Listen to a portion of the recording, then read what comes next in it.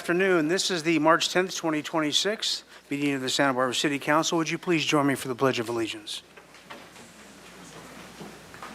I pledge allegiance to the United States of America, to the republic for which it stands, one nation, under God, indivisible, with the democracy for all.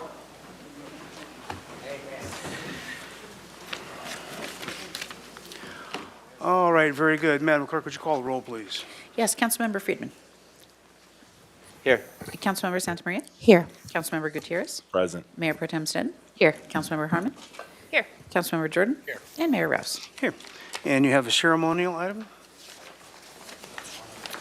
Yes, I do, and that is Arbor Week 2026.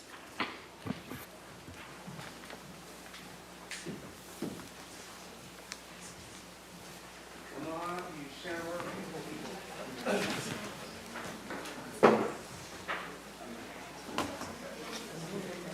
Hi.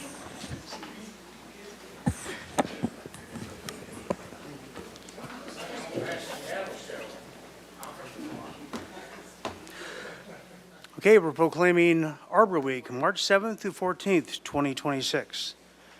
Whereas Arbor Day observances are held in California and in the city of Santa Barbara throughout the months of March and April, and whereas the state of California designates March 7th through 14th as Arbor Week to promote tree planting, stewardship, and public awareness, and whereas the city of Santa Barbara has been designated a Tree City USA for 45 years by the National Arbor Day Foundation and is proud of its 100-plus years of horticultural heritage, you try to say that 3 times, and health and diversity of its urban forest.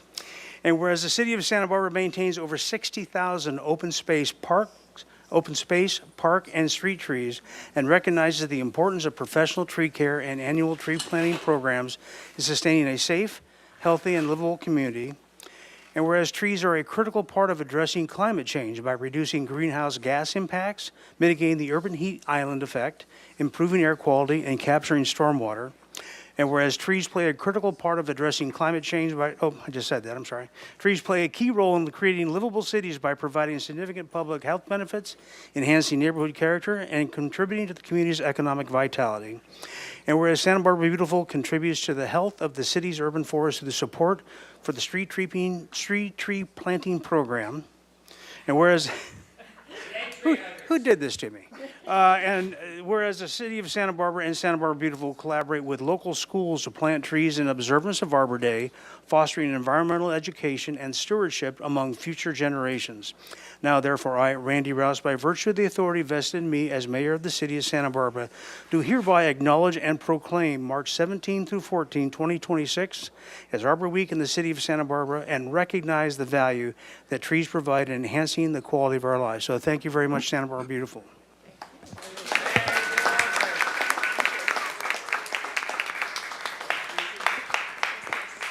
You deserve that award.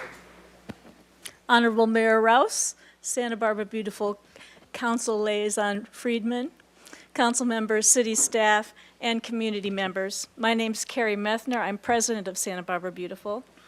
Thank you for this opportunity to highlight an important part of Santa Barbara Beautiful's collaboration and support of the city via the urban forest.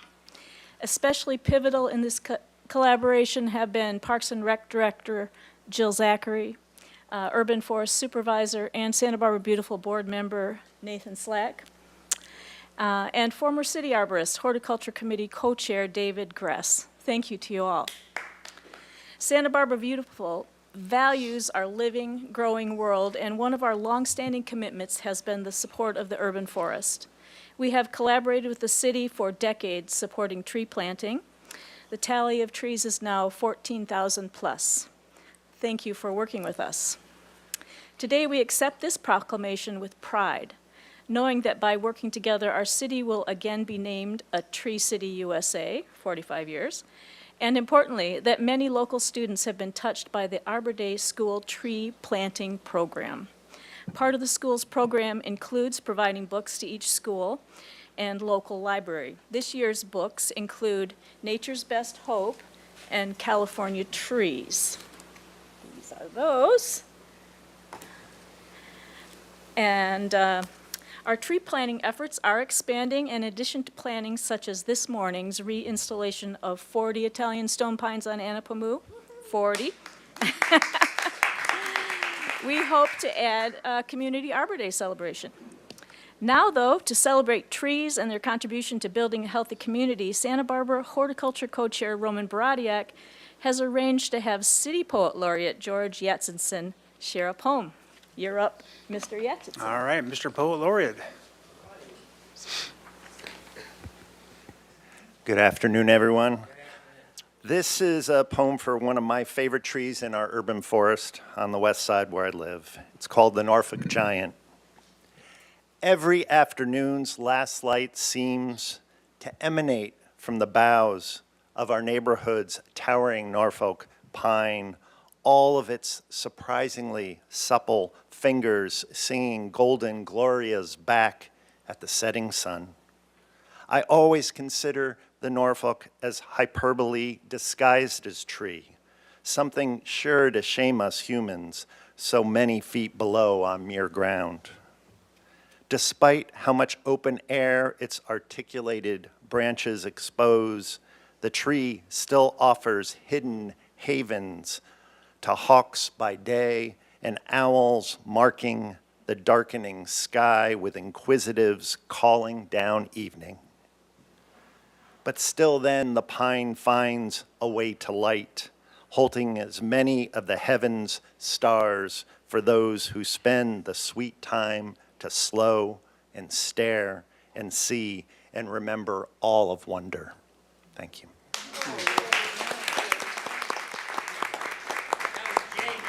Congratulations. Thank you. With that, Madam Administrator, are there any changes to the agenda? Not that I'm aware of, Mayor. Okay, very good. And then we'll move on to the consent calendar. You have some items to read, Madam Clerk? Yes, Mr. Mayor. Item 2, power purchase and battery energy storage service agreement with Staten Solar Corporation at the new police station, ordinance adoption. Recommendation that council adopt by reading of title only an ordinance of the Council of the City of Santa Barbara approving and authorizing the Sustainability and Resilience Director to execute a power purchase and battery energy storage services agreement with Staten Solar Corporation to develop, own, operate, and maintain a solar photovoltaic generation and battery energy storage system at the City of Santa Barbara Police Station located at 601 Santa Barbara Street and sell all power generated and battery energy storage services to the city. Item 3, best interest waiver for the purchase of fire vehicles resolution. Recommendation that council see by reading of title only. C, adopt by reading of title only a resolution of the Council of the City of Santa Barbara amending resolution number 25066, adopting the budget for fiscal year 2026 to appropriate available fleet replacement fund reserves for the purchase of fire vehicles. Item 4, amendment to the management performance and compensation plan resolution. Recommendation the council adopt by reading of title only a resolution of the Council of the City of Santa Barbara adopting the amended management performance and compensation plan applicable to certain unrepresented safety, non-safety managers, and professional attorneys. And then I'll go ahead and read the consent public hearing item. Consent public hearing item 9, 5-year Measure A local program of projects for fiscal years 2027 through 2031. Public hearing resolution. Recommendation the council adopt by reading of title only a resolution of the Council of the City of Santa Barbara adopting the 5-year Measure A local program of projects for fiscal years 2027 through 2031. Thank you. Are there any items anybody on council would like to pull for further discussion or separate vote?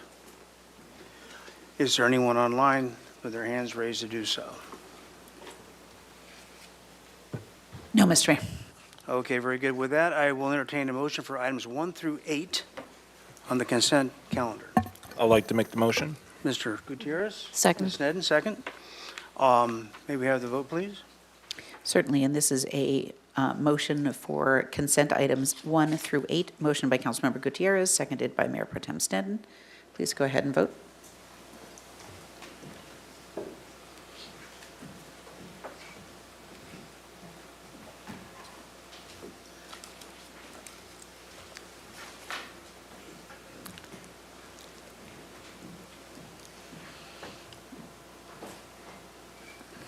That passed unanimously. Thank you. And now we'll move to item 9, which has already been read. Are there any comments or questions on item 9? Anyone online for item 9? No, Mr. Mayor. Okay, I will entertain a motion on item 9, please. Open and close the I'll hearing. make the motion. A motion by Gutierrez, second by Ms. Sneddon. May we have the vote, please? Very good. This is for item 9, a motion for the recommended action in this public hearing. Motion by Councilmember Gutierrez, seconded by Mayor Pro Tem Sneddon. For the recommended action, please go ahead and vote.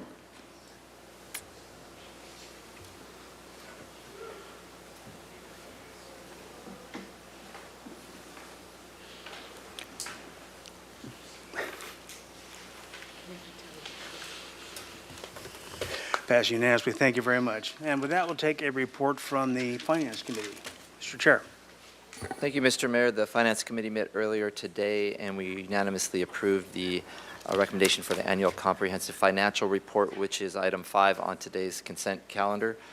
Just among the highlights, this is the annual report. A lot of work goes into it from our finance department and all city staff, going over all the controls and how our entire city operates in terms of keeping track of the finances, of expenditures and revenues, and looking at our total assets.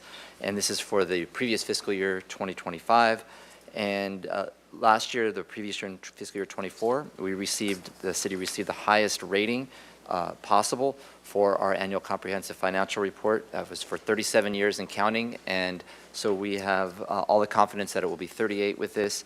And just a couple of the benefits are not only it increases transparency for the public, but it also has a real effect when we go out for capital financing. It lowers our interest rate, and we see real savings, especially in projects as big as the police station in Dwight Murphy Field, where it will save us millions of dollars with a lower interest rate by having such great internal controls. So just wanted to highlight that, and if anybody wants it, it is available to read. It is available on the city's website. Thank you. Thank you. Kudos to our Finance Director, Mr. DiMartini. Looks like he ducked out before we could acknowledge him. So, way to go. He's back at work, no doubt, this time of year. Very good. With that, we'll move to general public comment for 3 minutes at the dais for any item that is not on today's agenda but within the purview of this body. We'll start out with Pedro Toscano.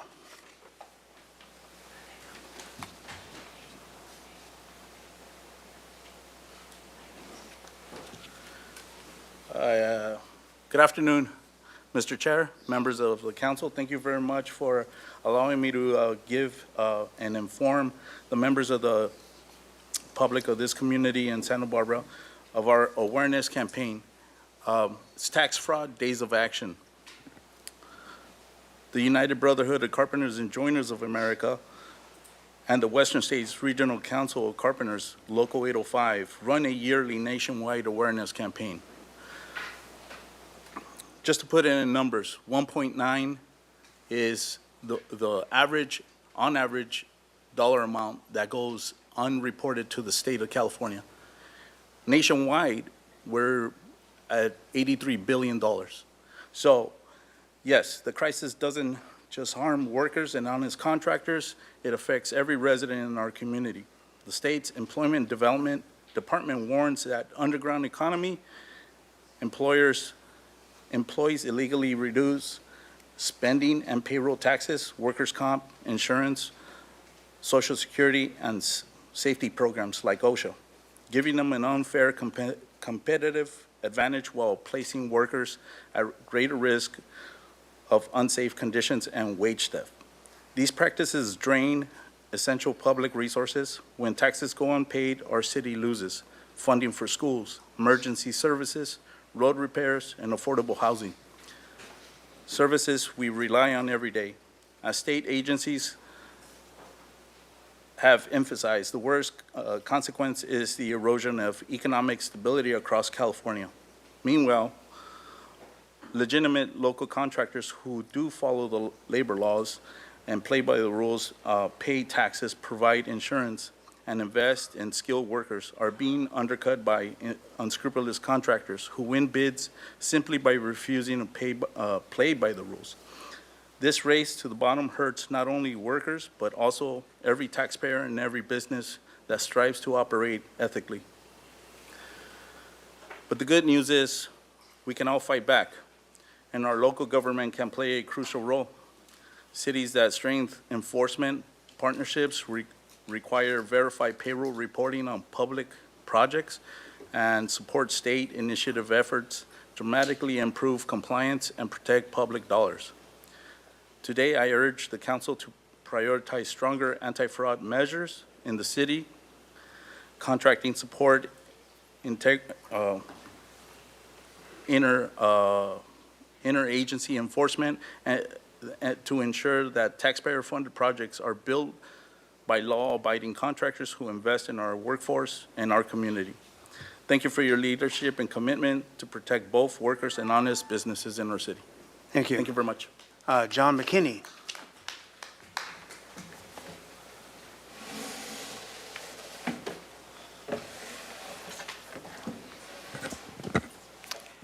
Good afternoon, Mayor and council members. My wife, Sherry Ray, and I have been repeatedly thwarted in our now 18-month effort to complete an ADU behind our home on East Victoria Street. Thwarted because of the expensive requirements city departments have placed on our project. The ADU's a modest 500 square feet, quality built, sailed through all the real inspections, electric, plumbing, and so on. However, the city has already cost us more than $30,000 in bureaucratic excess. And if we roll over and comply with further demands, it will cost us an additional $30,000 to $40,000 or more. Across all departments, from planning to building and safety to water resources, city employees have showed us no concern for the financial realities of an owner-builder or grasp of state ADU laws. 3 ways the city has added enormously to the cost of our project. 1, planning. State mandates are for a 60-day review for approval. The city took 6 months and 5, count 'em, plan checks. 2, energy compliance, over-the-top requirements. Let me tell you about a water heater installation that could cost $20,000. 3, sewer lateral connection. SLIP program administrators claim to be unaware of the cost. Spoiler alert, it's $25,000. And insistent that because we added a toilet in 2012 and our line is old, it must be replaced.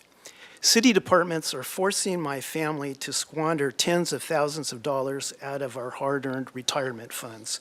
I'm appealing to you today to examine and correct the city's unreasonable and devastatingly costly building requirements. To promote affordable housing, state ADU laws give municipalities broad flexibility to help homeowners bring these little units online. Please require city departments to use that flexibility and work cooperatively with me and others with ADUs in the pipeline. I'd appreciate any help you can offer to get our modest project completed and add 1 more unit to our city's housing stock. Thank you.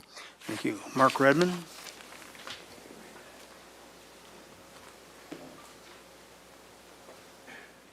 Hello, Mayor Randy Roush and all you beautiful council members. I have an awareness program too. Unlike the carpenter, I was a carpenter in high school and I ran a jackhammer and we built houses, pole barns on the farm. I have a program to get these kids off of excessive alcohol and drugs, and the college run rampant. On the East West Coast and all over, even Kansas, where I went, we had a boy die of alcohol poisoning when I was in college. So it happens, but the fentanyl problem's got to be addressed, and the affordable housing. This city is so hard, I'm barely making on my railroad pension to be able to afford to live here. Imagine that. Anyway, so I do have a lot of concerns, and I want this city to be the jewel of Southern California. Better than that, Pasadena. Thank God we didn't have fires.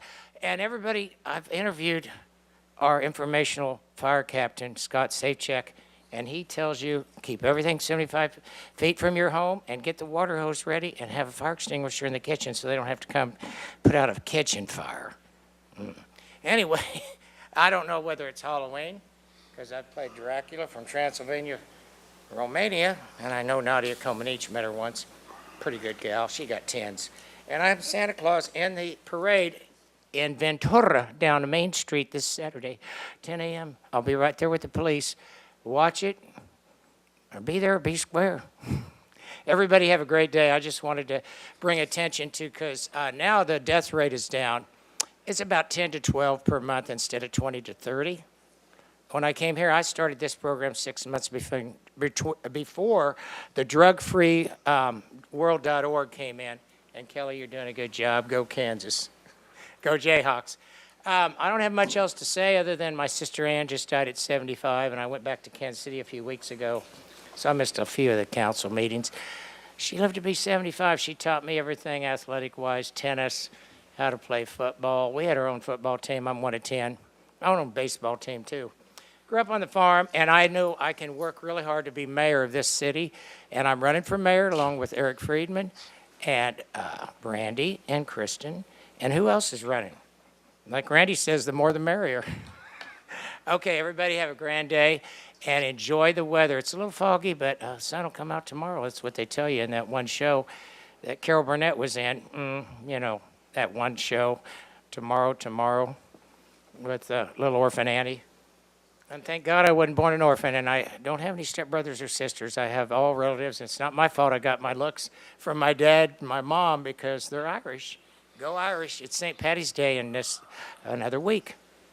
Love you all in Santa Barbara. Thank Stay you. cool. Ian Page. Is Ian here? Okay. I think he really wants to speak on item 10, frankly, but we'll see. Okay, and is this for general public comment? Okay, very good. Are there any hands online for general public comment, Madam Clerk? No, Mr. Mayor. Okay, very good. With that, we'll move on to the administrative reports. So we'll start out with item 10. If you read that into the record, please. Very good. Item 10 is review of options for waterfront adaptation plan and adoption of a resolution supporting legislation for a California Climate Super Fund. Resolution recommendation that Council A, receive an update on coastal erosion and flooding hazards at the waterfront and potential adaptation options to be studied further in the upcoming waterfront adaptation plan, and B, adopt by reading of title only a resolution of the Council of the City of Santa Barbara supporting legislation for a California Climate Super Fund. Okay, very good. Ms. Hedrick, Mr. Bolton, go right ahead. Thank you, Mayor Rouse. Mayor Rouse and council members, I'm Melissa Hetrick, Adaptation and Resilience Manager. And we are excited today to launch a 3-month-long outreach process on potential adaptation options for our waterfront. And this project is managed out of the Sustainability and Resilience Department. You'll soon hear from the project manager, Timmy Bolton, Senior Climate Adaptation Analyst. But we're also working closely with our Parks and Recreation Department and Waterfront Department. And so here with us today, we also have Jill Zachary and Jasmine LeBlanc from the Parks and Rec Department, and Mike Wiltshire from the Waterfront Department to answer any questions. Additionally, Alelia Parento, our Sustainability and Resilience Director, is also here. So next slide. So the waterfront plan is part of our broader adaptation and resilience program that's across the city departments. The program helps our community prepare for current and future climate-related hazards, like sea level rise, changes in rainfall patterns, flooding, erosion, and wildfire. And while sustainability and resilience serves as the hub of that program, it's really being implemented across all the departments of the city. Next slide. So right now we have 5 major active projects that are very interrelated, and the teams are coordinating between them. We have the Regional Coastal Adaptation Monitoring Program. That's a program with Beacon to monitor changes in our coastline. We have the Wastewater and Water Systems Climate Adaptation Plan, which is planned for adoption on April 14th at Council, and that really looks at modifying predominantly our wastewater system to threats of flooding.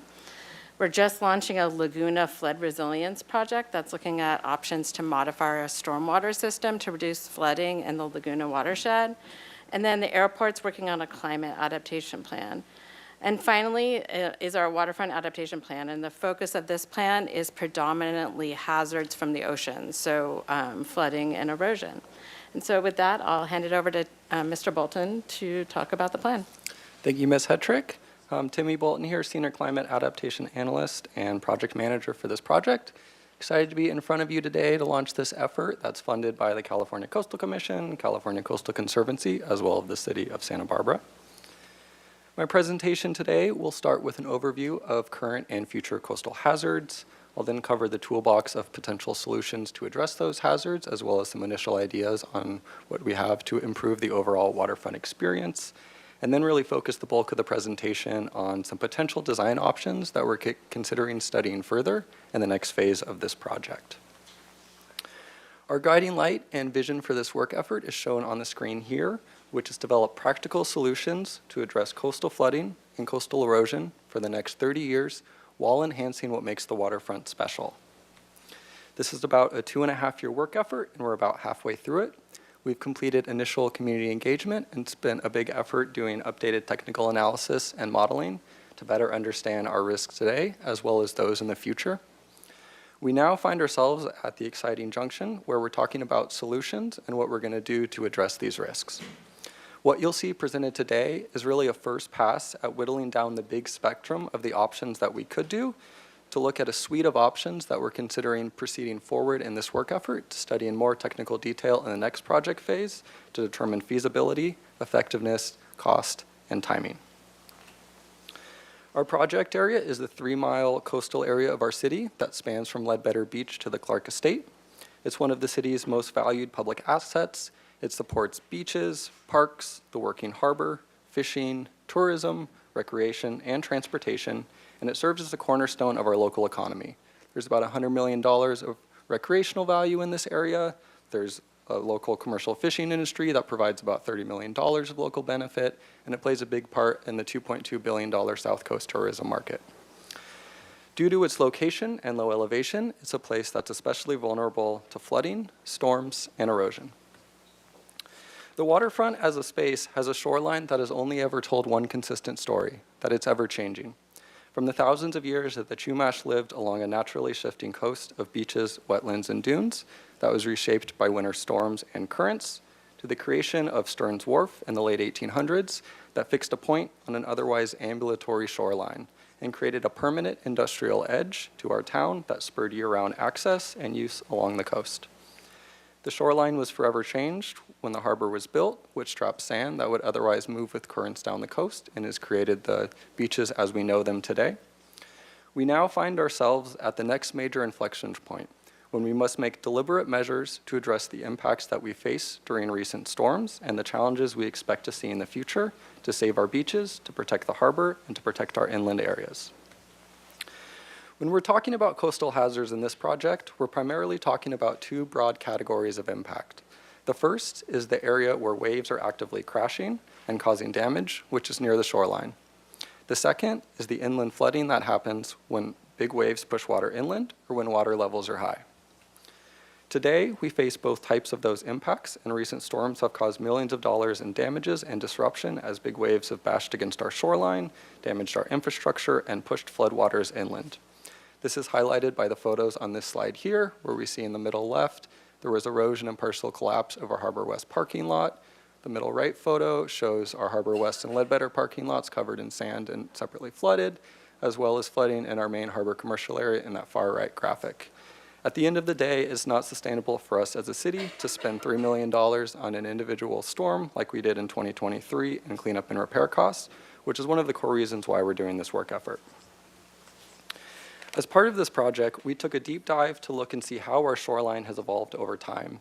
And what we found has matched our anecdotal experience, which is that East Beach has been eroding significantly within the recent time period. Over the last 20 years, certain sections of it have eroded up to 5 feet a year in some locations.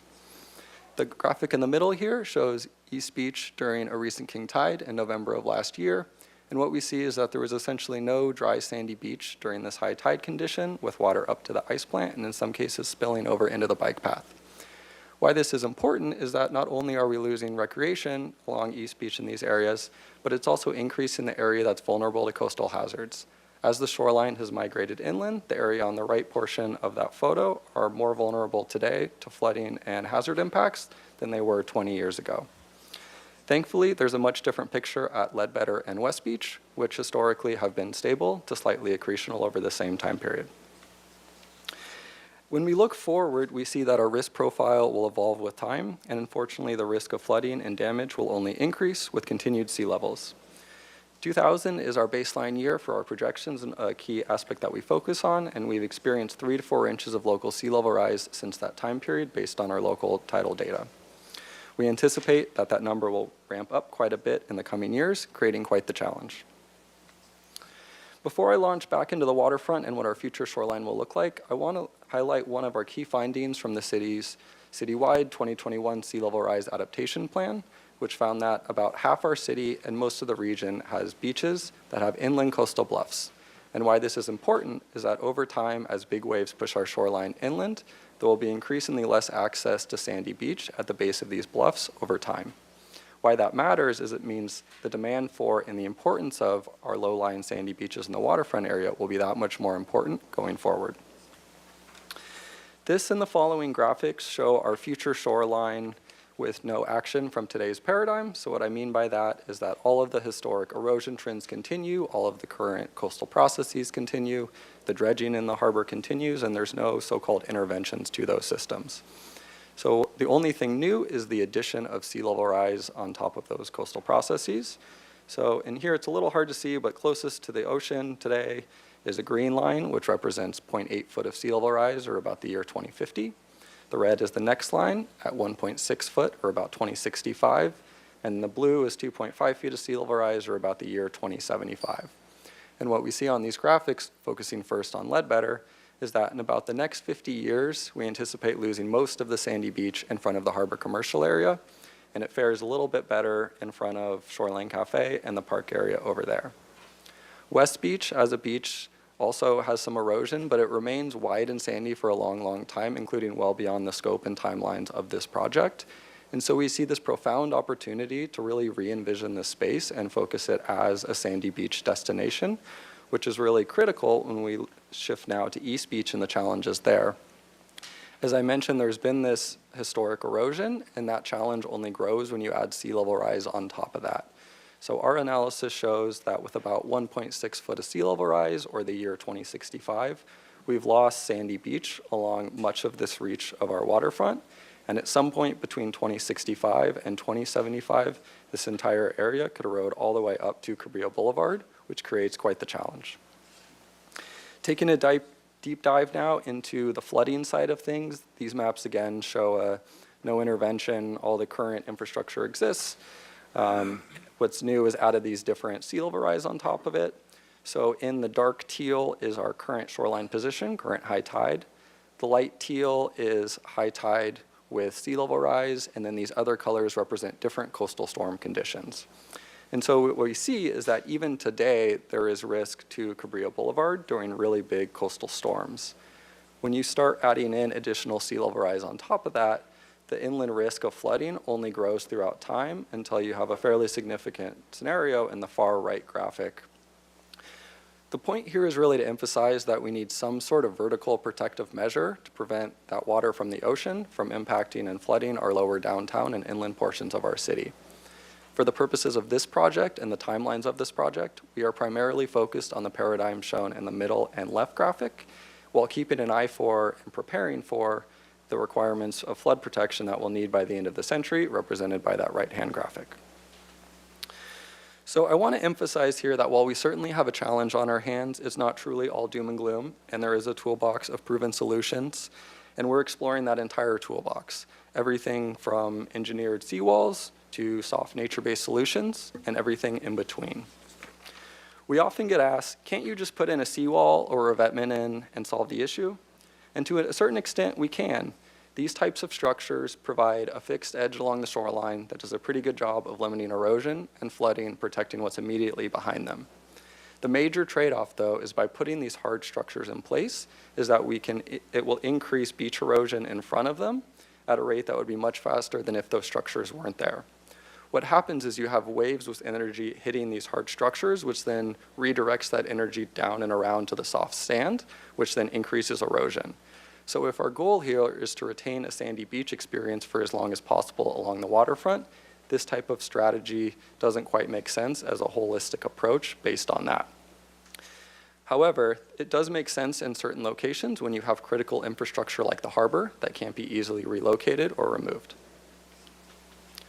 Beach nourishment, sand berms, and dunes are another option within that toolbox. These are much softer solutions that mimic natural processes to widen beaches. We do some of these things today, including seasonal sand berms along our waterfront.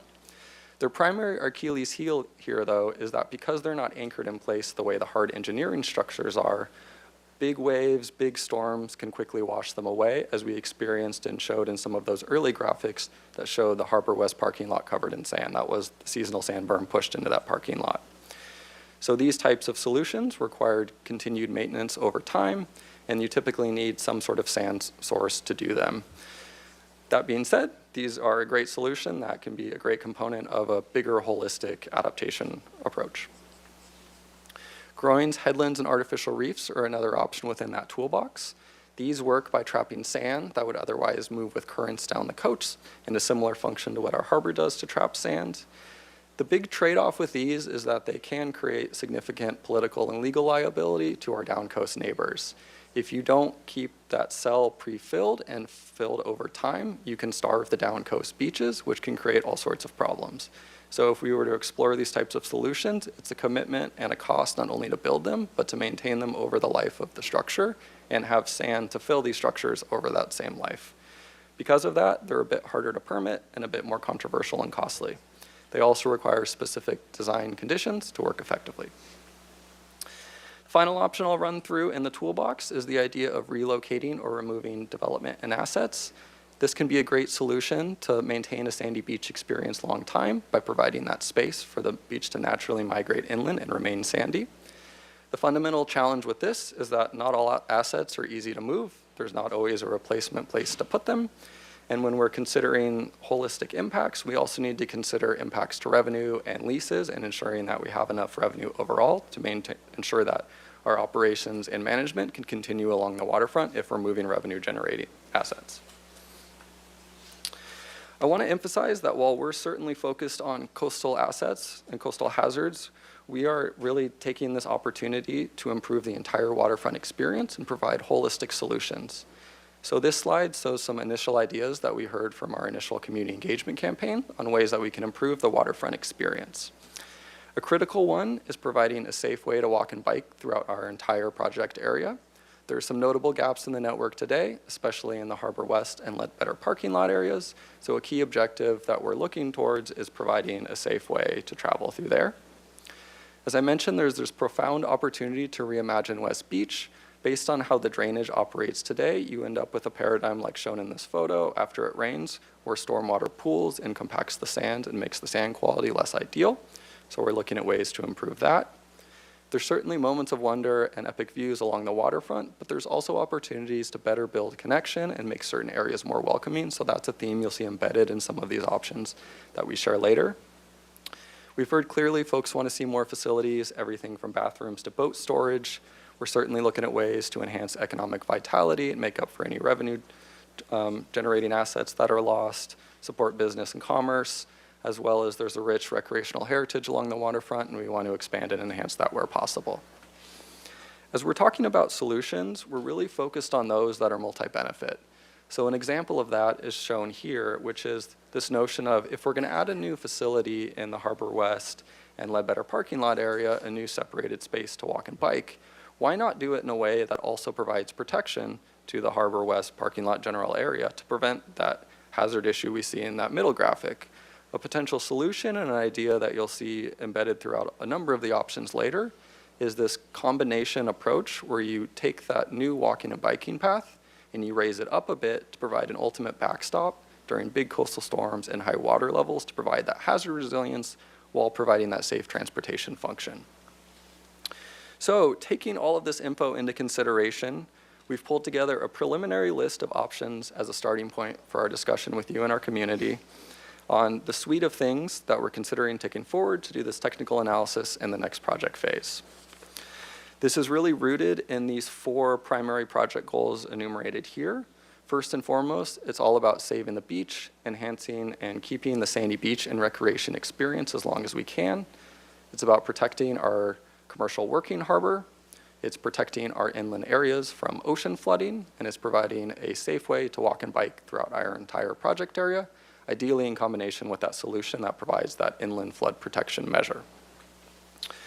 Our goal is to phase when we do projects based on when they're actually needed, based on on-the-ground monitored conditions.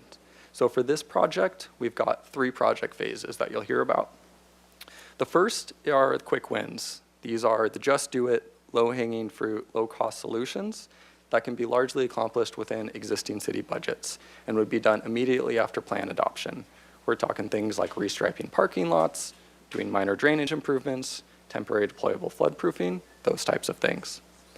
The core measures are the foundational projects for this work effort.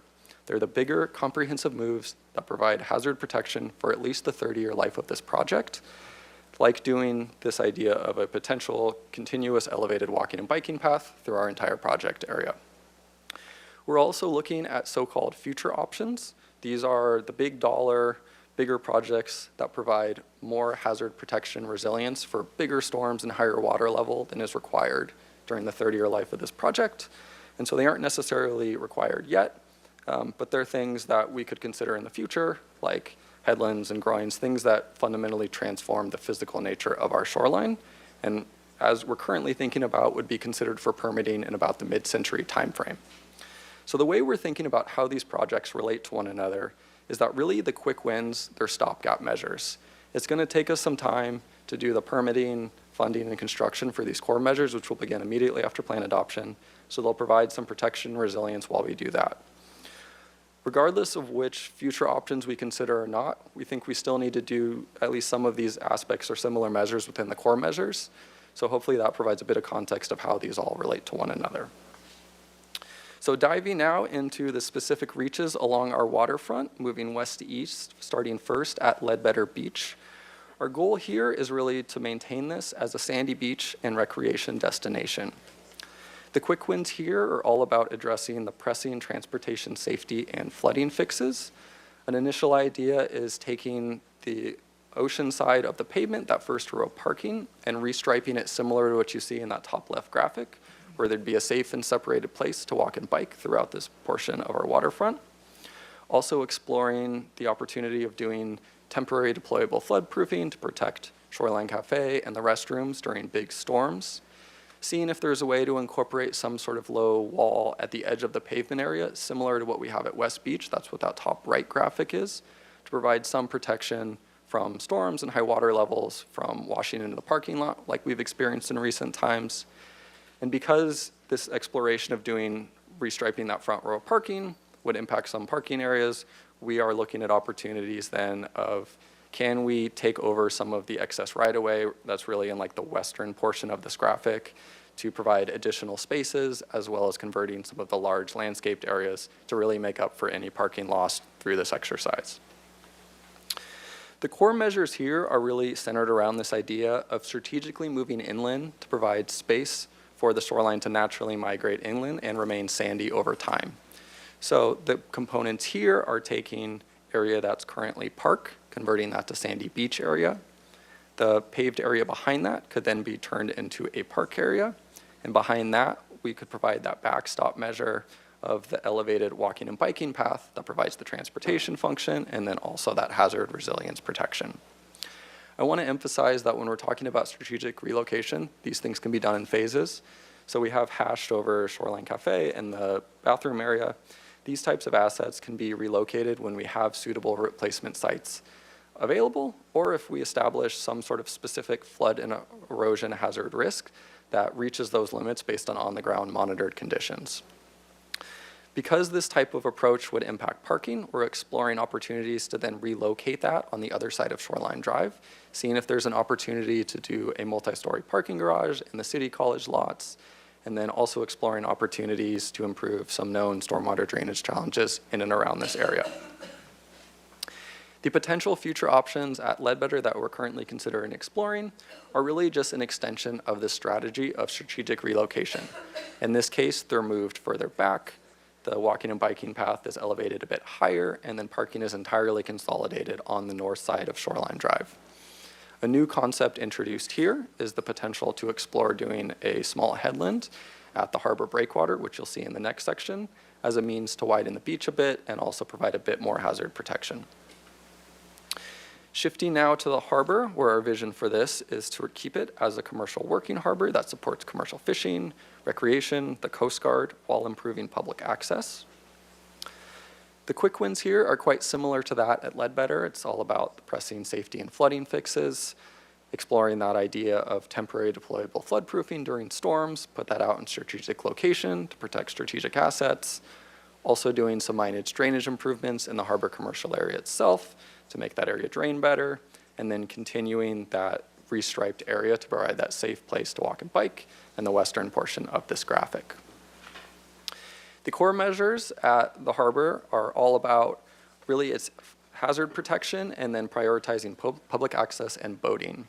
So the big move here is exploring this idea of doing an elevated rock revetment in front of the entire harbor commercial area that would connect to the breakwater.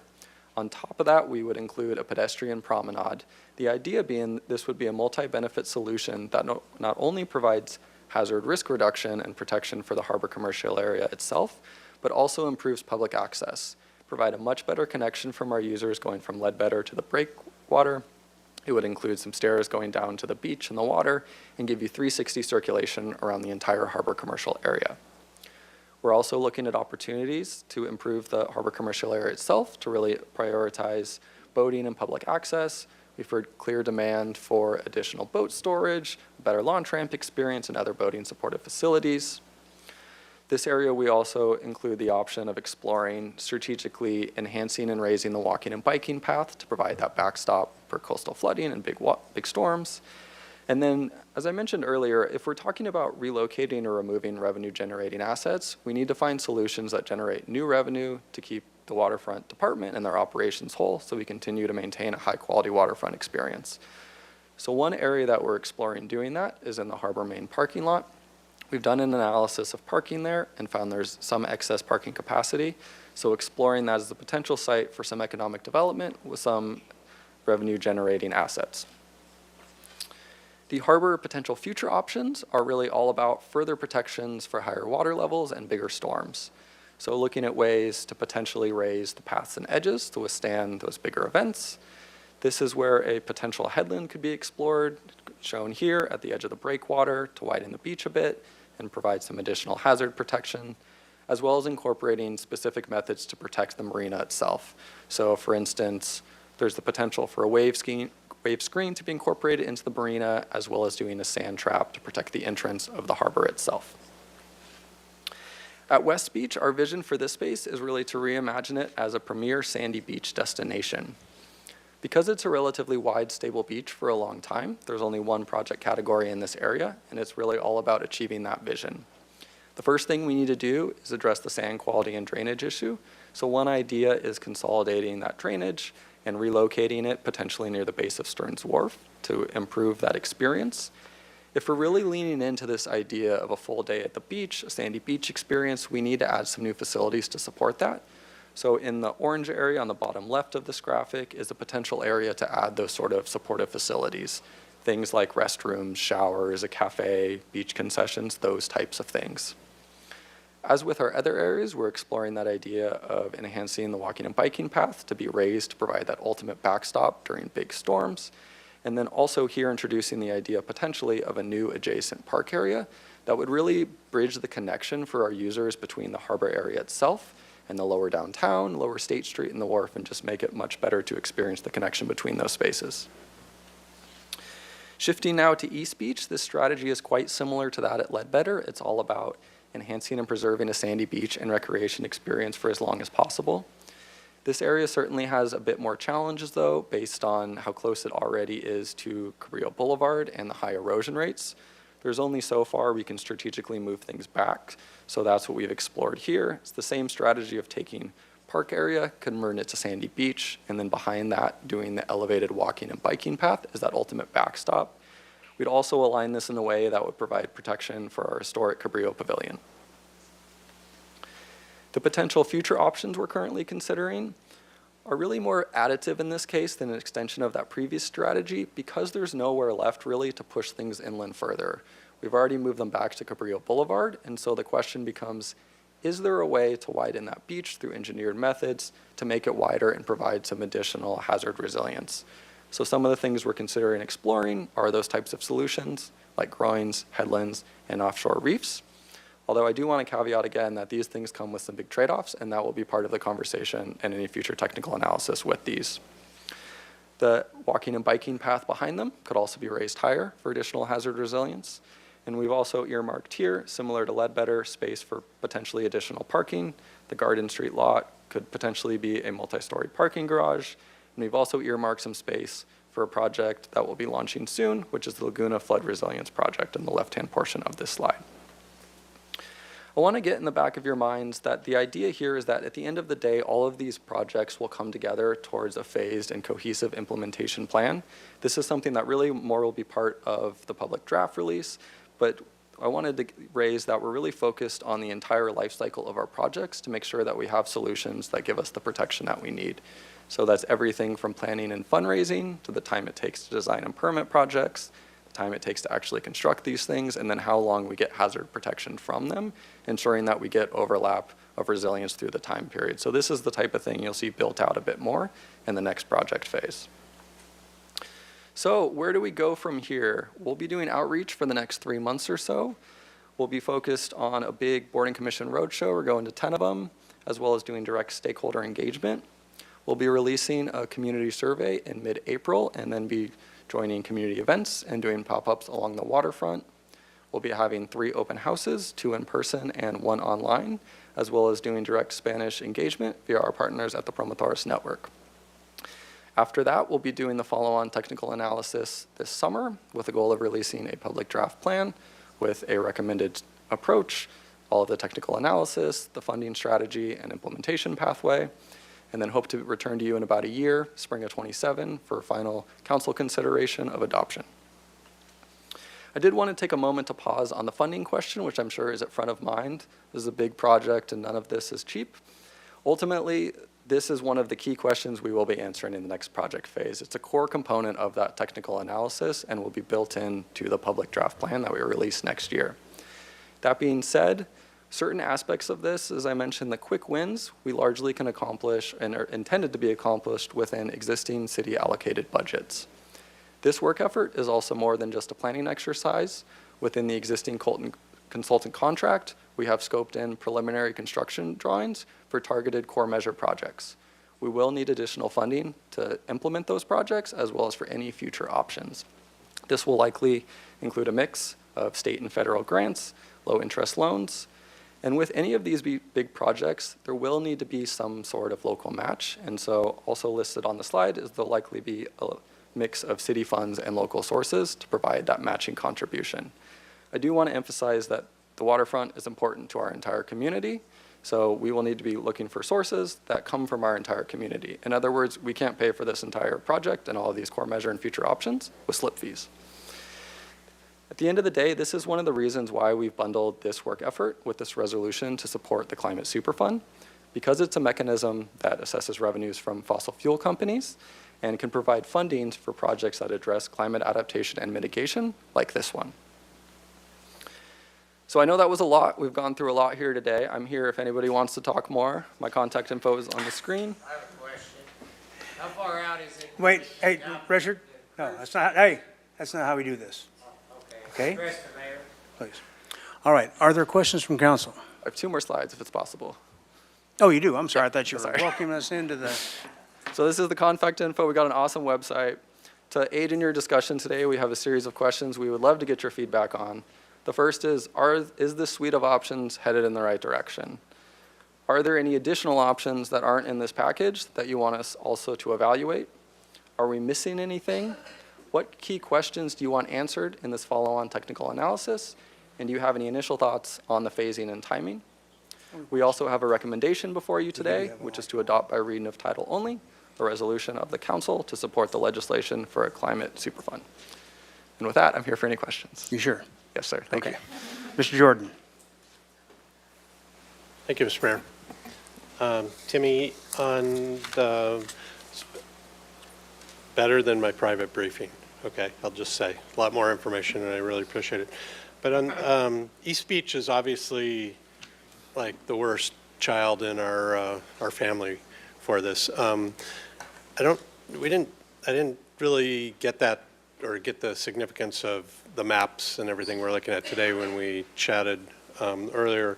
I'm just wondering, it seems like some of those properties are just gone in somebody else's lifetime, maybe not mine, but the next lifetime. And have we done any work on looking at rerouting the access to say like Fest Parkers and a couple others there from the backside, trying to get back some space from the Union Pacific property through an easement, so you could actually come off inland and go along the railroad tracks on a road and enter to them from the backside, so that you would actually have the availability to take back sections of Cabrillo Boulevard. Because it seems like the bugger in the deal is like we only get the beach as long as we protect Cabrillo Boulevard, right? Honorable Mayor and Councilmember Jordan, to date, we have assumed Cabrillo Boulevard remains in place. Yep. That has been a baseline assumption so far. We can explore other options that potentially relocate that. I will say that will dramatically add to the project cost of doing so. And there's a lot that would happen from rerouting Cabrillo Boulevard. But we can explore that. I mean, It seems like at one point, the reality of Cabrillo Boulevard will be eventually that it's open when it's dry and it's closed when it's wet or high tide or an event, right? It'll be this on-again, off-again thing as a road, and maybe just look at options where you just say, we can't live with that either, and we need to figure out a way to still utilize those properties and run access through the north side of those properties rather than the south side. Councilmember Jordan, that's a really good point, and I think that's part of why we've made a 30-year timeframe on this phase of adaptation for the waterfront, because it really is, it denotes the time period with which the projections for sea level rise are very much aligned, but also it's the time period where we can kind of keep the waterfront similar to what it is in Cabrillo Boulevard, pretty similar to what it is, but before we're having to address really extreme impacts of sea level rise, flooding, where we might need to consider raising Cabrillo Boulevard or rerouting Cabrillo Boulevard. And so that's why we've been focusing on protection of Cabrillo Boulevard for this initial phase, but we're open to any direction from the council. All right, thanks. Thank you, Mr. Mayor. Ms. Sneddon?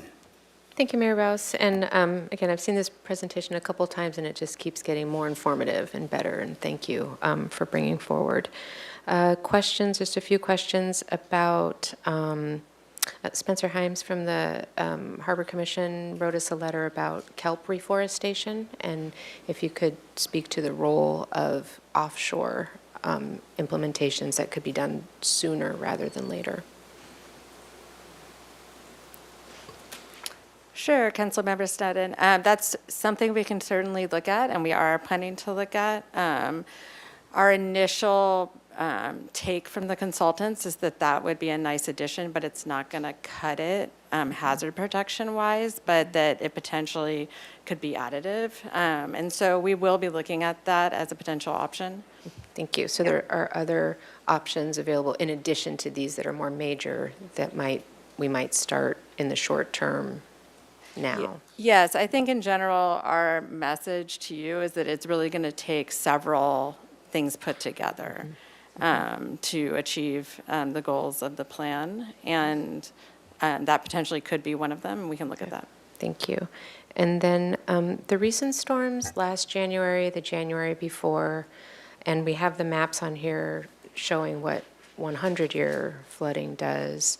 And are these more recent storms more of 200-year events? And how do we fold that in? And I guess I'll also add that this last week, new sea level rise projections came out in peer-reviewed science, but also LA Times had a story too, that it's much more accelerated than previously thought. And I know you've looked at these things, but if you could just comment on that, on whether that changes this at all or just reinforces that these immediate measures need to be taken.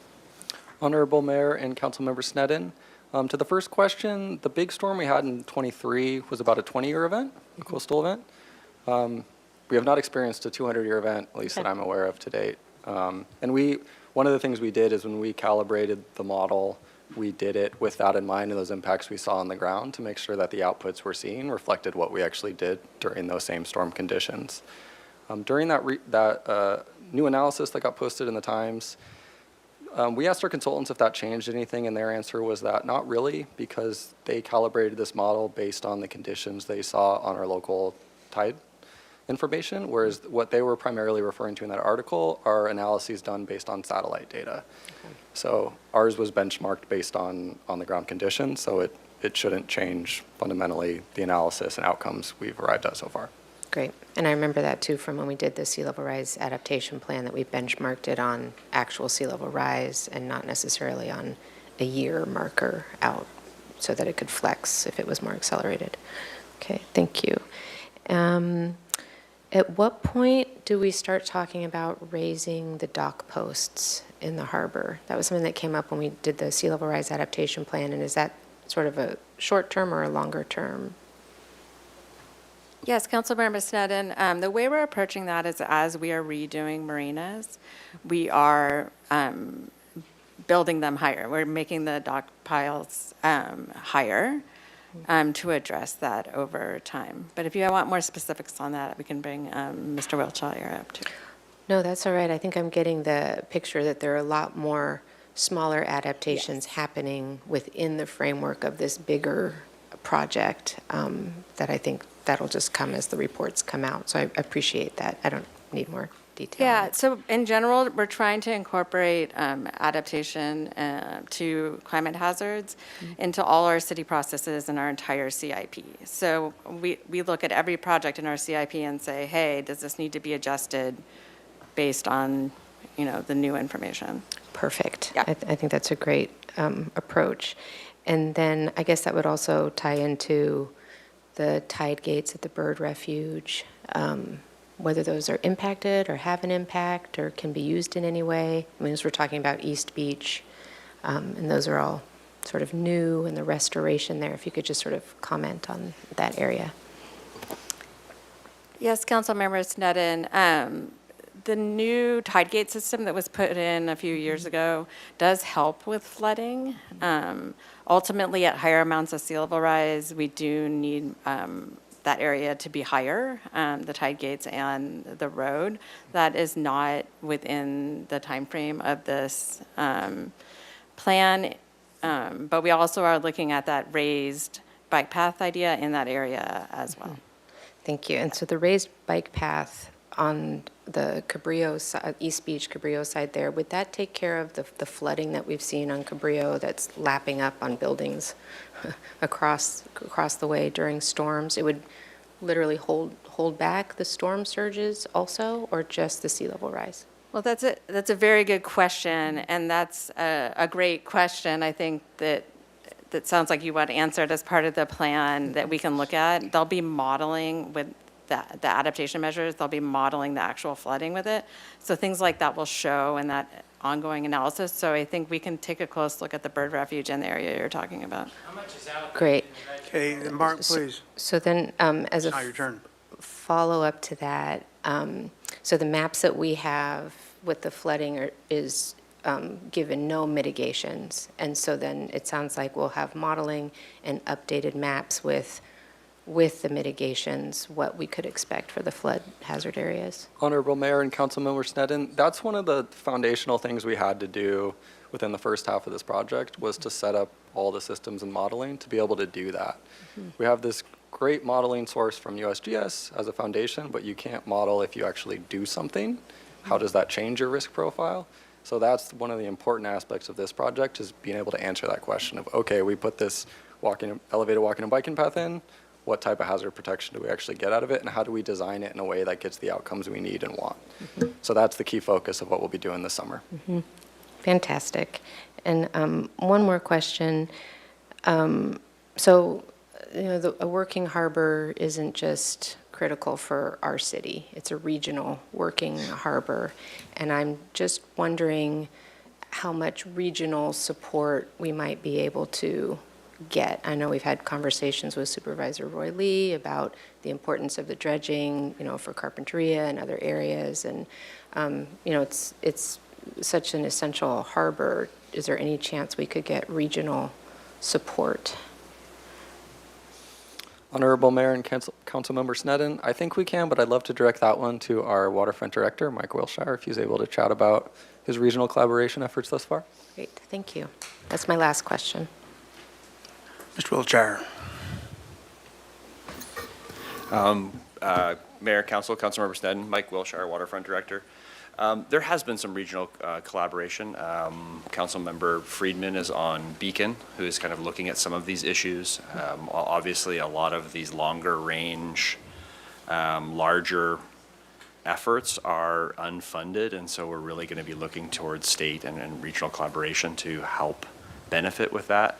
Things like dredging and our sediment movement down coast really benefits all the neighboring communities to the south of us. So what we do with our sand is really, really important to them as well, not just us. And so when we look at things like groins and all these things that sort of trap sand further in our area, it's really beneficial for us, but that really impedes the down coast communities. So taking that kind of collaborative regional approach is really important. I appreciate that. And maybe could you comment just a little bit more on the Superfund, if we are to support that, which I think there's a lot of interest in supporting. If you could just give us a little bit more detail on the Climate Superfund and what the benefits would be. Thank you, Councilmember Sneddon, Mayor Rouse. Lelia Parento, the Sustainability and Resilience Director. Yeah, the Climate Superfund is not a new concept. It's been batted around at the legislature for a number of years. And earlier this year in the legislative cycle, 2 bills were introduced related to make polluters pay legislation. So oil and gas manufacturers paying for their impact on the climate situation. Through that fund. Both bills have been suspended, so are not currently moving forward, but it was the request of the Sustainability Committee to forward support for such legislation, even though it is covered in our new legislative platform, to explicitly state that we are looking for funding sources related to this. So no design has yet been created for a Climate Superfund, but we would be very involved, hopefully, in that design. Thank you so much. Mr. Friedman. Thank you. Thank you for the presentation, Mr. Bolton and Ms. Hetrick. Just back to the, maybe Mr. Wiltshire, back to the regional collaboration. Are there opportunities outside of looking for state, but within the, I guess, the Beacon jurisdiction, which is Gaviota down to Port Hueneme, to really comprehensively look at maybe tying some of this into some of their projects to create, like, when there is funding available, a greater opportunity to receive funding, so we have a stronger, like, we're focused on beach access. So if on some of these areas, like if you look at the West Beach part of it, and say the city of Oxnard or city of Port Hueneme are also dealing with something similar, has there been, or can we include discussions on trying to coordinate with other similar efforts through the Beacon jurisdiction? Yeah, Councilmember Friedman, I think so is the answer. I mean, we're pretty ahead of the curve with a regional agency like Beacon itself, just sort of tackling these sort of things. I've been in contact with Mark Baylor with Beacon, with looking for grant opportunities for dredging West Beach, because we're a sediment sink essentially, and a lot of people need sand and sediment. So using those regional agencies to help leverage grant funding for us is a real possibility that could come into fruition, because we have something that other neighboring agencies want, which is sand, for sure. Great. Thank you. So we are having this conversation. That's perfect, because that'll set us up for the future, especially for funding opportunities. And then, again, this kind of goes into how our beaches become the county's beaches, Carpinteria's and down coast. When we're looking at the breakwater and the issues that it created in terms of sediment transport, one, can you speak to if there are plans in this, and you did talk about it in sustainability, but one, to raise the breakwater at all to protect against higher storm surges, but also are there any opportunities to do even minor reconfigurations to address at least partially or offset partially some of the sand that gets trapped into there, or is it the latter, which is it was designed that way in the 20s and 1920s, I should say now. So we're stuck with what they did. Honorable Mayor and Councilmember Friedman, that was one of the things that was initially explicitly scoped within this project. When we had the consultant look at that question, their gut reaction was to pursue this wave screen idea instead of raising the breakwater because it's significantly more cost effective to reduce that wave energy within the marina itself for the time periods we're talking about. It's something we're still going to look at as part of the follow-on technical analysis, as well as looking at some minor reconfiguration. That includes, I think I had on the slide, looking at a potential sand trap, for instance, at the mouth of the harbor itself, which can address some of these things. So that's certainly things we're looking at, can make sure we explicitly answer through that next technical analysis phase. Right, perfect. And then just a couple more questions on, it was mentioned earlier, Councilmember Sneddon brought it up in relation to the harbor commissioner who contacted us on the basic kelp restoration projects. But are we looking that are more soft solutions in terms of wave energy and environmental?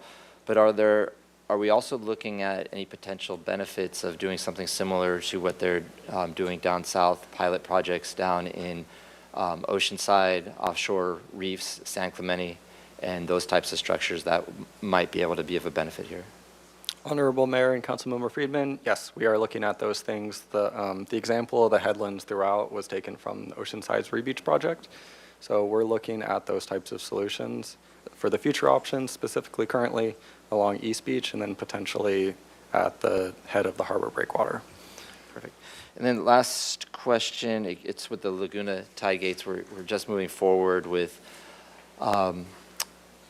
infrastructure upgrades to the tide gates. How does that, if you go to a little more detail, how would that benefit, that project dovetail into what we're trying to do, especially in the East Beach area here, because that project is underway, or it's just initially starting now.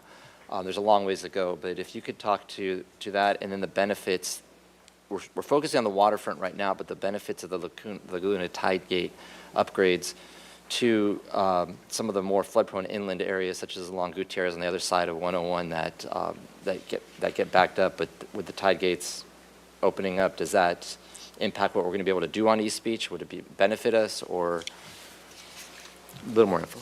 Thanks. Councilmember Friedman, thanks for bringing that up. We have a project right now that's improving the pump system on Laguna Tide Gates that does assist with flooding because it increases the pump capacity of that system. The bigger project for Laguna that's going to be needed to really reduce flooding and to address sea level rise is what we'll be studying in addition to smaller capacity improvements that may improve the localized flooding that we're seeing pretty regularly now with high rainfall rates. And that's all part of that Laguna resiliency study. That study is really focused, again, on the capacity of our stormwater system and then that longer-term, bigger flood resiliency project. We have just begun that project, and so we don't know exactly what will be required for it. And so as part of this project, we're really kind of not doing a lot of designing around that Laguna area. We're saving it because we don't want to make any big moves there without knowing what our big move's going to be on the Laguna project. And so as the two projects go along, we'll incorporate the recommendations into each other, but that's why you see not a lot of changes in the Laguna area, because it's possible that some of that might need to be moved around as part of the Laguna project. Yeah, I think that was, and so one thing we are considering as part of this project, though, is the flow coming out of Laguna and Mission, as well as Sycamore and the other creeks, and making sure that any measures we do don't inhibit that flow. So some measures could actually cause the sand berms to become bigger, which could actually cause more flooding inland because water can't get out from the estuary. So one thing we're very cognizant of and are going to be modeling is that concern. Thank you. I appreciate that that this project, especially the East Beach portion, is going to be coordinated with the Laguna channel and everything else there, because in what you just said is, it makes sense that if that project has significant changes, we want to make sure we understand what those are before we design something in this project that might not be valid down the line, or at least we'll design it to where the conditions at the time are rather than what they are today, which could significantly change. So appreciate the clarification. Thank you, Mr. Mayor. Ms. Harmon. Thank you, Mr. Mayor. Yes, thank you very much. This is really amazing, super interesting stuff. And my colleagues asked some really good technical questions, so I'm going to move away from that. And I just am hoping you can help ground me in some process and permitting questions that I have. And first, I'm really embarrassed that I don't know the answer to this off the top of my head, but do we have a fully, I'm getting conflicting information online. Do we have a fully approved sea level rise amendment to our LCP, or is it an interim sea level rise amendment that we will be going back to the Coastal Commission to update? Councilmember Harmon, you're confused because it is confusing. Oh, good. And so as part of our 2019 comprehensive update to our coastal land use plan, we incorporated sea level rise into all of our development review standards and policies. And so that one of those policies called for the plan. We completed the plan in 2021, and when we spoke to commission staff at the time, we basically said we can implement this plan without doing an LCP. There's nothing in the LCP that prohibits or would keep this plan from being implemented. And so they just had us adopt the plan separately and not officially incorporate it into the LCP. So they've been kind of running parallel. One of the processes that will be happening as part of this plan at the end is to do an LCP amendment to make sure that we can programmatically permit all the work in this plan. And at that point, we'll clean up all the logistics and incorporate all of our different sea level rise adaptation plans. But at the time that the call was made between Coastal Commission and city staff to just approve it at the city level. Okay, thank you. That's super, super helpful. And I think now, isn't it state law that we have sea level rise amendments in our LCP? So we might want to. Yes, Councilmember Harmon, we have satisfied the intent of that law because we did incorporate sea level rise into our 2019 plan, and we have spoken to commission staff about that to confirm. Perfect. Yeah, I think I'm really glad to hear that we have a plan for a programmatic permitting approach, because as you were talking, Mr. Bolton, and in our conversation prior, one of the major just sort of immediate concerns I have is about the complexity around permitting individual actions, especially understanding the approach that we took to our sea level rise adaptation plan and just figuring out how to thread the needle. And I would love if we could, and I recognize it's probably some ways away, but as you said, Ms. Hetrick, getting this approved and incorporated into our LCP so it doesn't require necessarily that every action get a CDP or have to have, and I recognize that that sort of holistic approval is itself quite a challenging undertaking, but I think that is key to long-term success. And then the other piece is maybe putting the cart before the horse a little bit, but when we're thinking about funding opportunities, I'm wondering if you all have put your heads together at all about engaging with our statewide lobbyists in terms of really pushing state bills for funding holistic adaptation plans, and whether that's been a conversation or is it just something on your radar for once we get past today, maybe? Councilmember Harmon, the answer is both. We've been engaging our lobbyists. We've also been talking to Coastal Conservancy, other state agencies that are going to be seeing and are seeing now Prop 4 money coming through on this. But I think once we have a firm proposal and a firm ask, then we can really hit the ground running with regard to state funding. Ms. Santa Maria. Thank you, Mr. Rouse. Thank you to our staff. This is an incredibly informative presentation, and I concur with Ms. Sneddon. The more I see this, the more information keeps popping out. One thing I noticed is I didn't see really any information about Stearns Wharf, and I'm wondering if any of you could speak briefly to the impacts of sea level rise on Stearns Wharf, what we're looking at, in the coming years, and maybe what we would need to prepare for. Councilmember Santa Maria, that's a really good question. So in 2021, we looked at Stearns Wharf, and the findings from that were that up to that study looked at 6.6 feet of sea level rise, so quite far out. The issue with Stearns Wharf is not that sea level rise under regular conditions would hit the bottom of Stearns Wharf, so there's not that real issue. It's more that Stearns Wharf, and every wharf there is exposed to hazards right now during big wave events. Any wharf can fail during those events, and so it's really a risk that anybody takes on when they build a wharf. The findings from the report really showed that that risk increases over time, but it's not like our wharf is built wrong or it can't, it needs to be modified in some way. It's just that the risk of damage increases over time. And so we're incorporating that into like our emergency procedures and our maintenance procedures.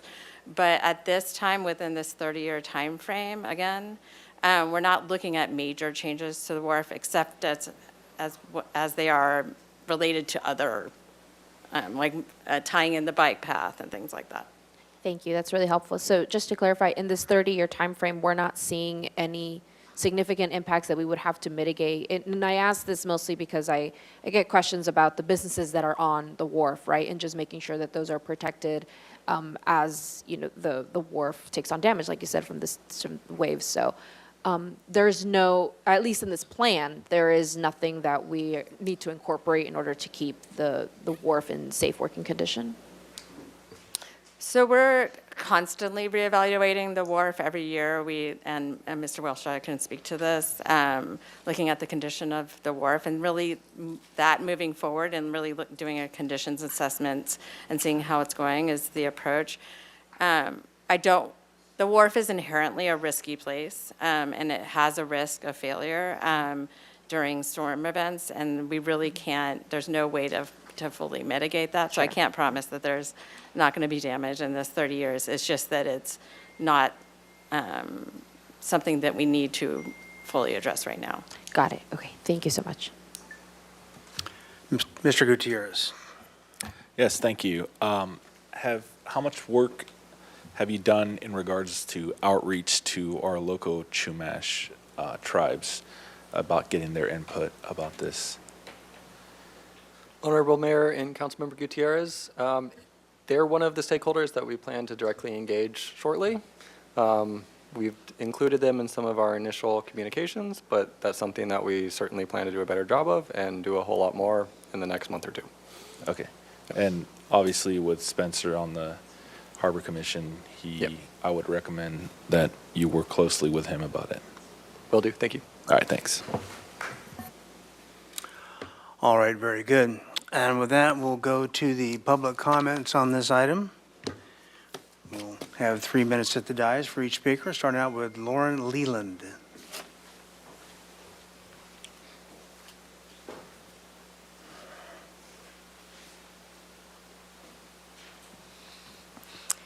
Good afternoon. My name is Lauren Leland, and I'm with the Santa Barbara Make Polluters Pay campaign. As residents, we are dealing with skyrocketing costs of living, while at the city level, we are looking at increasing budget deficits over the coming years. Officially supporting California Climate Superfund legislation as an elected body puts real pressure on state lawmakers to pass this bill and generate funding that will go towards climate mitigation and resilience, protecting our communities and allowing us to transition to a cleaner and more affordable future. By charging fossil fuel giants for the damages they have knowingly caused, it creates an opportunity to invest in the work that is so desperately needed. As we heard in the Waterfront Adaptation Plan update, while quick win projects are achievable within existing city budgets, projects that comprehensively address coastal hazards will require significant funding. A Climate Superfund bill could do just that, provide funding to address coastal hazards, as well as invest in wildfire mitigation efforts, community clean energy projects, and expanding green jobs. By passing a resolution in support of a Climate Superfund Act, we are taking a crucial step toward a future where we have the resources to not just respond to climate disasters when they happen, but to be proactive and build resilience into the fabric of our city. I encourage you to join Santa Barbara County, the cities of San Diego, San Francisco, LA, Port Hueneme, and Oxnard here on the Central Coast, as well as many other cities and countries across the state in supporting this essential legislation. Thank you. Thank you. I failed to make this announcement before. We are accepting no more speaker slips after 3:30 or hands online raised. Catherine Gauthier.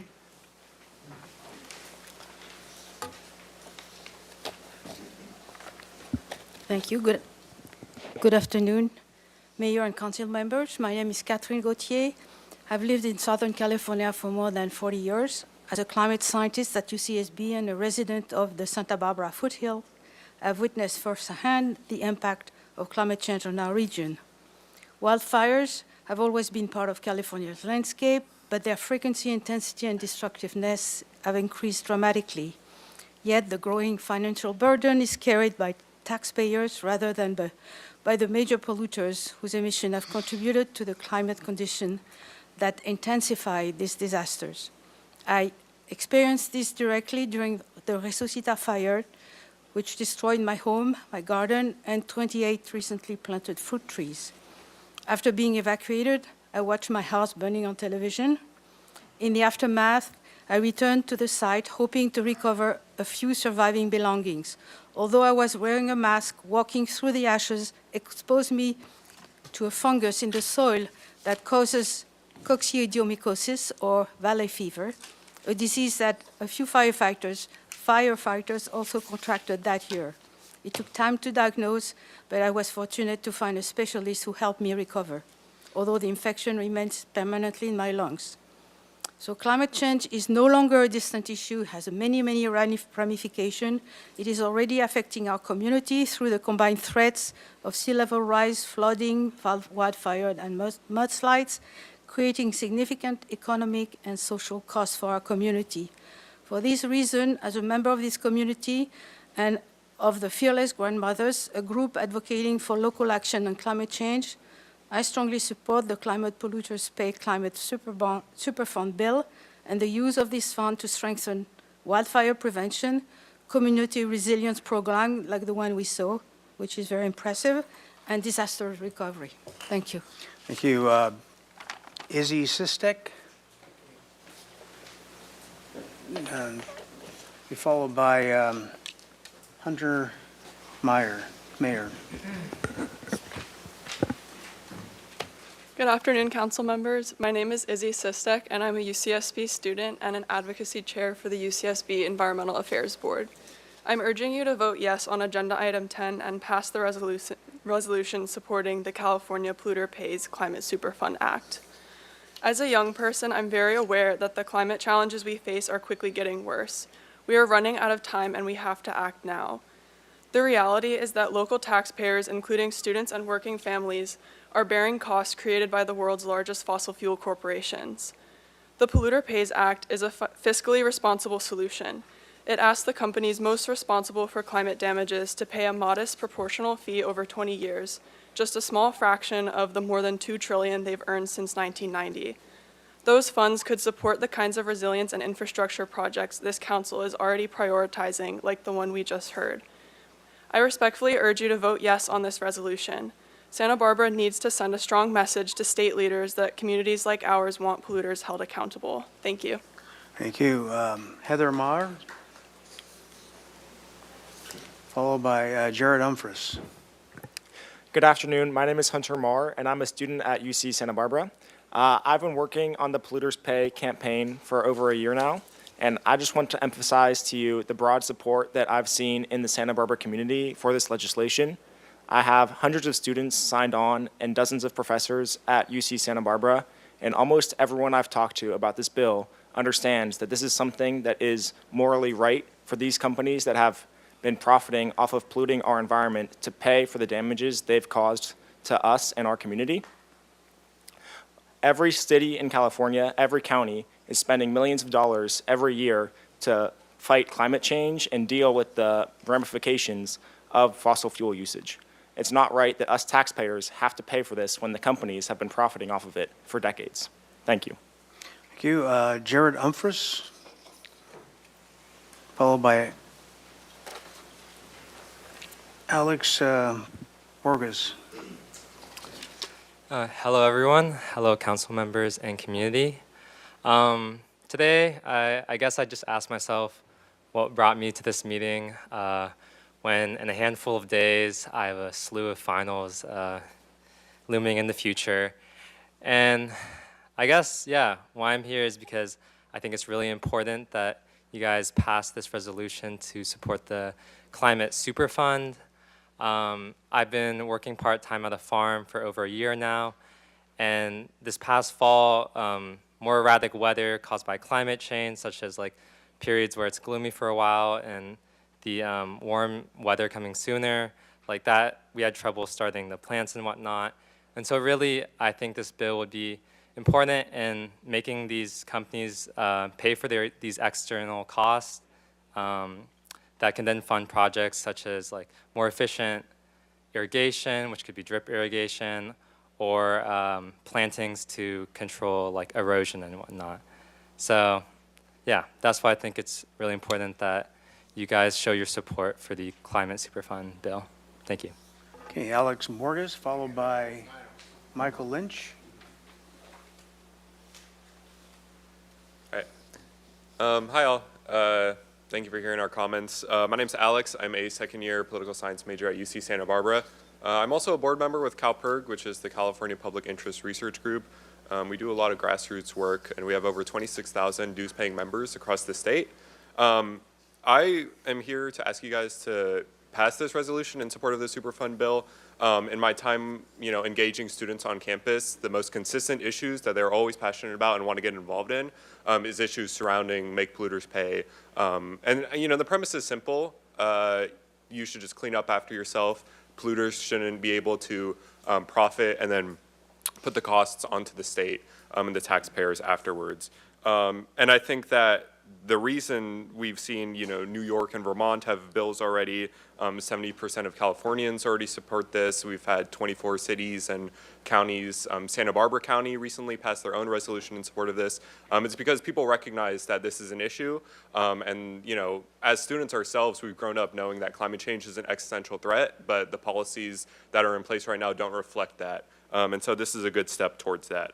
And we're seeing the impacts of climate change. Like a lot of people have mentioned, the LA fires. Our own beaches by 2065, like they're going to be basically gone. That's just insane. We're going to be there to see it. And if we don't do stuff beforehand to actually fund projects that could, allow us to adapt to that or mitigate those effects, that'd be really important. Not to mention that, Santa Barbara has a long history of environmentalism, having to deal with multiple oil spills. It just makes sense that, those companies that are polluting our environment are held more accountable through resolutions or legislation like this.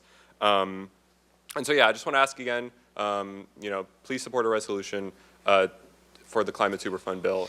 And yeah, thank you. Okay, Michael Lynch, followed by Nate Irwin.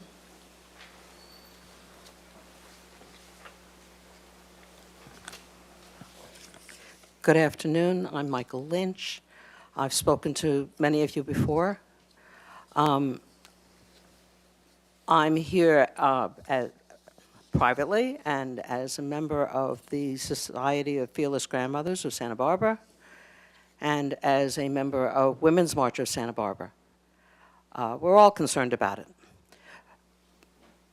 My first issue that I wanted to address is when you're considering the waterfront plan and how much everything costs, I would like to point out what, and I know how important the funding is. I mean, and you are here as representatives of our city and our people, but you have to figure out how it's going to be paid. I would like to emphasize something that I think might get overlooked sometimes, that it's not just the individual people at the waterfront, and it's not just the city. There's other people impacted all around us based on what we do. Not just about environment, but in terms of things like, you know, when we issue permits down on the beach, if a group can't afford the permit and leaves, like the drumming group, which I saw happen, well, how is that impacting our tourism, which impacts all along the waterfront? There's plenty of people that come into town because they want to join or at least see the drumming group, and now it's not there. Little things like that add up, and in big ways, those things are happening. So please consider some of the less measurable things that we don't necessarily focus on. There's a lot that impacts how our city feels to people, and that's what we need to consider when we want tourists coming in. Along that line, there's the polluters, making polluters pay and getting money to come in. I wanted to point out that that resolution does more than just tell the state that we want this.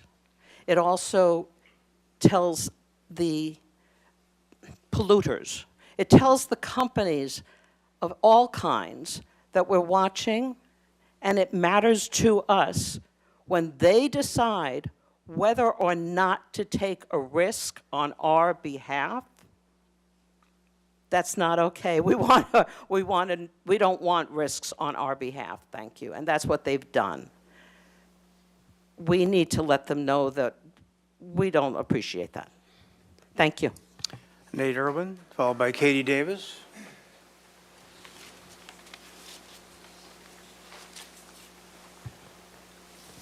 Good afternoon, Mr. Mayor and council members. My name is Nate Irwin, and I'm the Policy Associate with Santa Barbara Channel Keeper. We want to start off by thanking the Sustainability and Resilience Department for all their hard work, and all the other city departments and staff have done so much to contribute to the development of this plan, the 30-year waterfront adaptation plan. This plan represents a rare and an important opportunity for Santa Barbara to proactively plan for a waterfront that is healthier, more resilient, and better prepared for the challenges ahead. Channel Keeper strongly supports the work that has been done in the development of this plan, and we look forward to participating in the process and helping to engage the community as it moves forward. And just want to emphasize that at this early stage, the core design objectives used to evaluate adaptation strategies are really important because it's so early. We're encouraged to see the city incorporating nature-based and hybrid approaches like dunes and managed retreat that work with natural processes. These approaches recognize that healthy coastal ecosystems play an important role in shoreline resilience. And the California Coastal Commission's guidance on nature-based adaptation strategies encourages local governments to prioritize strategies that provide measurable environmental benefits while reducing coastal risk. And the staff report clearly outlines the current core design objectives used to review options for the waterfront adaptation plan, maintaining a high-quality beach experience, protecting the working harbor, reducing flood risk in inland areas, providing safe walking and biking access along the waterfront, and ensuring long-term economic vitality. And obviously, those are incredibly important aspects, and we think they're all important markers of success. But one thing that we're surprised and disappointed to see omitted is the idea of habitat protection and enhancement in this plan, and actually articulating that as a measure of success. And it seems as though earlier on in the process, the descriptions of the waterfront adaptation plan identified habitat as one of the key values that the plan seeks to actually preserve. And given the ecological importance of Santa Barbara's waterfront, we feel it's really important to include habitat as a core objective moving forward. Healthy beaches, dunes, wetlands, and riparian areas improve water quality, dissipate wave energy, support wildlife habitat, enhance biodiversity, strengthen long-term coastal resilience, and improve the beach experience for visitors and locals alike. So as the city continues evaluating adaptation opportunities, we really encourage staff to include habitat protection and enhancement as a core objective of the plan. Doing so will help ensure that future adaptation strategies work with and enhance natural systems while protecting the long-term health of Santa Barbara's waterfront. So thank you so much for your time. Thank you, Katie Davis. Followed by Ethan Mayday. Hello. Yes, thank you. Katie Davis with the Sierra Club. And I want to thank you for bringing forward this climate Superfund resolution and including it in this item. As the former vice chair of Sierra Club California, I know that the fossil fuel industry and the oil industry is one of the most powerful lobbying groups in Sacramento.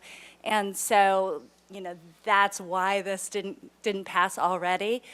So we really need to counter that with local cities and the people that are impacted by these costs to really support it. So passing it is one thing, but actually actively going up and lobbying for it is going to be really important too.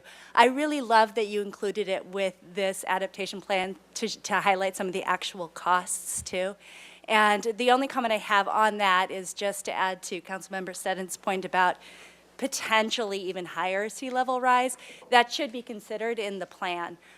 Because if we did have a situation where we have the West Antarctic ice sheet collapse, that could lead to 10 feet sea level rise by 2100. And you just don't want to be in a situation where you've spent a whole bunch of money thinking you've adapted to a certain sea level rise and it turns out right away it wasn't enough.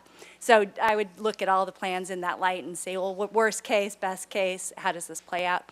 And in terms of the resolution supporting the climate fund, also keep in mind the other costs that are going to be incurred by the city in terms of climate change and in terms of your advocating and your lobbying for it.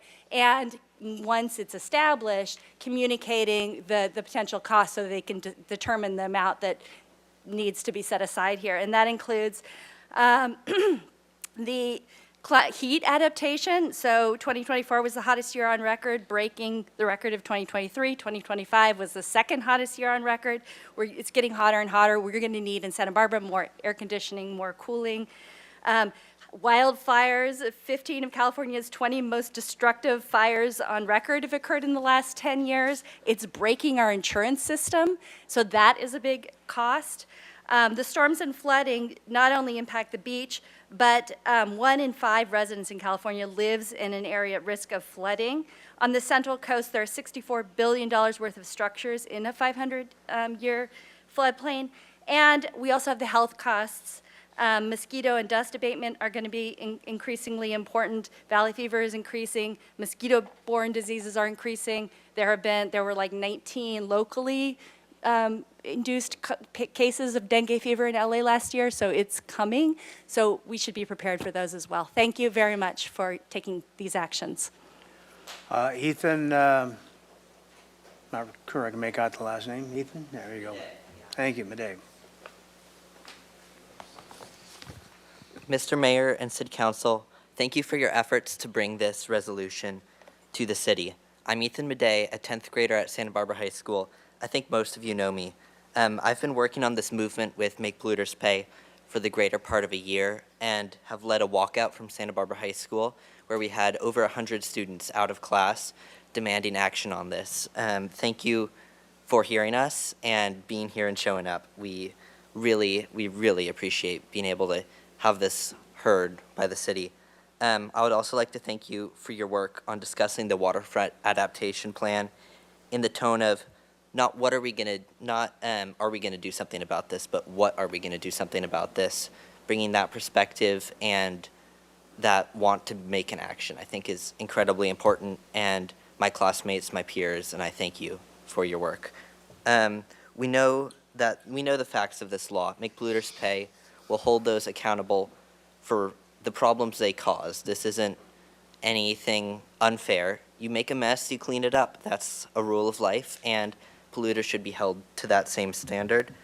Thank you for joining our movement and asking our legislators statewide, telling our polluters locally that we need action, we demand action, and we're doing this fight for tomorrow. Thank you for your time. Thank you. Mart Lopez. Followed by Craig Lewis.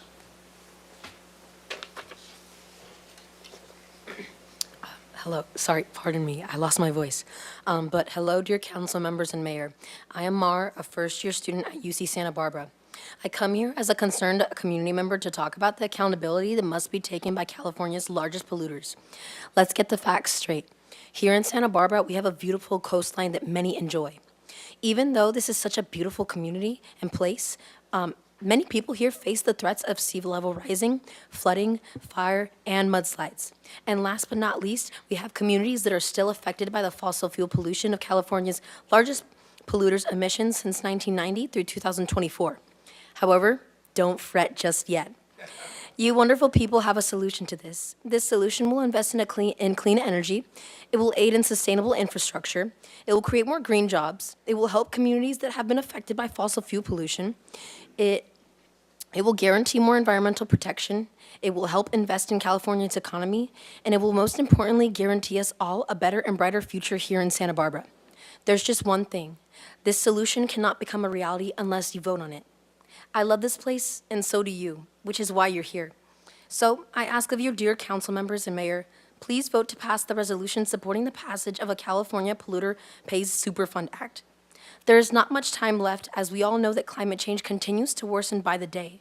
So I please ask of you to take please ask of you to take action, and to take it now, because if not now, when? Thank you so much. Craig Lewis. Good afternoon, Mayor, council members. I am Craig Lewis, the Executive Director and founder of the Clean Coalition, and while my comments are fully aligned with the Clean Coalition, I am speaking on behalf as a private citizen and resident of Santa Barbara.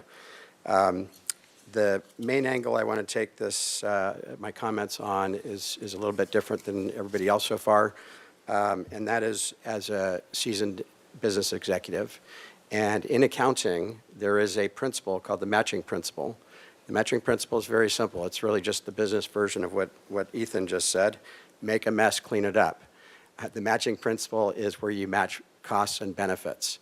And if you don't do that, you're essentially paying polluters to pollute, because you are allowing them to privatize the business benefits of cutting costs by ignoring externalities. And if you don't, and what you really need to do is make sure, and when you do that, when you allow them to privatize the benefits of cutting costs, you're basically socializing the costs of those externalities to everybody, the rest of us. So just to wrap this up, I will say, please do support the legislation for the California Climate Superfund. It basically is a matching principle vote, and it's totally aligned, obviously, with the Polluters Pay initiative. And I will also say I was moved by the comments made by Nate at Channel Keeper. I do believe that habitat protection should be a very focal part of the efforts from City of Santa Barbara. And I also want to note the comments from Katie Davis. This is a play at Sacramento. I think the vote here is going to be pretty overwhelming to support the Superfund. I hope so. But in any case, the play is at Sacramento. And so we need to make sure we are bringing an army of support to make sure that this legislation finally passes at the Sacramento level. Thank you. All right, very good. And Madam Clerk, any comments online? No hands raised? No, Mr. Mayor. All right, with that, we'll bring it back to council for comments and deliberation. Mr. Friedman. Thank you, Mr. Mayor. First, it's interesting that we're having this discussion about climate change and the waterfront when, if you look in the news later this week, it's supposed to be like record highs, over 100, even some places 110. in March, which is unheard of. And then also in the last couple of days, possibly a strong El Nino for the next year, or maybe even a super El Nino, which also gets into warming ocean temperatures. So I think this conversation and what's coming in the next few weeks and possibly next year is just supports why we're trying to take action today. It is items like these that are some of my favorite aspects of being a council member, where we're looking at issues that are incredibly complex and trying to implement solutions now that are going to put us on a path forward, but also the dividends are going to be in the future. When we're not up here, none of us are up here, but the community is going to benefit from making solid decisions today. So I really appreciate all the comments today. And I will be supporting and strongly support the funding that would come from the Superfund Act. And we need to move forward with that and take a position on that, because we can't do anything we talked about today unless there is funding. It shouldn't be borne just on the residents of Santa Barbara for that. As we're going forward, it's important, and this plan gets to that, of protecting coastal access and infrastructure. It's one of the most important things we can do up here as council members. And key among that is we need to ensure that coastal access is affordable and it's equitable. And by that, it's not just the residents who can live in Santa Barbara and walk to the coast. It's all the residents that come here from all over the country and all over the world.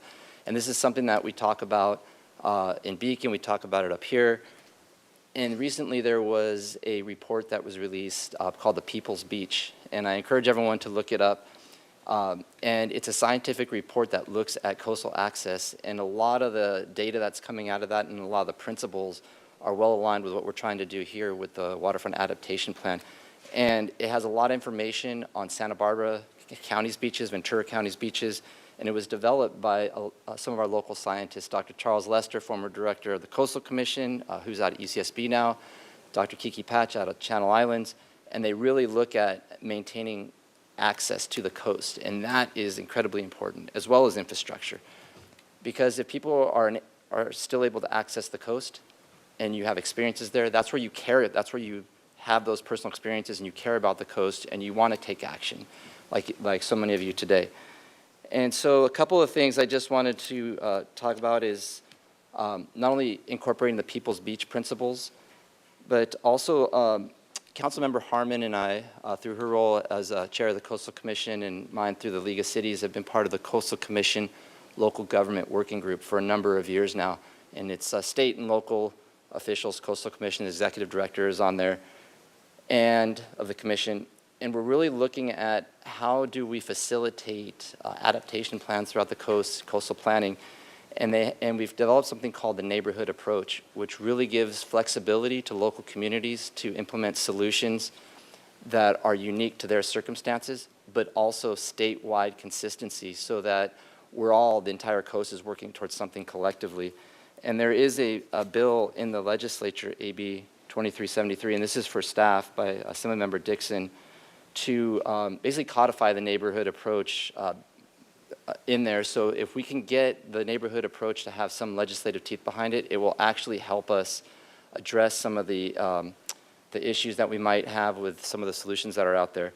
In particular, it gets to Councilmember Harmon's point earlier about the coastal development permits and programmatic. The neighborhood approach helps to address that. And the way, in a long and short of what it works, is it prioritizes nature-based solutions for coastal adaptation, but it also allows for harder structures when it's needed to protect critical infrastructure. And that's the key part of it, is we want to the extent that the beaches can naturally move the way they're supposed to, we want to prioritize those. But there might be some instances where you would need harder solutions to protect key critical infrastructure. So to the extent that as part of this, we can really lobby on behalf of the neighborhood approach would be great. And then also using the resources of Beacon that we're already using for coastal monitoring. In terms of the plan, the low-hanging fruit moving forward is a no-brainer. I think we need to do all those. And it will also, by having those small wins and those small changes, it will show the community that we're in the public that we are taking steps to move forward and we are taking actions. but it also shows us what's possible. So it's not what is the problem, but what are the solutions? And some of those are just small things that we can do to move it forward. And then in terms of the West Beach, that would be a key area for me when I'm looking at it, because as the report says, as we lose other beaches, there's going to be more pressure on the sandy beaches, and West Beach in particular. And one of the key barriers to coastal access is a lack of parking, a lack of amenities, especially if you're talking seniors, families with children, restroom facilities, and that West Beach master plan would be or upgrade would be a key aspect, because that beach is going to get more use in the coming decades. And there's already a lot of great uses down there, so how do we incorporate what's already down there? And then that area in particular, there's the outrigger canoe clubs. In 2010 or so, the West Beach Master Plan, there was, with the Chumash, they want to make sure that they can have a space for the Chumash to put their tomos down there with a facility. So, and it's already in our previous plans. So if we go back and look at those, we already have some of this work done, and this was done 15 years ago, but it's still a basis that we could start ensuring that we have that coastal access. And then moving forward, definitely the mid-range solutions, we need to start planning on those now and getting the permitting. And that's what I have for this, but I really want to thank all the public spoke today, but also our staff. You did an incredible job on multi-departments. Mr. Bolton, Ms. Hetrick, I know you've done a lot of work with us on the neighborhood approach at the state level, and all of these are coming together. And if we take these actions today, both in supporting the Superfund funding and our own planning efforts, we'll be in a much better place from now, a year from now when we adopt this, and then going ahead 5, 10, and 15 years into the future. So thank you to everybody, and I look forward to see what's to come.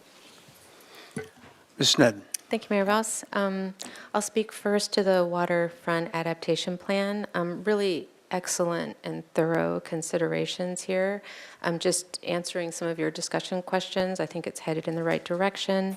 I think we heard from public comment and others to really look at nature-based adaptations in addition, offshore reefs and onshore and other types of habitat restoration, just in addition to these larger scale projects. Consider including the Ocean Collective or considerations about the blue economy. I know it's something that we've been talking about, and I think there may be opportunities here since it is a 30-year plan, looking at that and how that could integrate in. I support both the short-term and the long-term measures, and just again, it's so important that we face head-on what the risks are so that we can plan our mitigations. And I want to take this opportunity to really applaud Ms. Hetrick and the work of the Sea Level Rise Adaptation Planning Committee, but particularly Ms. Hetrick in setting up that initial framework. I mean, I still remember on day one you saying we weren't here to debate whether this was happening, but how to start addressing what is happening. And that saved us a lot of time. It helped build an adaptable framework that lets us flex with new information that maybe it is happening more rapidly, or maybe it isn't, and setting our benchmarks. And I think that initial framework, and then the first slides when you listed all the different adaptation plans that are happening, all feather into that initial plan and framework. And I'm really grateful for that vision at the outset that I think makes all of these decisions easier to decide what is highest priority and moves out from there. I do want to thank you for mentioning that you're planning additional extra outreach to local Chumash community. I think that's really essential that is central to these conversations. Key questions to detail in the follow-up. I think that was one of the discussion questions. What will the new maps look like with the mitigation measures in place? I think we've seen so many of the maps if no mitigation happens, so I think having those maps as is possible for what will these mitigations actually do in terms of the flooding. I think we would need to know how long the mitigations are expected to last. So not just when we're implementing them, but in the event that things are more accelerated, will they match that moment? Of course, it's come up, how much will it cost? I'll just leave on that I support the plan. I appreciate the way you've brought it forward, appreciate all the considerations in it, and also the outreach that you've done, that you've, brought this to creeks, brought this to sustainability, you're going to bring it to the public, and I'm confident that you'll be integrating all that input in for what those questions will be. So I think on the waterfront adaptation plan, really excellent presentation and work. And again, habitat restoration and other nature-based mitigations in addition to the bigger planning. So now I'll switch to the support for the Climate Superfund. So grateful to the youth in particular who continue to bring this forward over and over to hold us accountable. This is your future. Some of us won't be here in 30 years, and you will be, and this is yours.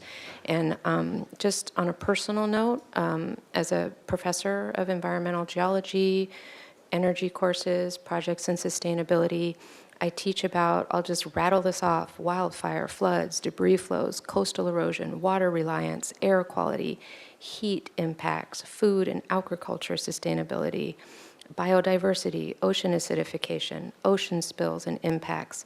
All of these are all made more extreme and more impactful because of climate change. Every single risk we face is amplified by accelerating climate change. Add that to, I know we've heard from Beacon and Sand Nourishment, but also sitting on our regional Kachuma Operations Management Board, what happens to our regional water supply when there's wildfires, when there's extra sedimentation in the water and in the systems. We have alternating years of extreme flood and then extreme drought that lasts for 7 years. And any given year, we don't know which way it's going to swing. And anecdotally, myself in the 70s, taking science classes in 6th grade, it was in the textbooks that were printed in Texas that greenhouse gases were a thing and that the greenhouse effect was real and that it caused warming of the atmosphere. It's just science. It's just the size of a particle that makes global warming. It became political later, but it's just a direct cause and effect. And science, oil industry, people know that the impact would be sea level rise eventually. And so sea level rise is just one of those things, but in support of this, I want to emphasize all those other impacts. And then you add to that what it's done to our insurance systems, to vectors, to illnesses and viruses that are more prevalent because of the changing climate. This doesn't just impact our waterfront, doesn't just impact us in the here and now, but it impacts also the mental health of our next generation, the hope that you see in the future, the hope that you see that anybody will be held accountable for this that we're all now dealing with. I think for all these reasons and more, we have an obligation not just to put forward strong support for the Climate Superfund, but also an obligation to take it to Sacramento and to take it, nationally too. This is it's imperative that the hardships that are endured are supported and paid for, which won't even fix it all the way, which won't even make it all better, but will help us manage it a little better. So I completely support the Climate Superfund, and thank you again for the Waterfront Adaptation Plan. Ms. Santa Maria. Thank you, Mayor Rouse. I'll keep my comments brief, try to answer these questions. So, first of all, to our staff, thank you. The work that we are doing, I very much echo the sentiment from my colleagues that it's important that we're way past the situation of debating whether this is happening, but we need to act now, right? And figure out what we can do to mitigate those impacts. I think we are headed in the right direction. I think, I wouldn't say significant initial concerns, but I think the only thing I want to flag is just highlighting that we need to collaborate and keep an ongoing dialogue with our local Chumash community and really take a page out of what they have known and to work quite honestly, for centuries on maintaining our waterfront, kelp, the kelp forest restoration, and any of the other suggestions that our Chumash community has. I do think we need to look at those and give them the attention, the support that's needed, of course, in partnership with all the other options that we are considering. I think as far as thoughts on the proposed phasing, as a representative in District 1, I can't help but be alarmed at how quickly the East Beach erosion is happening in comparison to all the other three. And I think Councilmember Jordan joked about it being the bad child, right? I would say it's the neglected child. And it's one that we need to take care of. And often East Beach is where it's, the East Side in general has often been sort of a place where we put the things where we might not want them in the other parts of the city. So with that being said, I do think that it's important that we prioritize where we are seeing the quickest erosion and where we are seeing the biggest impact, especially as we're discussing how we've already pushed things inland as far as we can go for the most part.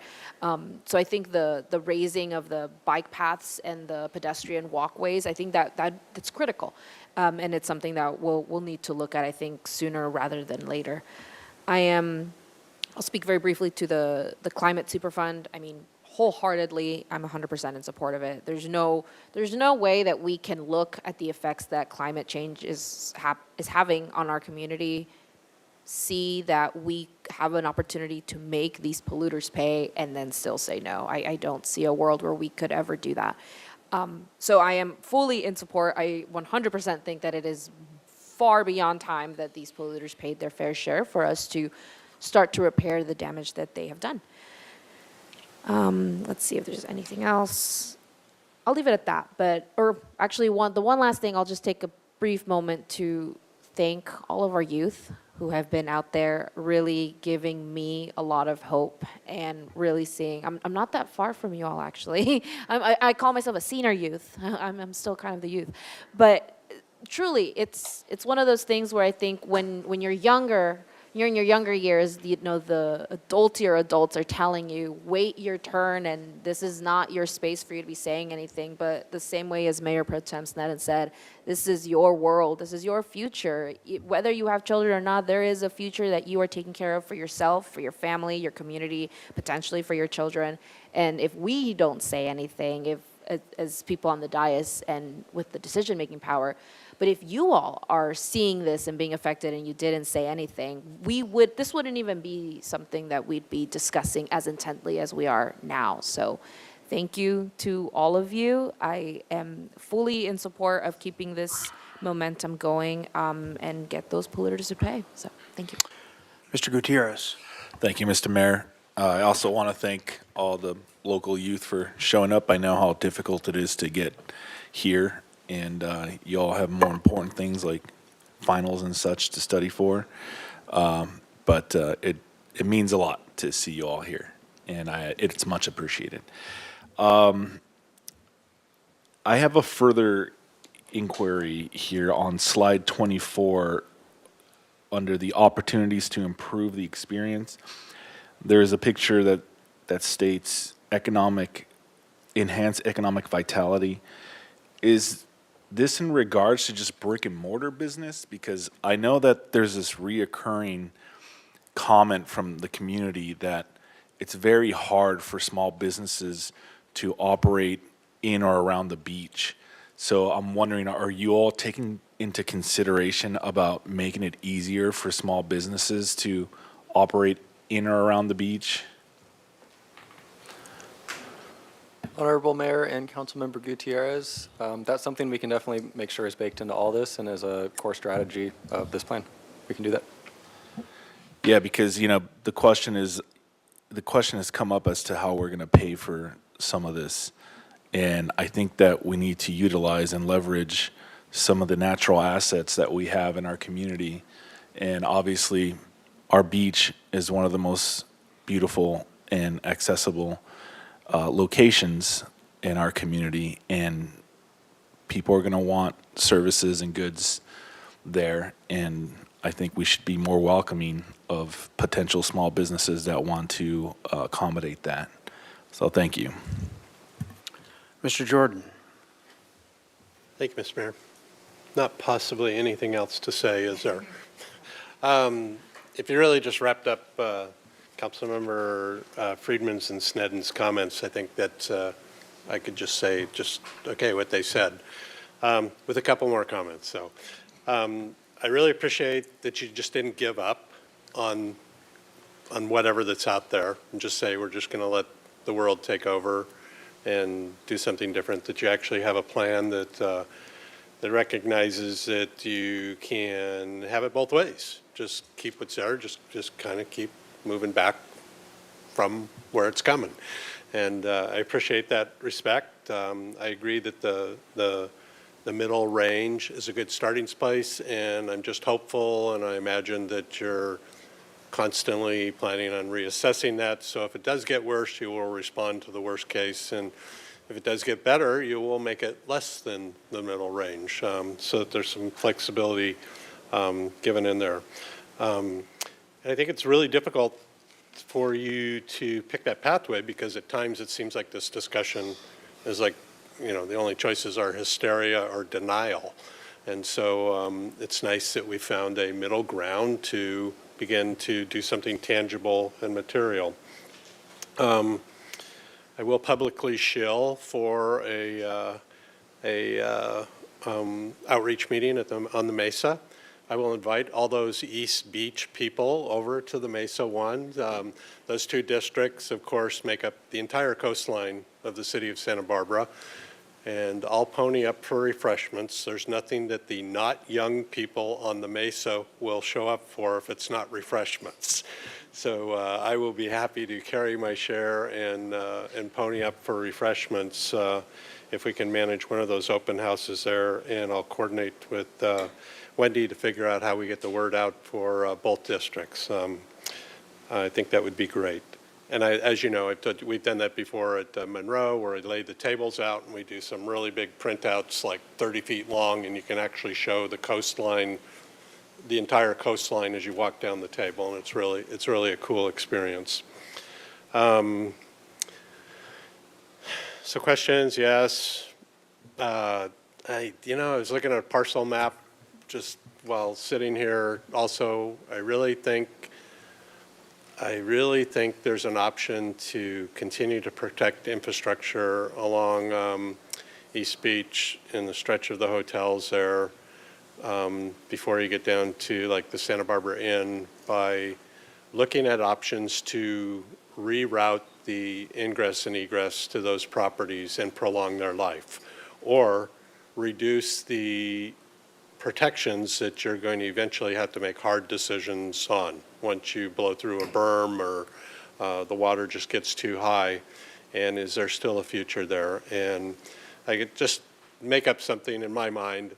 There's an entire parking lot behind Fest Parker's between the actual structure and the railroad tracks, and Fest Parker would probably give up, the hotel Fest Parker would probably give up space for a 2-lane road to protect his property from the encroaching improvements you would want to make that are now encroaching into his building in terms of a berm or some type of protection, if that makes sense. I could draw a picture much easier that would make sense to me, but I just think there might be something to that. So if there's something that's another option that might be evaluated in the future, I think that might be it. Just a reorientation of those properties to face north instead of south. And then, I've struggled on the polluters pay thing, because I don't think the polluters are paying. I think it's me and you.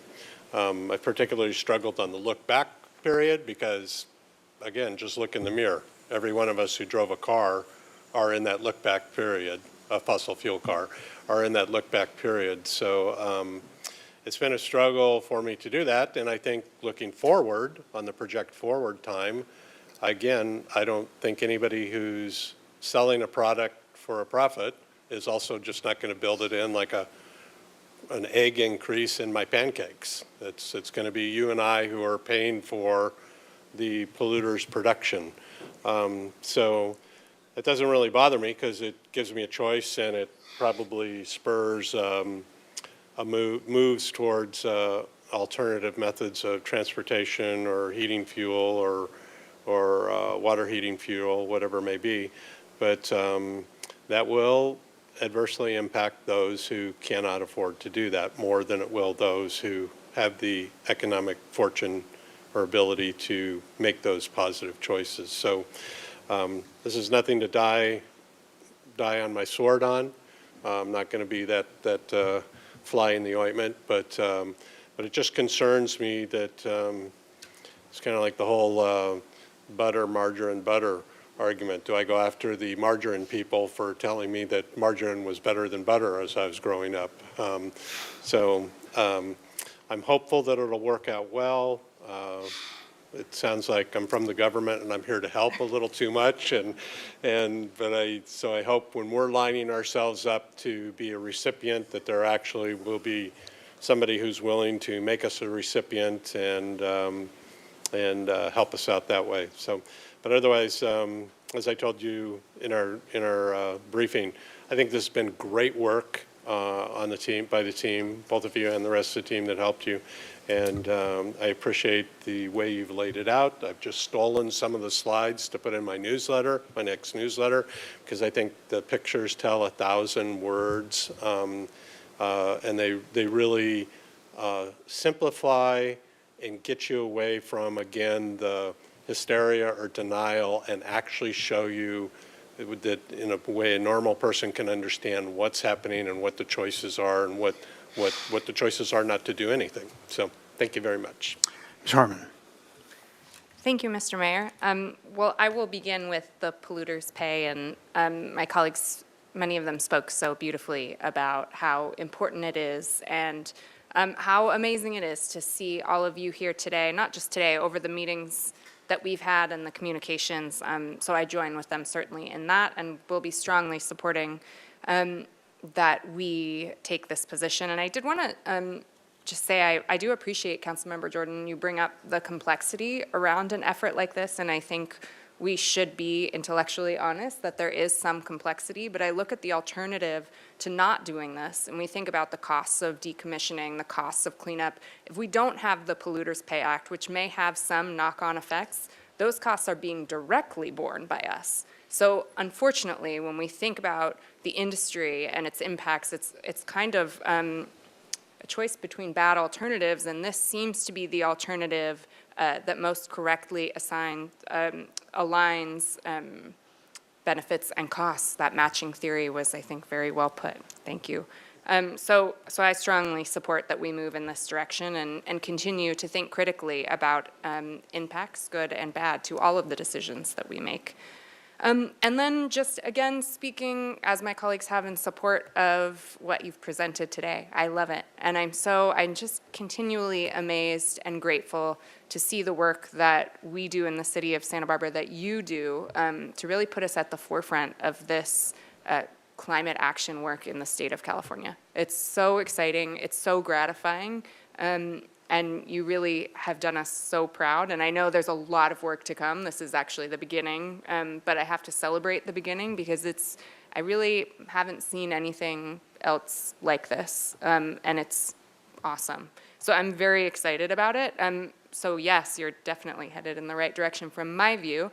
I think the only thing that I would love to see, Councilmember Friedman touched on it, as we move through the process of community engagement, engaging with Coastal Commission staff, I would love to see real conscious and tangible conversation with regional partners around what collective projects could look like or should look like. And I think that's one thing that maybe I don't see quite enough of here. We're talking about armoring and the impacts to communities around us and different impacts. Let's see if there's some way to collaborate in larger scale projects or to think through areas where the neighborhood scale approach on a regional basis could allow us to leverage our investment, to leverage our expertise to the benefit of the region. And I think this is one area where regionalization is so, so important. Our beaches don't stop, our oceans don't, stop at the city's lines. So I think it's really important that we have that collaboration, and I think there could be real cutting-edge opportunities to work with other neighboring jurisdictions to put some cool stuff together. And I know you guys certainly continue to be on the forefront of that, and encourage you, as I always do, for early and often collaboration with Coastal Commission. I know our staff at that agency will be very excited to dig in with you, and I can't wait to tell them about it when I go to my meeting tomorrow. Thank you. All right, very good. Yes, along with my colleagues, I want to thank you before in our private meeting, but I'll thank you again. It was a very complete and very thoughtful study. The one thing I talked about with you earlier too, I'm from kind of an Occam's razor perspective of trying the simplest things first. And to me, having been on the Goleta Beach, Friends of Goleta Beach thing for the last 3 decades, however long we've been doing that, we went through the permeable piers, the managed retreat, and finally settled on doing artificial reefs and holdfast for kelp beds.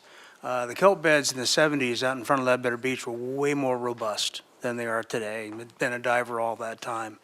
And I think that in the El Nino years, we lost a lot of holdfasts, and there's a lot of old reefs that are covered up with sand that didn't used to be.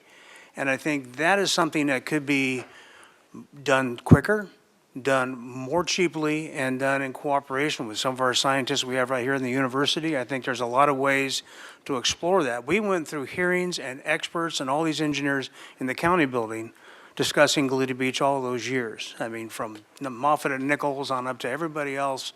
And that's what we finally decided. And I think that there's a real chance of doing something sooner than later, and I don't think there's a huge loss if for some reason it doesn't produce as much of the effect that we would like it to. Let's face it, with all the upstream construction and all those things, there's a lot less literal material coming down to the beach to flow along the coastlines. This is why North County, San Diego, is beaches are starving, everybody else's beaches are starving. It's coastal development, and that's been a real problem. I thought you guys were supposed to protect us from that, Mr. Coastal Commission. Anyway.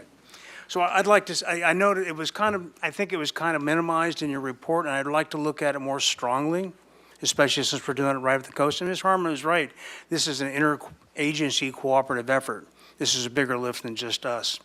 As far as what we're doing along the coastline, as you know, we talked about the Laguna Lift Station, which has been a focus of mine all this time. And Congressman Culverhall, by the way, has been very helpful with that and getting some funding for that. But if you take and you go and you look at, talk to the Caltrans engineers and the geologists and whatnot, if you look at a topo map, if you look at the elevations going back a long way, all the way up to Santa Barbara High, you notice that it's a pretty small fall to get to the beach.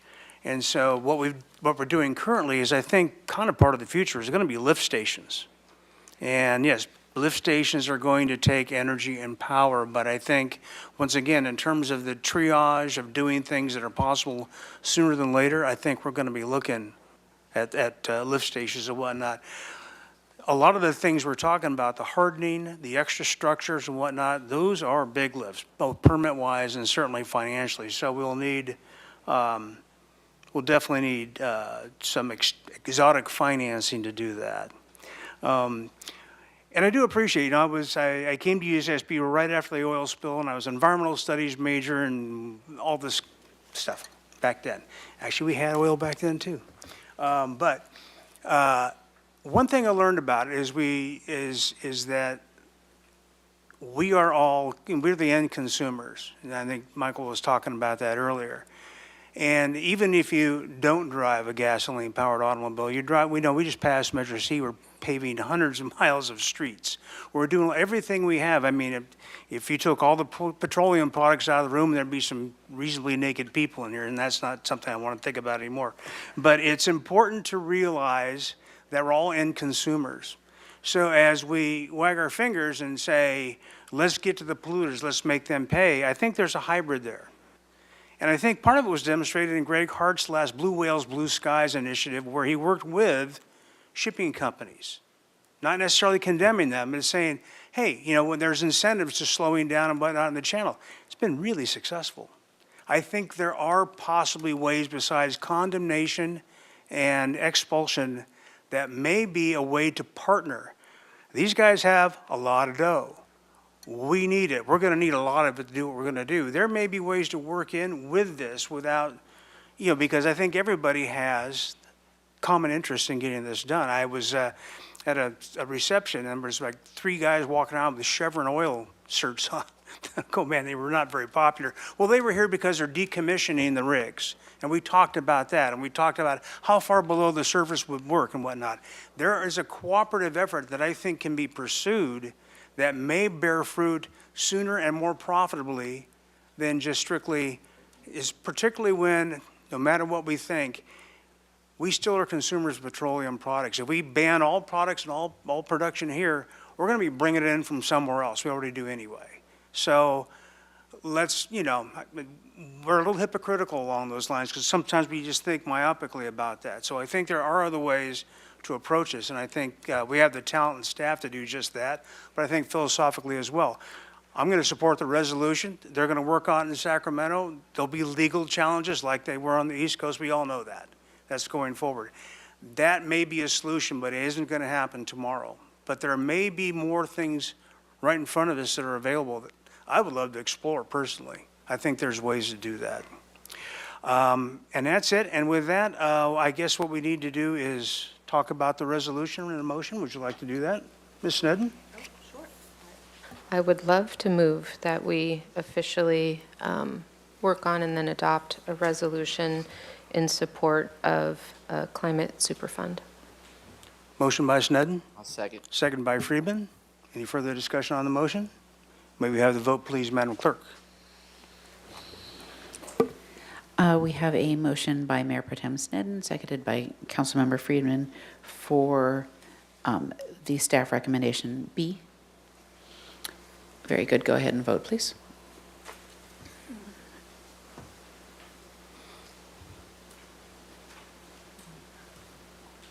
Passed unanimously. Thank you very much. Nice job, and nice job of coming and speaking, you guys. Appreciate it. Madam Administrator, do we want to jump right in, or do we need a break before we go to the last item? We have 2 more items. Two more items. Yeah, so I'd say let's go ahead and do the asphalt art, and then maybe take a quick break, and then we can do the last item. if that Very good. works. Would you read that item into the record, please, Madam Clerk? Certainly. That is item 11, Bloomsburg Asphalt Art Grant Update. All righty. I was wondering what you were doing out there, Ms. York Rubin. Good afternoon, Mayor and council members. My name is Tess Harris. I'm the State Street Master Planner for the City of Santa Barbara. And with me today, I have Sarah York Rubin, who's the Executive Director for the County Office of Arts and Culture. The County Office of Arts and Culture serves as a joint city-county arts agency and provides art services for the City of Santa Barbara. And we're really delighted to have Sarah and her teams help and work with this project. Today, we're providing an update on the Asphalt Art Initiative that will be installed in downtown Santa Barbara in April of this year. The City of Santa Barbara was selected as one of 10 cities in the United States, Mexico, and Canada to receive the Bloomberg Asphalt Art Initiative grant. So with that, I'm going to start a video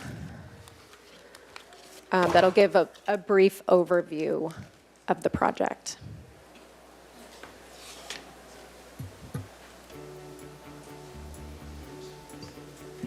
We're here because the city and the County Office of Arts and Culture were awarded a Bloomberg Asphalt Art Initiative grant, and we will be transforming the intersection of State and Carrillo along with a couple blocks of State Street with asphalt art. Weaving to my community, the Zapoteco community, I would say it's almost a way of life. The practices are all taught from lineage, and I'm really honored to be someone who, one, has the ability to, but also has the mission to preserve and to share the art.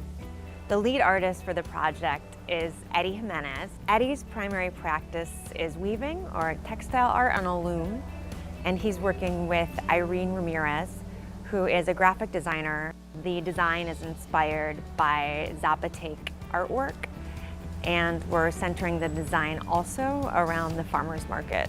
It'll also include painted curb extensions that go along Carrillo Street, past State Street, to help with line of sight and to make sure that pedestrians can see as vehicles are coming, and also that vehicles can see as bikes and pedestrians are passing through the State and Carrillo intersection. Something that's really special about Eddie's work is the incorporation of symbolism. A lot of the patterns and designs that we have are actually direct images from ruins that are left behind. And so for us, it's a way to still stay in touch and connect with our ancestors and to honor the foundation that they laid down.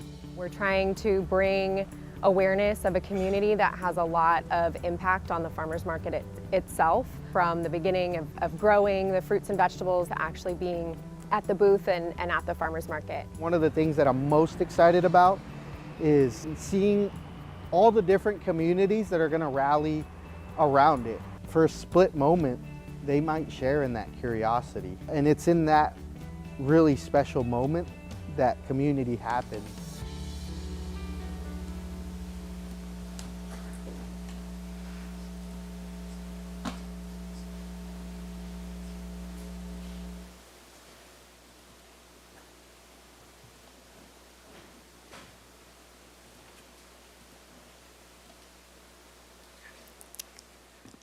Great, so just wanted to share that overview, and in that video you got to meet Eddie Jimenez, who's one of the lead artists for the Bloomberg Asphalt Art Initiative grant. We're really excited to have him and another artist, Irene Ramirez, with us. So asphalt art refers to artistic painted treatments that are applied directly to street surfaces, including at intersections and other areas in the public right-of-way. Cities around the world use asphalt art as a relatively low-cost, quick-to-implement strategy that tests street design improvements before making larger investments. And Bloomberg Philanthropies created in 2020 this program to support the effort. There are more than 90 cities that have implemented asphalt art. About a little over 50 of those have gone through the Bloomberg program. What's exciting is that in this cycle that the city of Santa Barbara was awarded, the grant award was increased to $100,000, which is the largest grant in the program history, and we're really thrilled to have been awarded that. And past grantees are not just in the US, Canada, and Mexico, but really around the world. So some of the cities that have seen asphalt art treatment are Florence, Amsterdam, London, Madrid, and then in the US, Denver and New York City as other examples. And just highlighting also that Bloomberg really has helped, their team has helped the city understand how to do asphalt art treatment. You'll hear about that from Sarah. They also have over 1,000 different media outlets and are able to promote the city of Santa Barbara and this work, not just on a national scale, but on an international scale. Good afternoon, Mayor Rouse and council members. So we are thrilled to be selected for this grant, which is one of just 4 in the United States. Our asphalt art treatment will focus downtown, primarily at the intersection of State Street and Carrillo.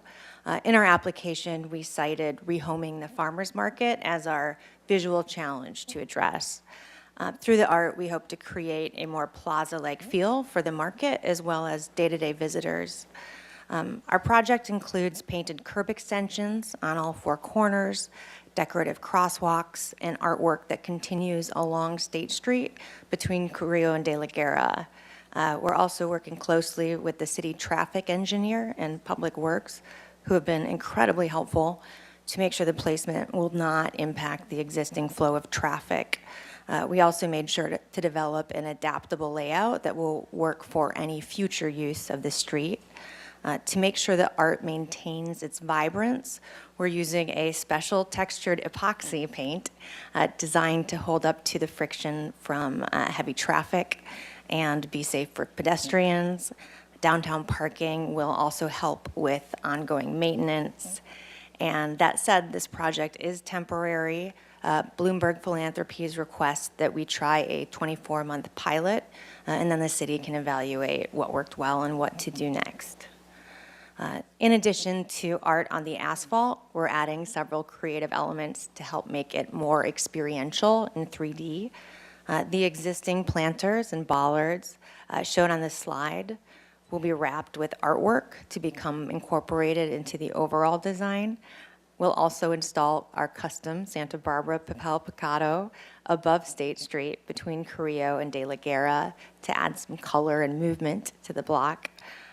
Lastly, we're excited to share that we're working with VADA students to design special string lighting, which brings in another level of collaboration, and we're just really excited to be working with local youth to co-create their space too. And so why did we propose the intersection at State Street and Carrillo Street? First, it's the largest intersection downtown. It has 4 travel lanes, and so it's the largest space that a pedestrian is crossing from one side to the other. It carries high traffic volumes, and it serves as a gateway into the downtown corridor with the freeway off-ramp at Carrillo Street. It's also the location of the Saturday Farmers Market, which brings significant pedestrian activity. We have over 6,000 visitors on an average Saturday that come to this specific intersection downtown. And then this intersection also has a documented collision history, including a fatality over the last few years, and it also has numerous other collisions, not only involving vehicles, but involving pedestrians and cyclists. Over half of the collisions, over 60% of the accidents actually at this intersection have a pedestrian or cyclist that are involved. And so this is why we believe that starting with asphalt art treatment at this intersection could have not only bring the artistic element, but really have a potential impact on public safety. And then painting at the intersection, in addition to that, there's also going to be painting on the red curb zone along Carrillo Street. And that's intended to visually narrow the roadway, prevent cars or delivery trucks or other vehicles from parking in the red curb zones, which is an issue that we are experiencing particularly at this intersection today, and encourage generally slower vehicle speeds throughout the intersection. So I'll talk about why the treatment works a little bit further. So the art treatment, asphalt art treatments are designed to be highly visible. They're intended to signal to drivers that they're entering a different, shared, people-oriented environment. The visual cue is what encourages drivers to slow down in the space and be more aware of the other more vulnerable users like pedestrians and cyclists in the street. The combination of enhanced crosswalks and curb extensions makes the pedestrian crosswalks more visible and predictable. And then the curb extensions help shorten the actual crossing distance between each side of State Street, and also guide pedestrians into designated crossing points. And so a little bit further on why the treatment increases safety. In the council agenda report, there was an attachment to it. It was a Bloomberg study that talked about safety and how asphalt art can actually have that impact. So I'll just highlight a couple of the things that came from that study. Crash rates from the cities that were involved in the study dropped by over 17%. And there was a 50% drop of crashes between that are involving cyclists and pedestrians. And I'll say, just given that number and the fact that over 60% of the crashes in the last 10 years have had a pedestrian or cyclist involved, being able to drop that by 50% would be an incredible opportunity for the city. There's also been a 25% decrease in conflicts between vehicles and pedestrians during crossings, and a 38% decrease in pedestrians that cross against the signal. And so just want to highlight that these results really demonstrate that that asphalt art can serve as a destination, but it can also provide a safety component within the public right-of-way. We're also grateful to have, with the Bloomberg grant, we've been able to work with a team that Bloomberg has put together, including a national firm called T.Y. Lin, that's really helped with the metrics collection. So we are doing surveys with the community to understand that not only we have data that not only shows what the actual crash history is like, but we're trying to understand from a user standpoint what the feeling is as they're crossing the street to get a sense of whether this has an impact before versus after installation. As was shared in the video, this project draws inspiration from very vibrant Mixtec and Zapotec weaving traditions from Oaxaca, Mexico. I, as usual, have show and tell, and actually brought a piece with me so everyone can see how beautiful they are.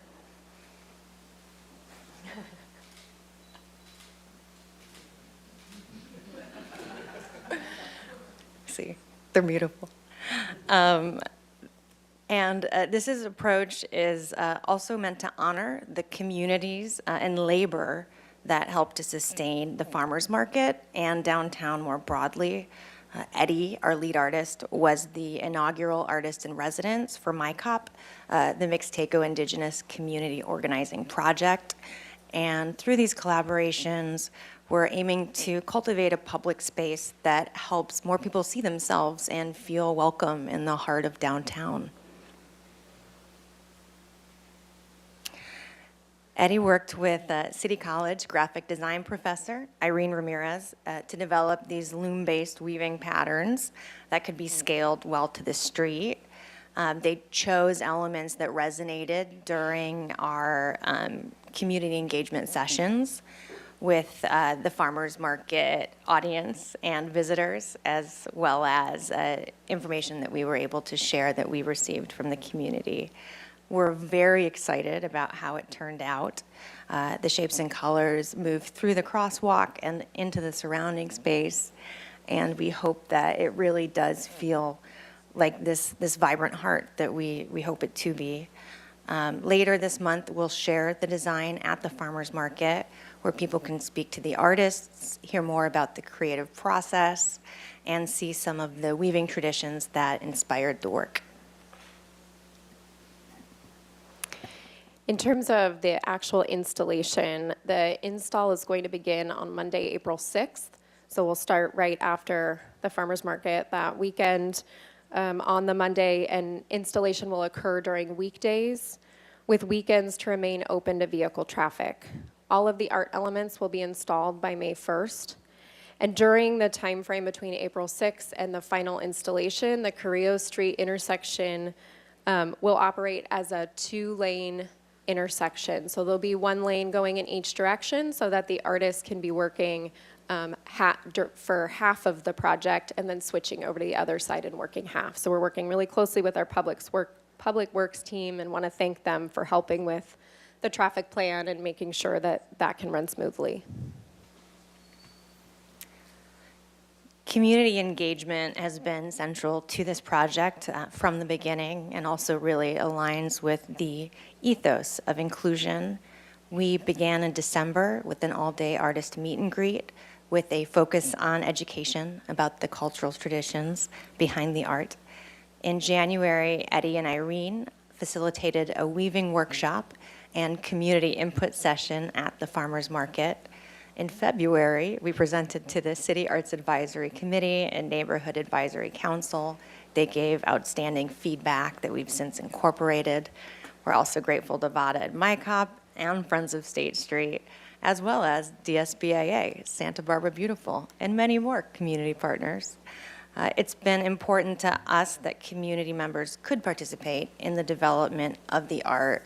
And one way that we've been able to support this is that we've had an interpreter join all events to facilitate communication in Spanish and Mixteco. After we install the art, we'll have bilingual signage on site for the run of the installation to continue that education and contextualize what's happening for people. And it's our hope that this broader outreach will help create a more collective sense of ownership. In conclusion, we look forward to bringing this installation to life in April and continuing to activate the site with programs such as the Dia de los Muertos Calenda event with the Museum of Contemporary Art. And it's not only an opportunity to improve the intersection, it's a relatively low cost, visible improvement that brings safety, design, art, and culture into our downtown in a way that reflects who we are as a city and also what we want our public spaces to say about us. So thank you very much for hearing the presentation. We look forward to your questions, and we look forward to the installation in about a month. Okay, thank you. Since it's not an action item, we'll put the question, have your questions and comments together. I don't have any speaker slips here. Do you have anybody online to speak on this item? Yes, Mr. Mayor, we have one person, Sharon Rich. Sharon Rich, you can go ahead and speak. Hi, my name is Sharon Rich. Thank you, Mayor Rouse and the members of the City Council. I want to congratulate the city in partnership with the County Office of Arts and Culture and all their efforts to submit this application and to be selected as one of the just 10 cities to receive this grant. What a wonderful recognition. Friends of State Street is thrilled to support this project by sponsoring a mobile Santa Barbara Paint Depot store on site throughout the project, and we will fill it with all the materials needed to prep and apply the design along the designated areas on State Street. We'll also be providing light breakfast and plenty of water and coffee for the painters during the installation days. Projects like this bring creativity and energy and community pride into our public spaces, and we will be honored to support the city in making that happen. Thank you. Thank you. Any further speakers? No, Mr. Mayor. Okay, then it's back to council for questions and/or comments. Ms. Snedden. Thank you. I'm so grateful for this. I think this is so exciting, and it's really an honor that we were selected, and I think it's going to bring people downtown, not just local people and people, visitors, and I love that it honors the Oaxacan and Mixteco histories and designs. I think we've all talked about the Happy City book or Happy Cities, and part of a big recommendation in that is that you have something central to downtown that people will come for, to contribute to be a part of, and in that they talk about painted spaces that are collectively downtown, and so that this can happen so quickly, and that you've advocated for bringing it, and all the different ways of tying in community, and VADA students and other students and farmers market and all the different parts. And I'm really happy you mentioned the Museum of Contemporary Art and their Dia de los Muertos celebration, and that coming on State Street. And that's really, we don't talk about it very much because it just sort of happens with the Museum of Contemporary Art, but it's a huge community celebration, and this highlights that and promotes it, and just really grateful for this. One question, and I think you answered this in the Neighborhood Advisory Council meeting, which was a great presentation. How long does the paint last? Mayor Rouse, Councilmember Snedden, the installation will last for a minimum of 2 years. So the grant requirement is that the install remain for a 2-year period. The paint itself could last longer. So we'll see after that 2-year mark. I think we'll need to reevaluate the artwork and determine what its lifespan will be. Mr. Friedman. Thank you, Mr. Mayor. Well, thank you, Ms. Harris and Ms. York Rubin. This is really fascinating on a lot of fronts. When I was reading the staff report and then the actual report from Bloomberg, I was expecting this to be everything that Councilmember Snedden said it just was, which was a placemaking, downtown revitalization, and then the report shows that it's a public safety project when it comes down to it. And so it just shows the many facets and the uses of art, not only for revitalizing downtown and bringing people down there and showing our history, but also just getting motorists, pedestrians, bicyclists to look at intersections in a new way. And this whole project was predicated that, again in reading it, that there's a lot of prohibitions from the Federal Highway Administration and others that would preclude us from doing this because there was no data. And that's what kind of spurred this initiative. And when the data was there, it showed that it reduces fatalities, injuries, accidents. And to have this be one of only 4 in the United States, and then at first I thought it was 10, but then I reread the staff report after you said that, and it was 10 in North America. Canada and Mexico is just outstanding accomplishment and really shows the value of our partnership with the county and the County Arts Commission. And I want to thank you for that. But again, just fascinating, and it's a testament of what's to come downtown, and just another example of how downtown is moving in a very positive direction. And thank you for making it happen. All right, very good. Well, if there are no further comments, we'll close this item. And then, Ms. McAdoo, did you say you wanted to break at this point? Yes, I think we need to locate the police chief who, and have some staff changeover, so if we could just take a brief break. Okay, let's come back at 5 and start the fun all over again. Oh, I'm sorry, Mayor, there is an action item on this item to accept There is? the award, so we just need Ms. the McAdoo, council. there is not an action item, no. Oh, okay. Sorry, I apologize. I will Yep. entertain a motion on accepting some dough. No, we don't here. need to do that, sorry. What? Disregard, they just clarified, we don't need to do that. Sorry. Apologies, Make okay. up your mind, Madam Yes, Administrator. yes, All right, sorry. very good. We'll be back in 10 minutes. Okay.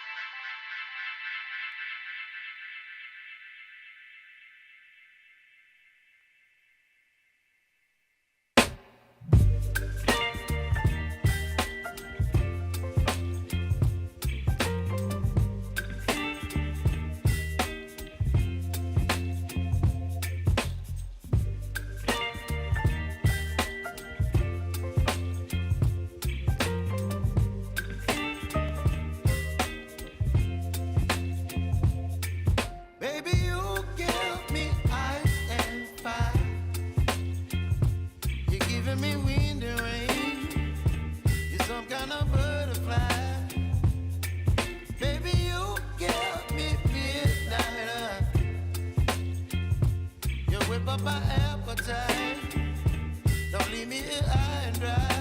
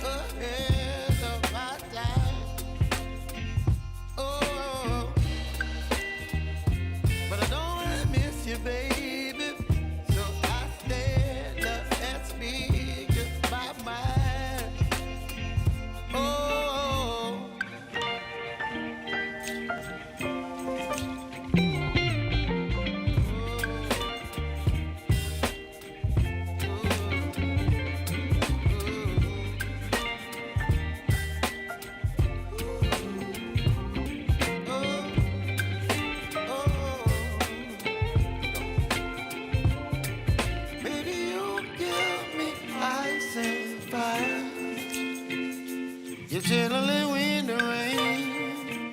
You're some kind of butterfly. Baby, you give me midnight. You whip up my appetite. Don't leave me here high and dry.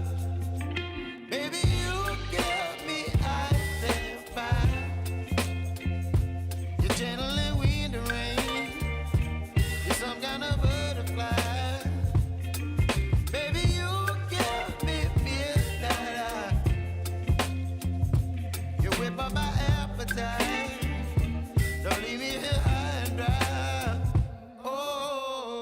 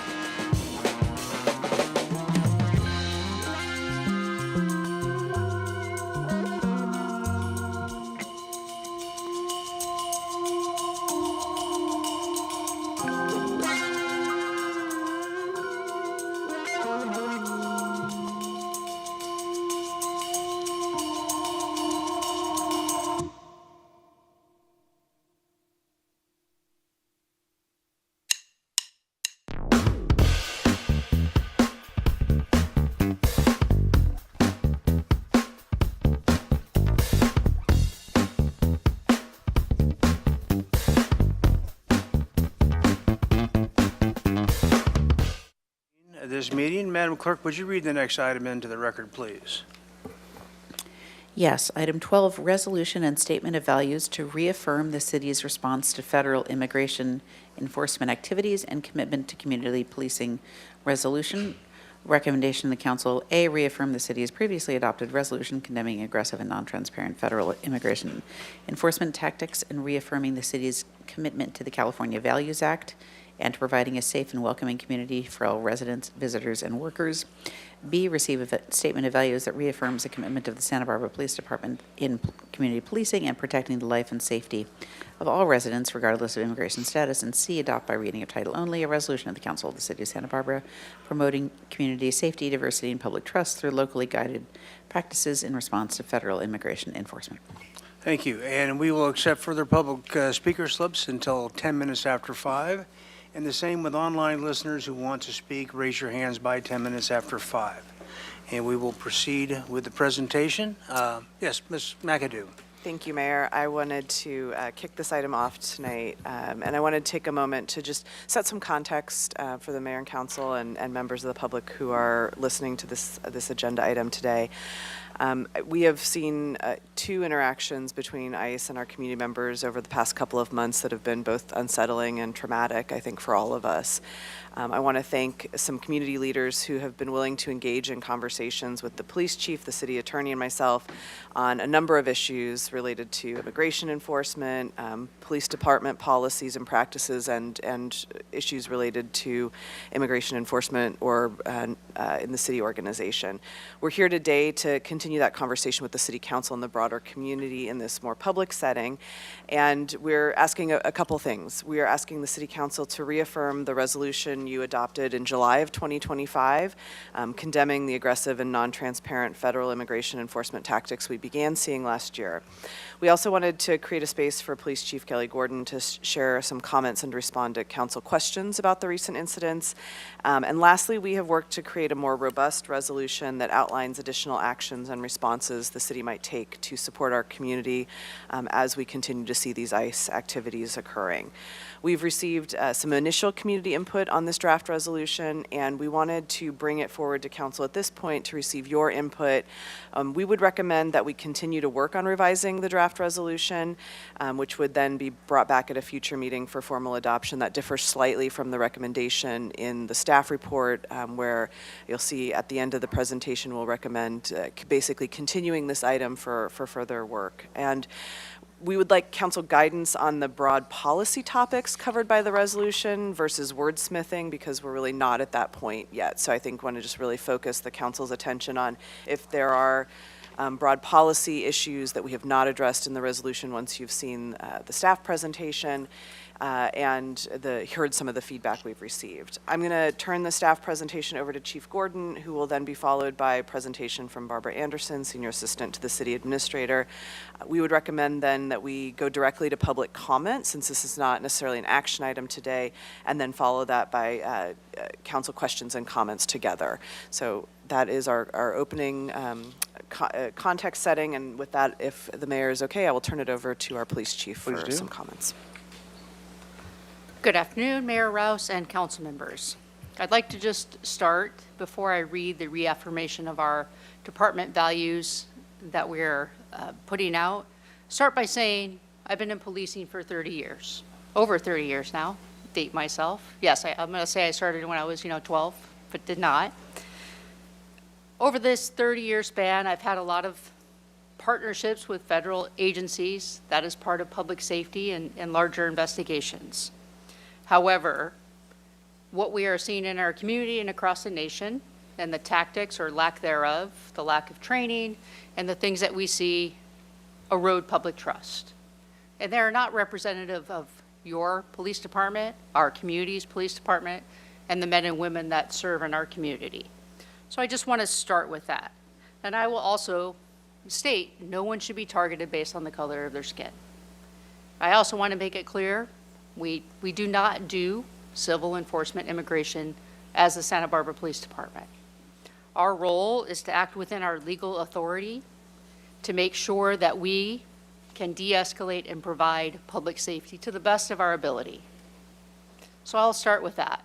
And I will also say with that, Sometimes the optics of that will not look the way in which everyone would want them to look. Because sometimes in order to do that, like the situation that occurred in front of the police station, to some it's going to look like that we're assisting the federal agents. Our goal is always de-escalation and public safety. So I just want everyone to keep that in mind as I set the framework as we move forward. That is our goal and that is our intention. So that's really important. And we're not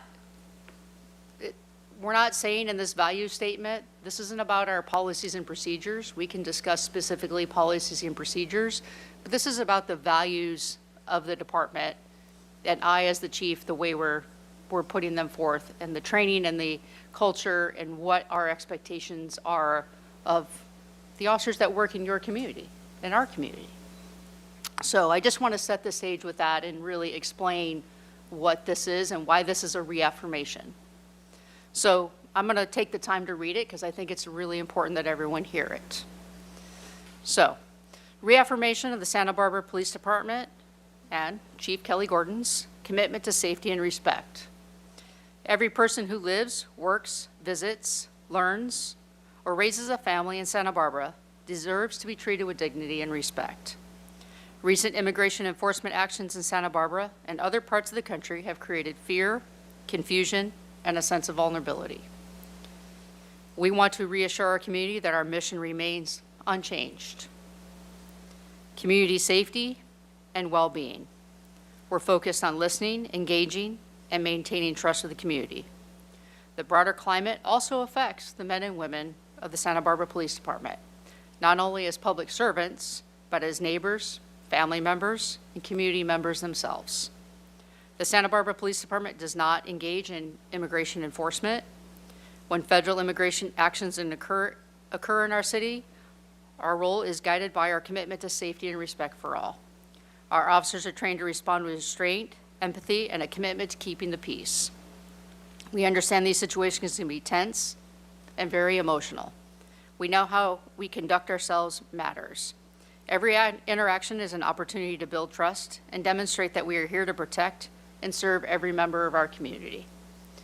We fully support the peaceful exercise of the First Amendment rights, including lawful assembly and free speech, and have worked diligently to provide spaces in Santa Barbara to exercise these rights in a safe and peaceful manner. These rights are fundamental to a healthy democracy. We remain dedicated to de-escalation, professionalism, and collaboration so our community can express its views safely and respectfully. We also want victims and witnesses of crime to feel safe coming forward, regardless of immigration status. Protecting our community means ensuring no one is afraid to ask for help. The Santa Barbara Police Department continues to partner with local advocacy groups, supports multilingual services, and expand reporting options so that everyone can access the assistance they need. If you have questions, concerns, please reach out to us. We will continue to focus on what we can control, protecting public safety, rejecting fear as a governing force, and standing firm on our values. Together, we will continue to build a community rooted in trust, safety, and respect for all. So with that, like I said, I thought it was really important that that be read to all of you and into the record and for the community to hear. And with that, I'll turn it over to Barbara to go into the presentation. And once we get to that point, I'm happy to answer any specific questions that you may have. Ms. Anderson. Good afternoon, Mayor and Council. Barbara Anderson. I'm a Senior Assistant to the City Administrator. I also serve as Independent Police Monitor of the Santa Barbara Police Department. I'm Staff Liaison to the Fire and Police Commission. And I've also been working the last year with the organizations that serve our local immigrant communities as a result of the allocation of $500,000 in grants to support these organizations in deploying what is needed in regards to support for families that are being separated, as well as other legal action that is being taken on their behalf. So this afternoon, I wanted to present the components of the draft resolution as it is currently written. Again, we've received considerable community feedback that we'll also detail. We definitely appreciate the dialogue. Our meetings with community leaders have been Very powerful, very transformative. I will say the relationships that we have, the collaboration and coordination that we've been able to facilitate really speaks to our community, the history that we have, the passion that we have, and the fact that we have so many organizations working to protect these communities during this crisis is exceptional. And so our commitment remains in continuing to work with them to make sure that this is a resolution that, as much as we are able to with our legal limitations, represents where we are in this current activity and what we can do to support each other moving forward. So the resolution components, the purpose was to reaffirm the commitment to community safety and public trust as a result of these ongoing community concerns. Explaining the city's response to federal civil immigration enforcement. And we've heard that we can't repeat this enough and share this information more widely, and really understanding compliance with the California law, including the California Values Act. So we want to reaffirm a lot of what we stated back in July, but I think it's really important for us to break down these components so folks can understand what we are able to do, and again, how we can support other organizations and going beyond that. And also informing the community regarding the role specifically of the Santa Barbara Police Department. So, as many of you know, the legal and policy framework. So as mentioned, the California Values Act limits local participation in civil immigration enforcement. We also have Santa Barbara department policies that, again, make sure that we're not engaging those activities. Federal immigration enforcement is under the sole jurisdiction of the federal government. So these statutes that criminalize interference and obstruction of these enforcement actions by local police agencies and others. Local governments cannot be compelled to enforce federal regulatory programs, and the department policies emphasize fair, dignified, and humane treatment of all residents regardless of immigration status. Again, this is part of the statement back in July. This is being reaffirmed this afternoon. The statement in July has been translated in Spanish to reach more of our community, and is accessible on the city's website. So key components of the draft. Protection of personal data collected through city operations and contracted agencies. So this has come up as a concern due to activities being reported in contiguous jurisdictions. We want to make sure, again, that we have a deeper discussion. I think there's also understanding that this might be a separate discussion and pathway to be able to address some of the concerns that have been raised here.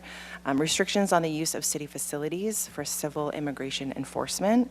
Regional collaboration with other California municipalities when appropriate, and reaffirmation, again, of our community values and inclusiveness. So the role of the Santa Barbara Police Department, as you heard already from the chief, and you will hear continually throughout the presentation and discussion, is to maintain public safety and protect life and property. Preservation of peace and reduction of escalation during federal operations. No participation in civil immigration enforcement activities, and acting only within the limits established by state and federal law. So also a key part of the draft resolution is guidance explaining city's policies, explanation around, again, the department's limited role during federal immigration operations, and commitment to transparency to support community understanding and trust. So there are multiple pathways for us to do this. Obviously, meeting folks where they're at, continuing to be in this dialogue is a key priority for us. So we also wanted to highlight, as part of the staff presentation, community feedback that we've already received on the draft resolution. So I think this entire city team and the leadership here was really wanting to respond and answer to the call to action from council that we need to prioritize this discussion, it needs to happen in the public forum, and that we really need to act in a way that both codifies a resolution as well as a value statement, which is what we've heard from local community leaders. And I think that the need to advance this in the agenda sooner rather than later did not create enough time for us to go back and forth on a draft. So one, we wanted the discussion and the feedback to be in the public forum, but also, as City Administrator McAdoo mentioned, that we continued the discussion and make sure that as much as we possibly can, we're co-creating the resolution with our local community organizations. So policy clarification specifically for council consideration. So we wanted to highlight these, again, to get your direction after the presentation and after public comment, but additional safety and communication protocols, improved transparency and reporting mechanisms, guidance for city staff and community members as it relates to key components of the draft resolution, as well as additional components that can be drafted, and then public information and education regarding rights and processes. Specifically, it has been mentioned to add more detail around community event safety protocols. So, our city benefits from many of these events and festivals, as well as the events that are happening to exercise First Amendment rights, but really working to establish safety protocols if federal immigration officers appear at community events and festivals. I think many of you experienced our local community events were canceled over the last several months because of the fear of personal safety in regards to federal immigration enforcement activities, and then clarifying coordination between event organizers, the police department, and city staff, as well as prioritizing crowd safety and, again, de-escalation. Rapid response communication. So there's been feedback of, how are you communicating when you know that there's ICE activity in the city of Santa Barbara?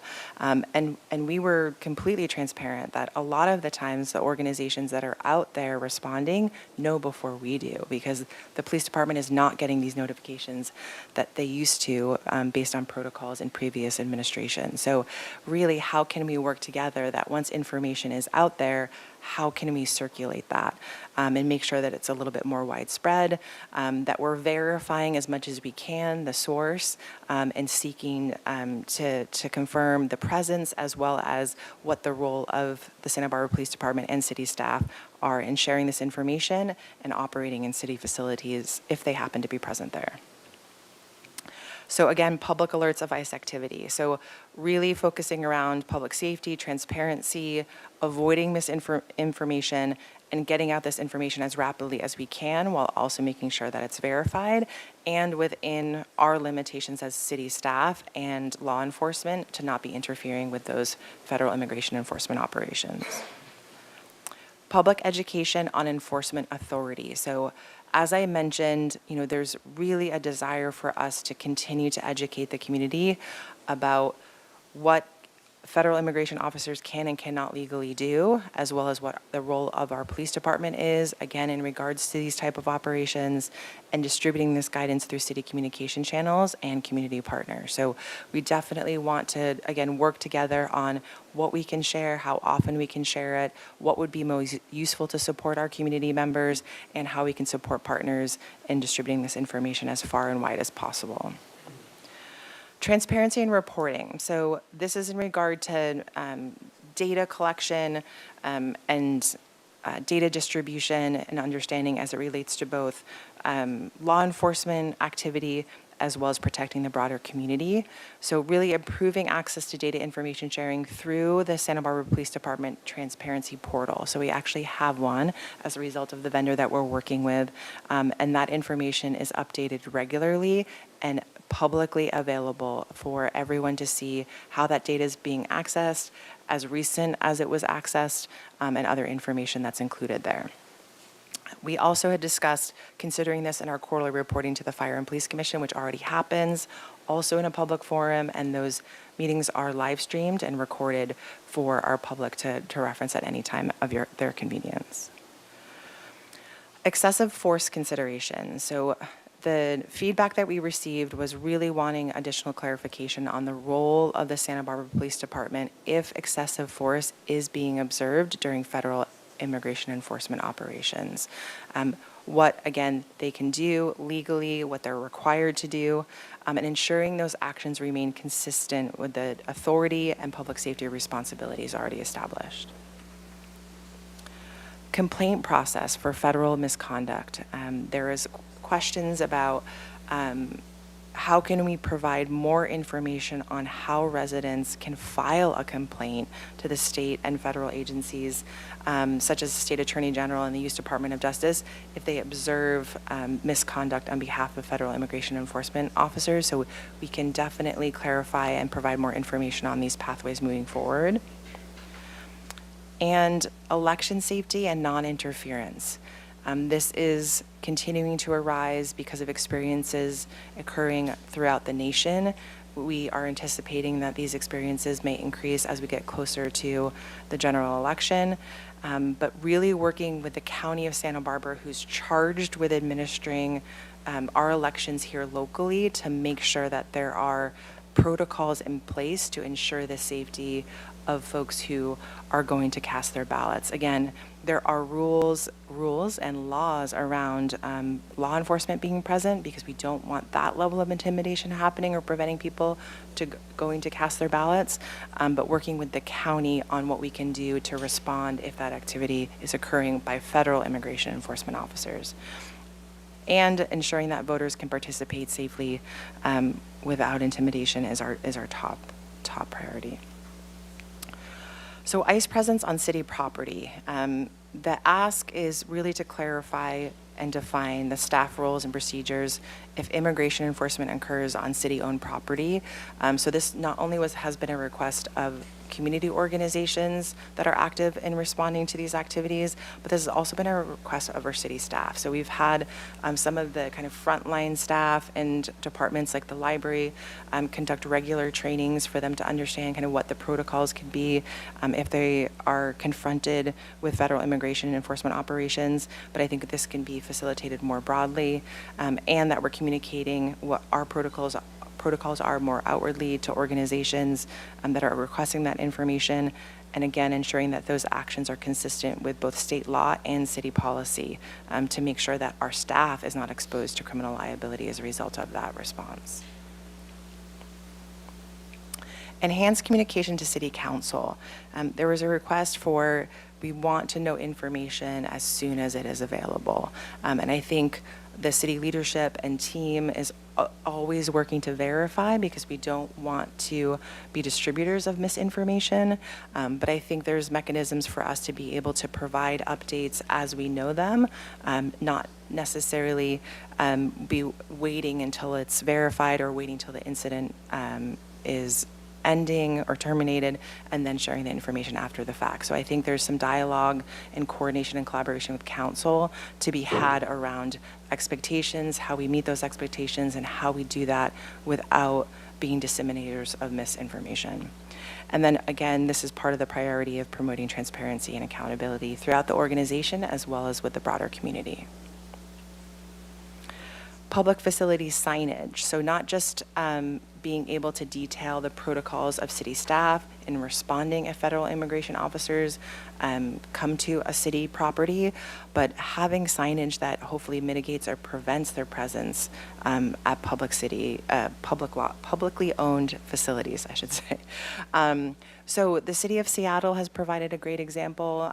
They've initiated signage on their public properties, really making it clear that if, federal civil immigration enforcement operations or staging or processing is not allowed on city property. So we'll review these models and look at what signage is possible and where that can be placed throughout city facilities as well. So I think I'll turn it over to City Administrator McAdoo to refine the staff recommendations as she mentioned, and we're also available for questions. Great. Thank you, Barbara and Chief Gordon. These are the staff recommendations, obviously, that the council reaffirm the previously adopted resolution that was adopted last July. Next slide. Receive the statement of values from the police chief, and then discuss the draft resolution and continue the item for further community input and revisions. So those are the updated staff recommendations. And with that, Mayor, we would recommend moving to public comment and then ending with council questions and comments. All right, very good. Then with that, we will move to public comment. I have speaker slips here. Hillary Licht will be first. You have 3 minutes at the podium. Thank you. I don't even know where to begin. I feel like this is wonderful, but maybe a year or two late. There's ways to get those alerts. Anyone can get it on their phone, so it's pretty easy to stay abreast of what's happening. I would love for there to be support with the schools as well, and for everyone to address the transparency of sharing data with the flock cameras as well.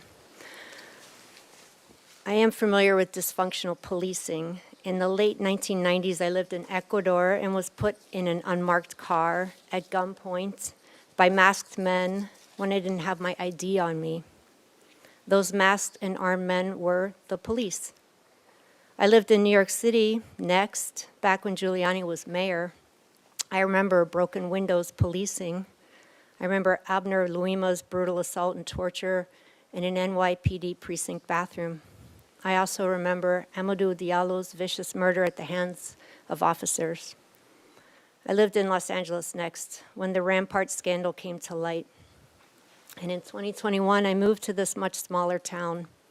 I hoped it would be peaceful. But it's 2026, and this police department, and indeed all police departments across the nation, are facing a huge dilemma. Cooperate with ICE as they traumatize and destroy local communities, or take a stand against them. This moment demands real leadership. Just today, a man was attacked by ICE in the 805 area code, and he now requires surgery. If SBPD is to go a different way from what I and many others have experienced in the past, it cannot be complicit with ICE. No way. The people and organizations featured on the front page of The Independent this week have ideas. Please consider working with them, because every challenge is also an opportunity. The federal chaos we are suffering under is an opportunity for SBPD to conduct better policing. It's an opportunity to restore community trust. Please rise to the occasion. Please stand with the people. Please resist ICE, and please create that legacy in Santa Barbara. Thank you. Ian Page, there you are.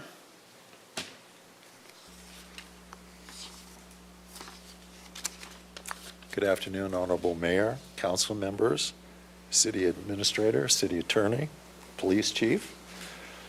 I am Ian Page, a community organizer and a member of Indivisible Santa Barbara. The city needs stronger language in its statement regarding federal immigration enforcement. Our city, and in fact the nation, are facing what appears to be a domestic Cold War. The Trump administration has, through its deliberately brutal attacks on immigrants, broken the values of the moral law.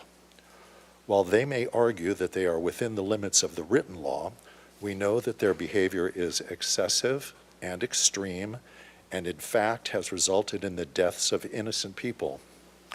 Our Santa Barbara Police Department cannot appear to de-escalate the behavior of our citizens when violence is not coming from the citizens, but is coming from the ICE agents.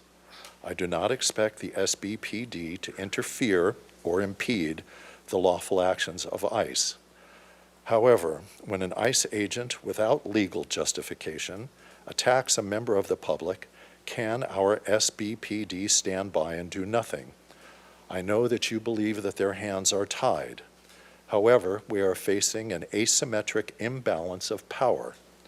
Our SBPD officers cannot be expected to stand idly by and just take video with their body cams when and if a member of our community is being unjustifiably brutally assaulted.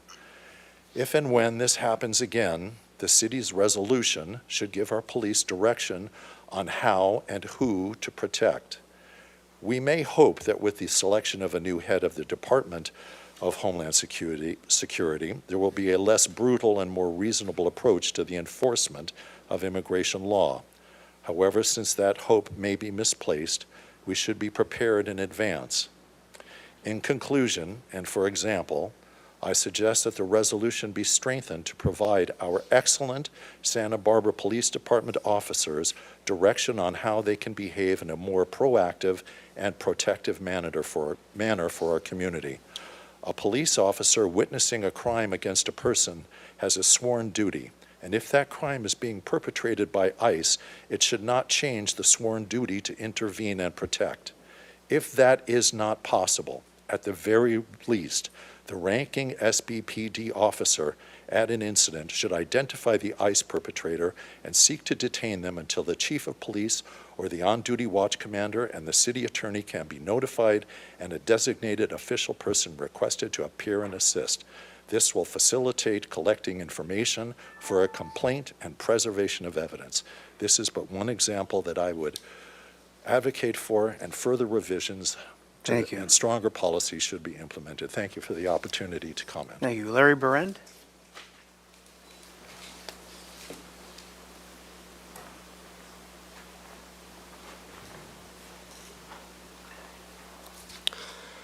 Mayor Rouse, Chief Gordon, members of the council, I'm Larry Barrett, representing Indivisible Santa Barbara.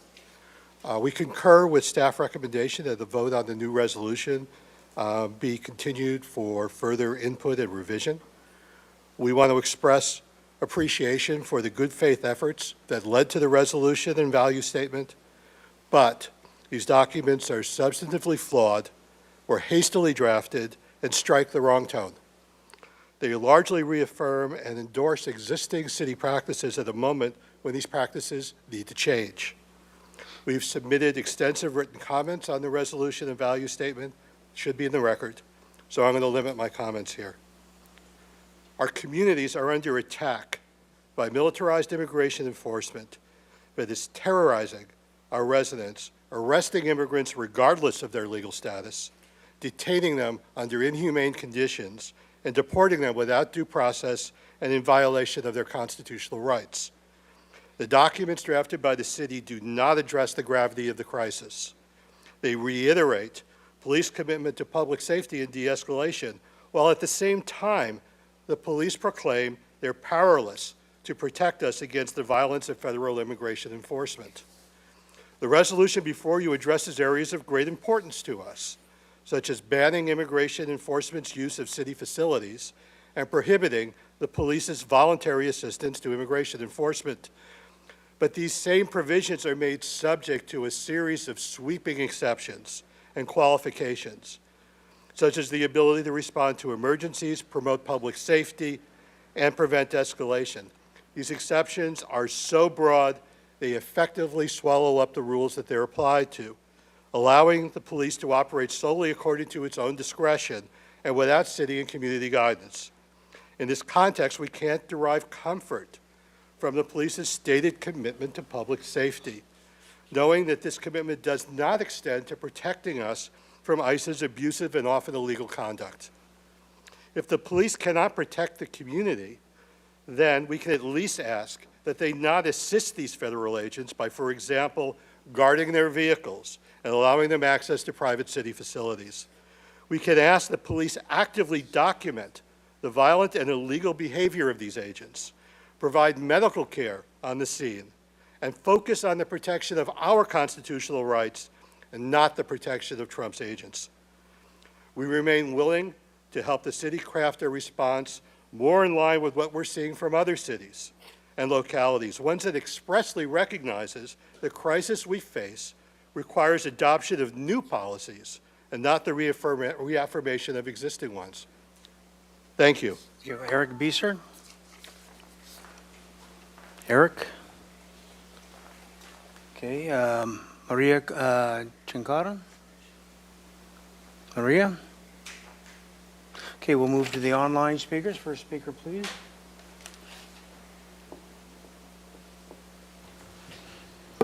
Okay, our first speaker is Karen Rice, then Kim Paskage, then Ana Garcia.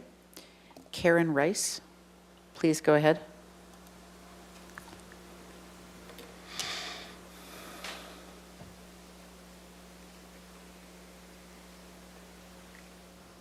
Karen Rice, you can go ahead and speak.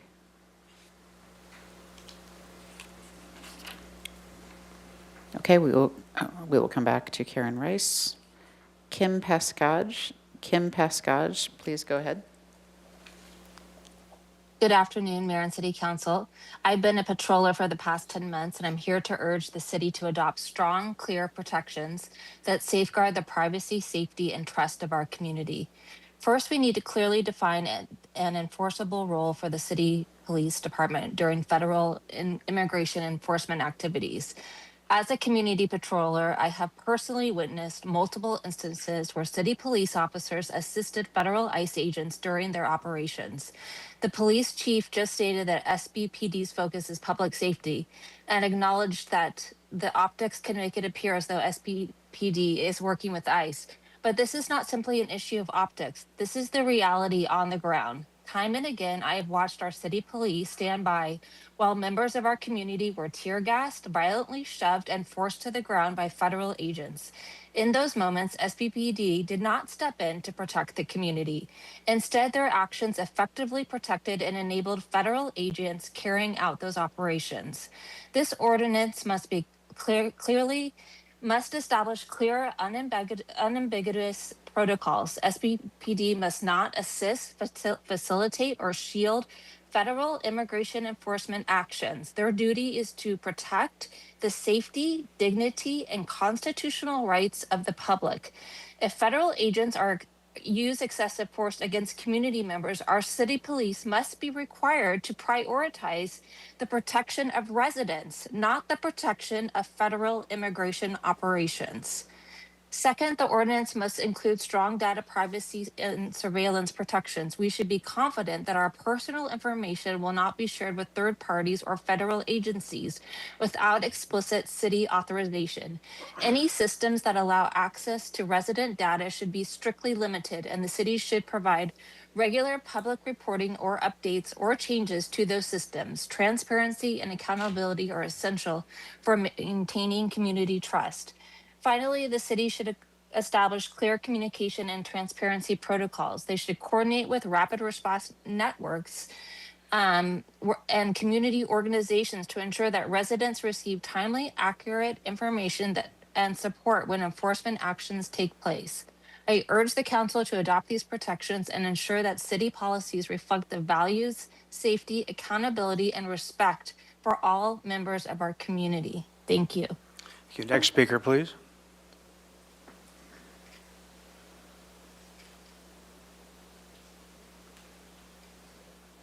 Okay, next speaker, one moment here. Next speaker, Ana Garcia. Ana Garcia, please go ahead.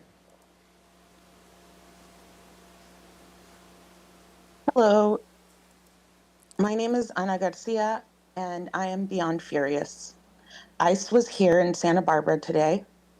An ICE operation at the county jail left a man injured and bleeding with a serious injury to his mouth. Then he was kidnapped by ICE. He is now in the hospital and being prevented from seeing his family. A rapid responder was also pepper sprayed outside of the jail while standing a safe distance from ICE agents recording their misconduct and excessive force. This escalation is dangerous and reckless. If the council and SBPD fail to implement concrete policies to hold these agents accountable when they are breaking the law, any harm our residents face will be a direct result of your inaction. Do you understand? This isn't just about policies. It's about our people's safety and protecting our community from a brutal, lawless operation that is completely out of control. The current stage that this resolution is in is hollow and meaningless gesture. Reaffirming commitments to community safety and dignity while standing around doing nothing to actually ensure the community is safe is wild work. Right now, this proposal reads like nothing more than a convoluted statement of principles, not a real policy with teeth. The agenda endlessly reaffirms principles in alignment with California Values Act, but trust isn't built through vague platitudes. Trust is built through concrete rules, enforceable protections, and measurable commitments, and this proposal offers none of that. I do appreciate the conversations that have been had. I understand the position that the city is in with trying to maintain legal status with, your responsibilities, but our people's lives are literally on the line. What is it going to take for everyone to care about this to the point where we actually do something that puts people at the center of the protection and that prevents ICE agents who are lawlessly moving through our communities, harming our people, and holding them accountable. We can choose to be here and act like there's nothing we can do, or we can do what's right and what you have sworn to do as public servants in your oath of office, to uphold the Constitution and the rights enumerated in that Constitution. Vague policies only invite chaos, and this chaos and lack of clarity is where I have witnessed SBPD collusion. This should have stopped yesterday. Thank you. Next speaker, please.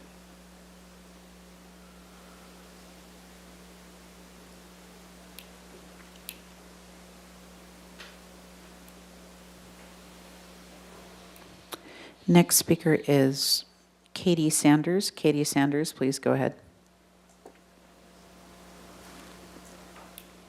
Hello, my name is Katie Sanders. I'm a member of Indivisible Santa Barbara and 805 Undocumented.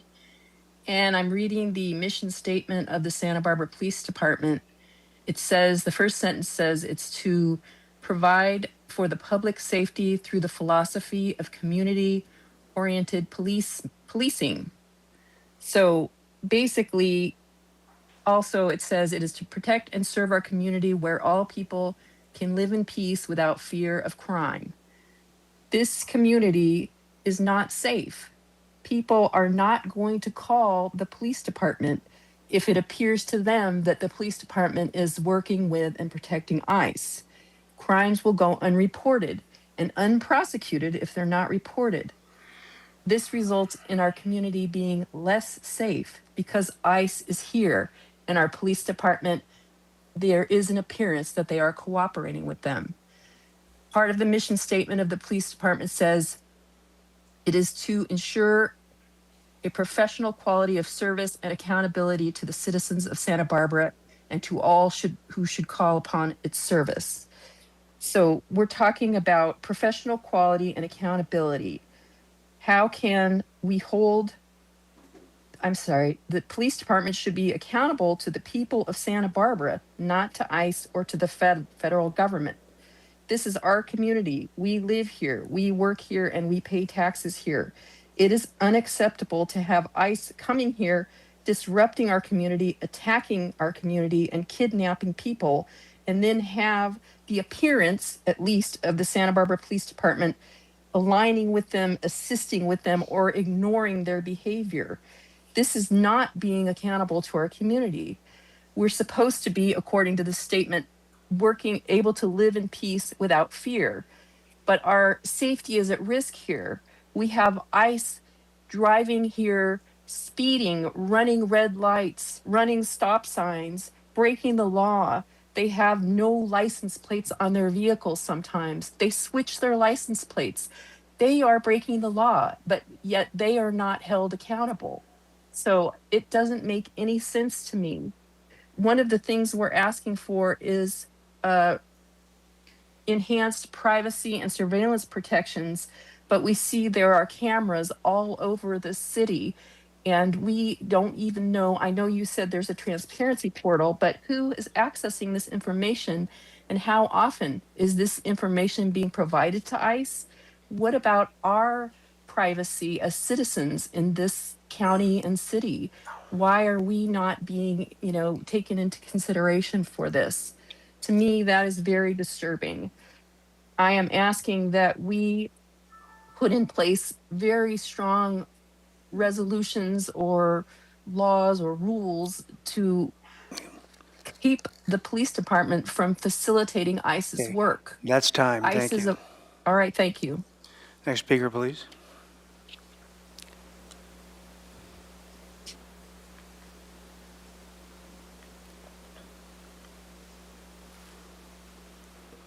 Next speaker is Chelsea Lancaster. Chelsea Lancaster, please go ahead.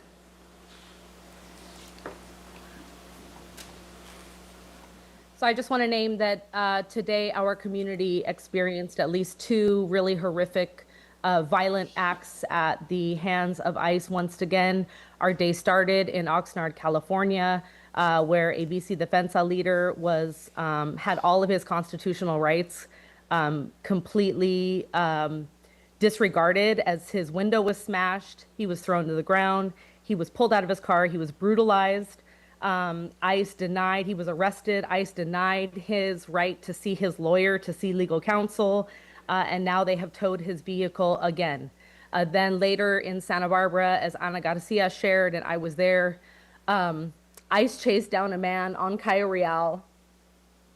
He was running. They tackled him into the bushes. They beat the shit out of him. His blood is still on the sidewalk. He was crying and screaming. We were there doing the best we could to help him. One of our community members was pepper sprayed. This was the same agent that was at the Santa Barbara Police Department, who's allegedly a supervisor and has called several of us by name in a menacing way, threatening us. Had the situation in Oxnard happened today in Santa Barbara, what would the Santa Barbara Police Department do? The answer that we all know from those of us who have been on the front line is nothing. Just like the Sheriff's Department was charged this morning in an article about deliberate indifference, that is exactly what is happening with the Santa Barbara Police Department. Deliberate indifference. They stand around like glorified crossing guards, trying to keep us on the sidewalk, kikiing with ICE officers. Santa Barbara Police Department wants us to believe they will protect our privacy when they can't even be bothered to verify a judicial warrant that they show up to help serve on Arriaga Street, which was a 3-day operation, when on the first day they couldn't get the husband, they kidnapped his wife on the second day, and on the third day they came back and kidnapped the husband and terrorized that entire community for 3 days. This is an absolute insult to our intelligence. It's a waste of time for the people on the front lines who have been showing up in good faith to have these conversations, to tell the truth, to maybe have you all bear witness. That gentleman is now in the hospital. He has received extensive injuries. They are not allowing his family members to see him. And he will now most likely be deported or sent to a concentration camp, while all of the nice people who make the best Nazis sit around and talk about their value statements. We don't believe you. We want to see concrete action. We want to see a change in behavior. We want to see policy, and we want to see accountability when you fail to keep our community safe, as you've done over and over again. That's time. Thank you. Next speaker, please.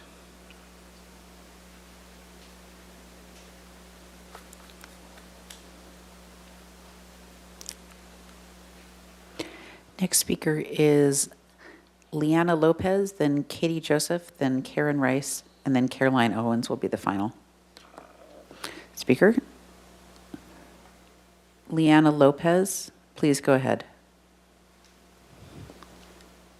Hi, my name is Linnea Lopez, and I'm a local rapid responder and ICE patroller with SB Resiste. I've been patrolling for 8 to 10 months and have personally seen ICE nearly crash into volunteers' vehicles, whip out cans of bear mace, not pepper spray, bear mace, and drive extremely recklessly. As mentioned by many others, just today a community member was tackled to the ground and roughed up by ICE. He is now in the hospital and his family is being prevented from seeing him. This is the agency that our local law enforcement has been supporting. Community has been calling on us, fellow community members, to check out ICE sightings and provide community safety because they do not feel safe with nor trust local law enforcement. They see law enforcement laughing and joking with ICE at scenes, escorting agents to the kidnappings that they're going to conduct because volunteers are following them in their vehicles, which is our right to do so, boxing vehicles in and demanding to see ID so that ICE can get away, and instructing the public on behalf of ICE, all of which I have also witnessed myself and probably have video of. We pay millions of dollars of our hard-earned taxpayer money to law enforcement, an agency that claims to protect and serve us, only to have those same officers turn their backs on us when we need them the most to aid the armed militias that are terrorizing our communities. Meanwhile, the people actually protecting and serving us volunteers fear eviction, are struggling to pay bills, and are spending at least $300 on gas every month. I implore local law enforcement to remember their oath and reflect on their priorities, as they are losing public trust if they ever had it to begin with, and in my case, they didn't. The pedophile in chief will not be president forever, but many community members will still be here. Instead of protecting domestic terrorists, please stand with community. We are not going anywhere. We will be here patrolling the streets until ICE is abolished. Thank you. Next speaker, please.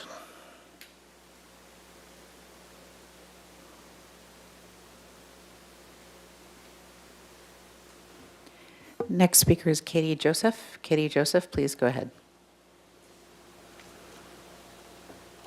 Hello, my name is Katie Joseph. I was born and raised in Santa Barbara. I'm very proud to be from Santa Barbara. I am proud because of the things I've seen on the City Council today. There's obviously care for the community, care to be supportive of every individual in this community, and I'm extremely proud to be from Santa Barbara because of what I've witnessed from SB Resiste, 805 on DocuFund, Listos Drivers, all these organizations where people are having to put their time, their energy, their safety and well-being on the line to protect their neighbors. I feel that it's shocking that thousands of people have been taken, most without a signed judicial warrant, vast majority without a signed judicial warrant, from SB County, Ventura County, SLO County, and there's so little, collective understanding from the people who are in leadership, realizing that you are so much more powerful than you are acting. You can take direct action to support and protect your community. Santa Barbara is not just one city. Santa Barbara is a very powerful entity that is wealthy, dynamic, cross-cultural. In the entire part of the United States, we can be a beacon of action and hope and set the record, much like Seattle is setting the record, other regions. But Santa Barbara can go even further. And you do not need to be afraid. You have the community support. There's financial resources. The Santa Barbara Police Department does not need to be standing by as ICE takes illegal action and terrorizes and abuses not just people who they are hunting and chasing, but also the people who are trying to protect them. We should be doing everything we can to support and uplift the people who are being most targeted and those who are doing the most work to support those who are being targeted. Recently, I had a nightmare where I was being hunted in my nightmare, and I woke up, and it was so stressful to be in this nightmare, running around trying to think like, how will I get away? What will I do? In my nightmare, I was trying to talk to people, saying like, please help me, or trying to alert others that they should also run away from being hunted. And when I woke up, at first I was like, oh, thank God, that was just a dream. And then I said, no, that is the reality of so many people in our own neighborhood, in our own community, who are being hunted by the US government, who is heavily militarized. And if our community is not standing up for each other, what is the point of being in this community? And just know you do not need to be afraid. I am very proud to be from Santa Barbara, and I know that we can be leaders in this response nationally. And I'm inspired by the City Council, and I believe in your courage and capacity to take direct action as opposed to just broad statements. Thank you very much. Next speaker, please.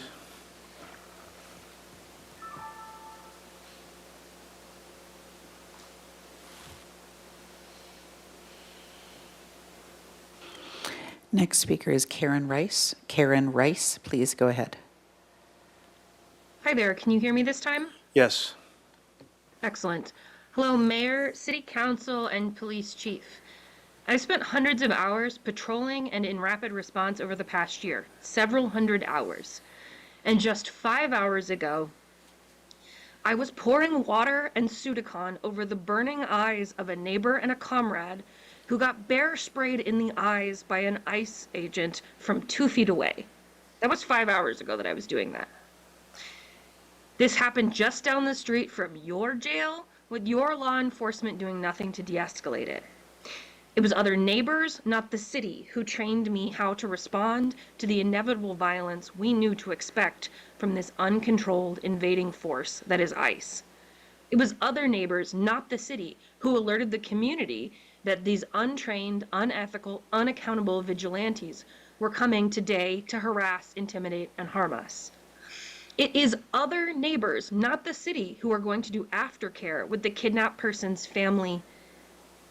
Roughly 10 people per day in our 3 Central Coast counties are being kidnapped. That's different than a year ago. That's why just reiterating a statement from a year ago is not enough. The situation is different now. This is not even the bare minimum. You as City Council, you as Chief of Police must step up, or more of us will be kidnapped, bear sprayed, put in the hospital, and eventually someone in Santa Barbara will be killed by ICE. We put ourselves at risk every single day. We put ourselves on the line because we love our community. Put yourself on the line. Lawyers can make at least an initial argument for literally anything. Put some stronger policies in place. Maybe a court someday will decide that that's interfering with ICE, but just try it. I believe that our lawyers can figure it out. Do the Trump thing. He actually puts things into place with flimsy legal justification and then gets to do it the whole time until it gets overturned by the courts. Put yourself on the line like we are putting ourselves on the line. Our neighbor's blood is still on the ground. I echo the demands from SB Resiste. We need stronger data privacy and surveillance protections in whatever is passed. We need no use at all of city facilities by ICE agents, whether they're engaged in enforcement in that moment or not. We need the police to make some statement about how they would ever escalate an ICE agent. For example, when ICE inevitably hits a pedestrian in our community as they fly through our neighborhoods running red lights and going dozens of miles over the speed limit, will SBPD at least get the name of the officer before they leave? That's your time. Thank you.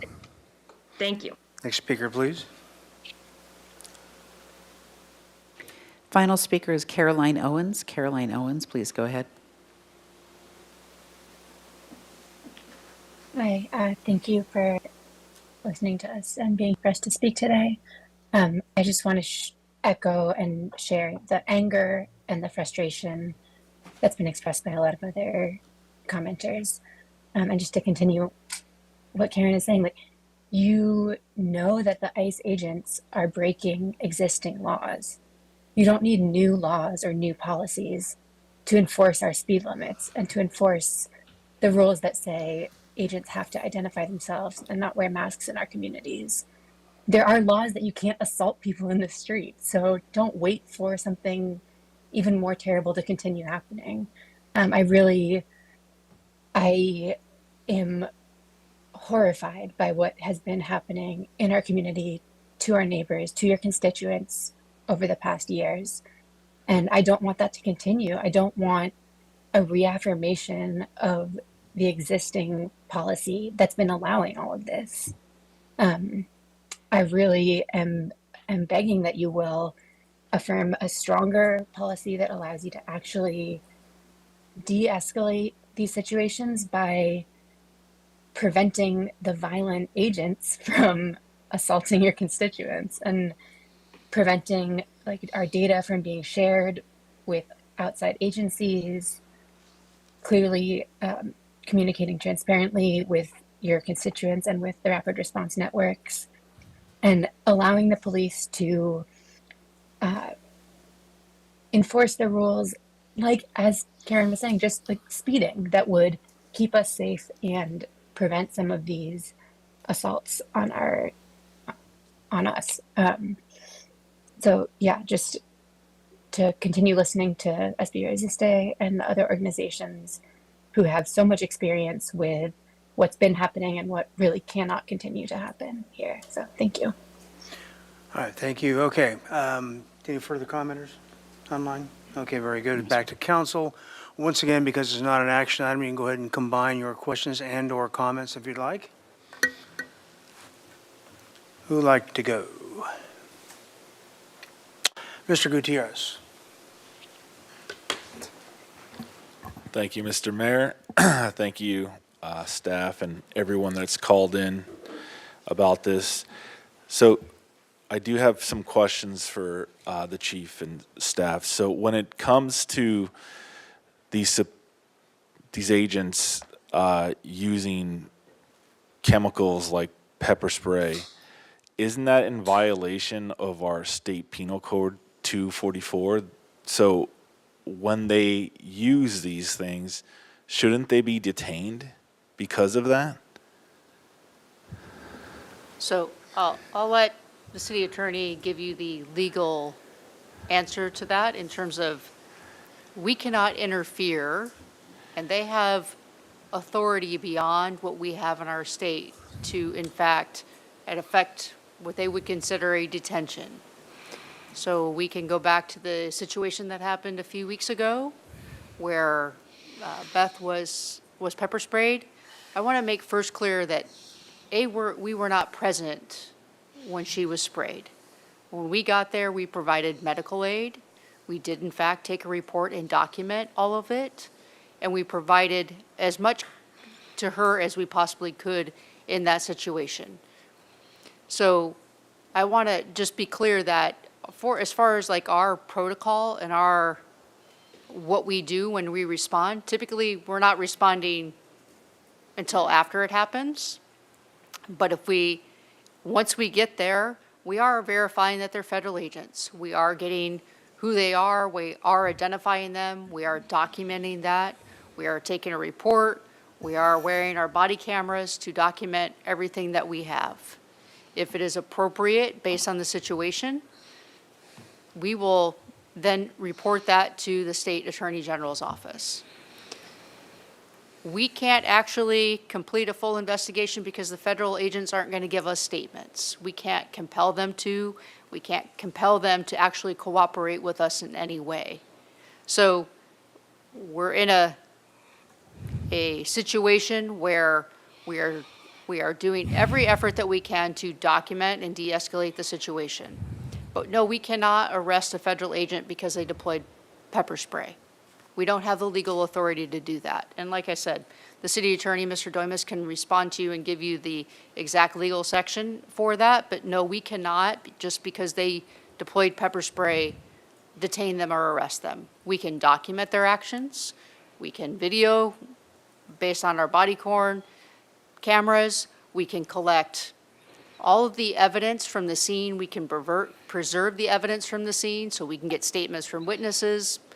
We can do all of those pieces, but we don't have the legal authority to arrest the agent. They are working within their federal duty and federal powers. And like I said, City Attorney John Doimus can give you all the legal sections that go with that. But no, we cannot arrest them or detain them for using pepper spray.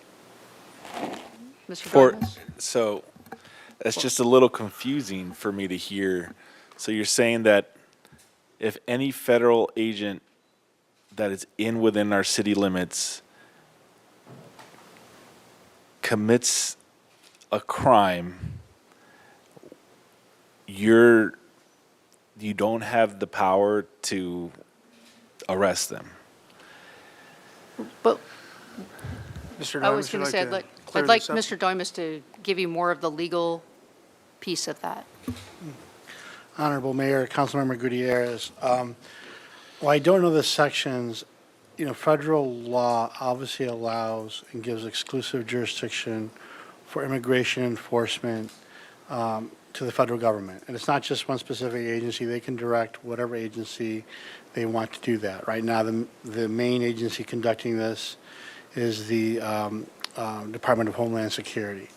And the federal law allows them to carry tools like any officers as part of their enforcement. That's why they have weapons. That's why they have guns. That's why they have pepper spray.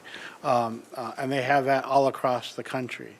I think when you saw in Minnesota, the real broad power that they have in terms of, you know, were detaining people. They shot 2 people.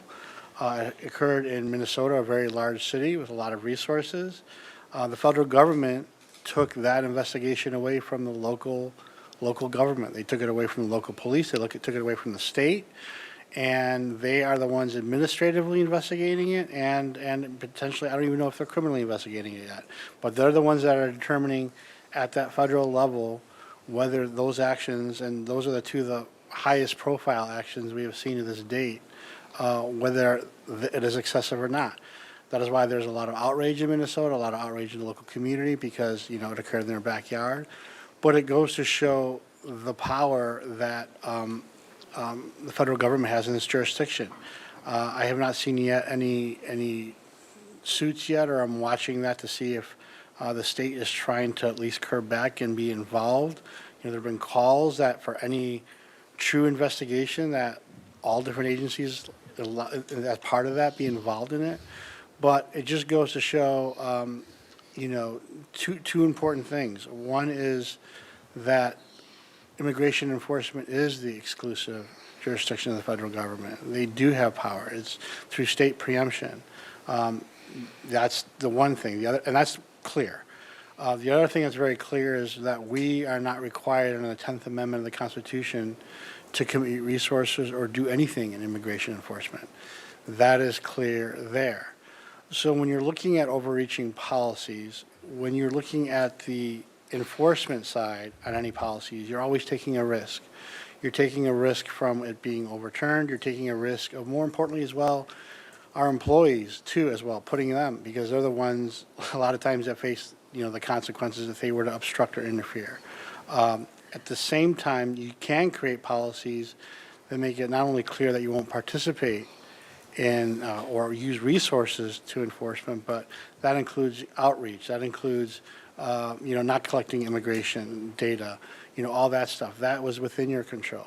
So while it's very frustrating and it's new and raw for many cities, because I don't think many cities across the state, across the country, have not seen enforcement tactics like this. So that is why a lot of cities are kind of reacting to the situation, because this is a first. And so the ultimate conclusion legally is shows the power the federal government has in this, and it has significant power. So I hope that answered your question. They're allowed to carry these instruments, just like our police officers are allowed to carry certain instruments. Yeah. The thing that you mentioned earlier was that any federal agency, so that also includes ATF, TSA, but park rangers, IRS, as long as it's a federal agency, they have the ability to be protected by No, that? no, that, Honorable Mayor, Councilman Gutierrez, it's just the federal government could always, they're the ones that control that. So we don't need to get down that road, because they decide who they want to have, and, you know, if they want to collect or pool resources. We do that locally if we have Fiesta. We try to pool the county, we try to do, so they can choose to do that. Right now, obviously, just to be clear, it seems like the main enforcement, but not the sole, dealing with this issue or putting the resources, Homeland Security. There could be others. I don't know the answer to that, who else is involved from a federal agency standpoint. But it goes just to show the latitude and the significant power they have in this area.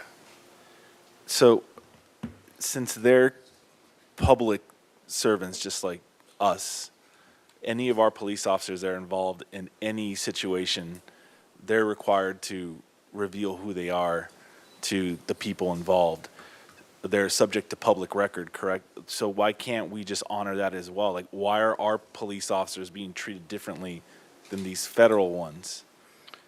So there was, Honorable Mayor, Councilman Gutierrez, there was state law being passed requiring no mask, requiring identification. That law was challenged by the federal government. It was overturned because the court felt it was unequal application at the time because it applied it to local police and it applied it to federal law enforcement, did not apply it to state police. Now, there has been a rush to do a new bill that is inclusive of all that. It's still not enacted, so there is no bill yet in terms of the anti-mask law that is on the books for that. As far as Public Records Acts apply to records that we ourselves produce in the course and scope of our business. So that would include our police officers because they're our employees, et cetera. The documents of federal employees, their personal records, their information, those are not our records. We aren't the custodian of those records, so that's why there's a distinction in that. But, so if it's later proven that what these federal agents are unconstitutional and breaking the law, will our officers be held accountable for withholding their information later in the future? Honorable Mayor, Councilmember Gutierrez, I don't know of any law that our officers would be held accountable. There isn't a law that compels them from withholding that information. Obviously, in a situation if someone were to sue or the Department of Justice would, file, State Department would file criminal charges or something involving a case, whether it's a civil lawsuit, whether it's a federal, a state criminal investigation, any of that, that information can be compelled via subpoena. And then a judge would sign off and say, you have to have that information or turn that over in those scenarios. So that's the only thing that would compel them. And, obviously a judge order is very strong, but, I don't think we've faced that situation. I'm not in terms of locally, but to answer your question, they would not be in trouble at all. The only thing that would probably mandate them in that kind of situation is a court order to be part of some type of legal proceeding. So can we as a council then direct our police department to reveal the identities of these supposed ICE agents? So I think that's a really important question because there's a third area that I think the council needs to be aware about and the public. So as I mentioned about the federal supremacy and I mentioned the 10th Amendment in terms of not compelling and the anti-commandeering statute, there's also our local law. And so there's a city charter. And so the public may look at what one city does versus another, and there could be distinctions within that city because of what the local law provides. And so for our local law, the charter, the city council can't direct city employees. That's very clear. Only the city administrator can direct the employees of that. Now, the city council can create policy objectives, and that's fine.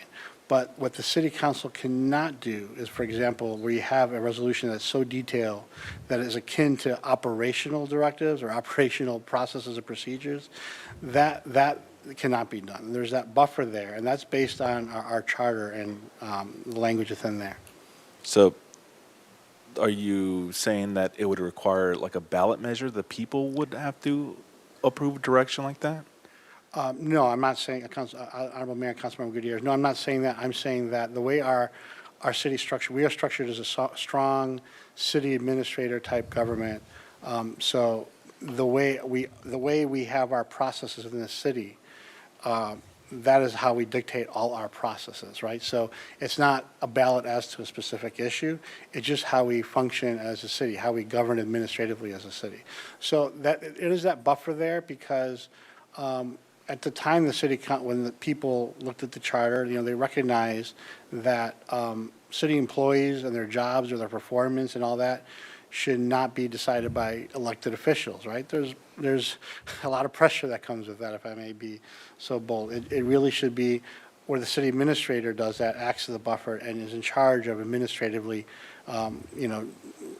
managing the city in that regard. And so that's why when we have resolutions, we've never had a resolution or any kind of item where it's the city council giving operational directions, everything to our city employees.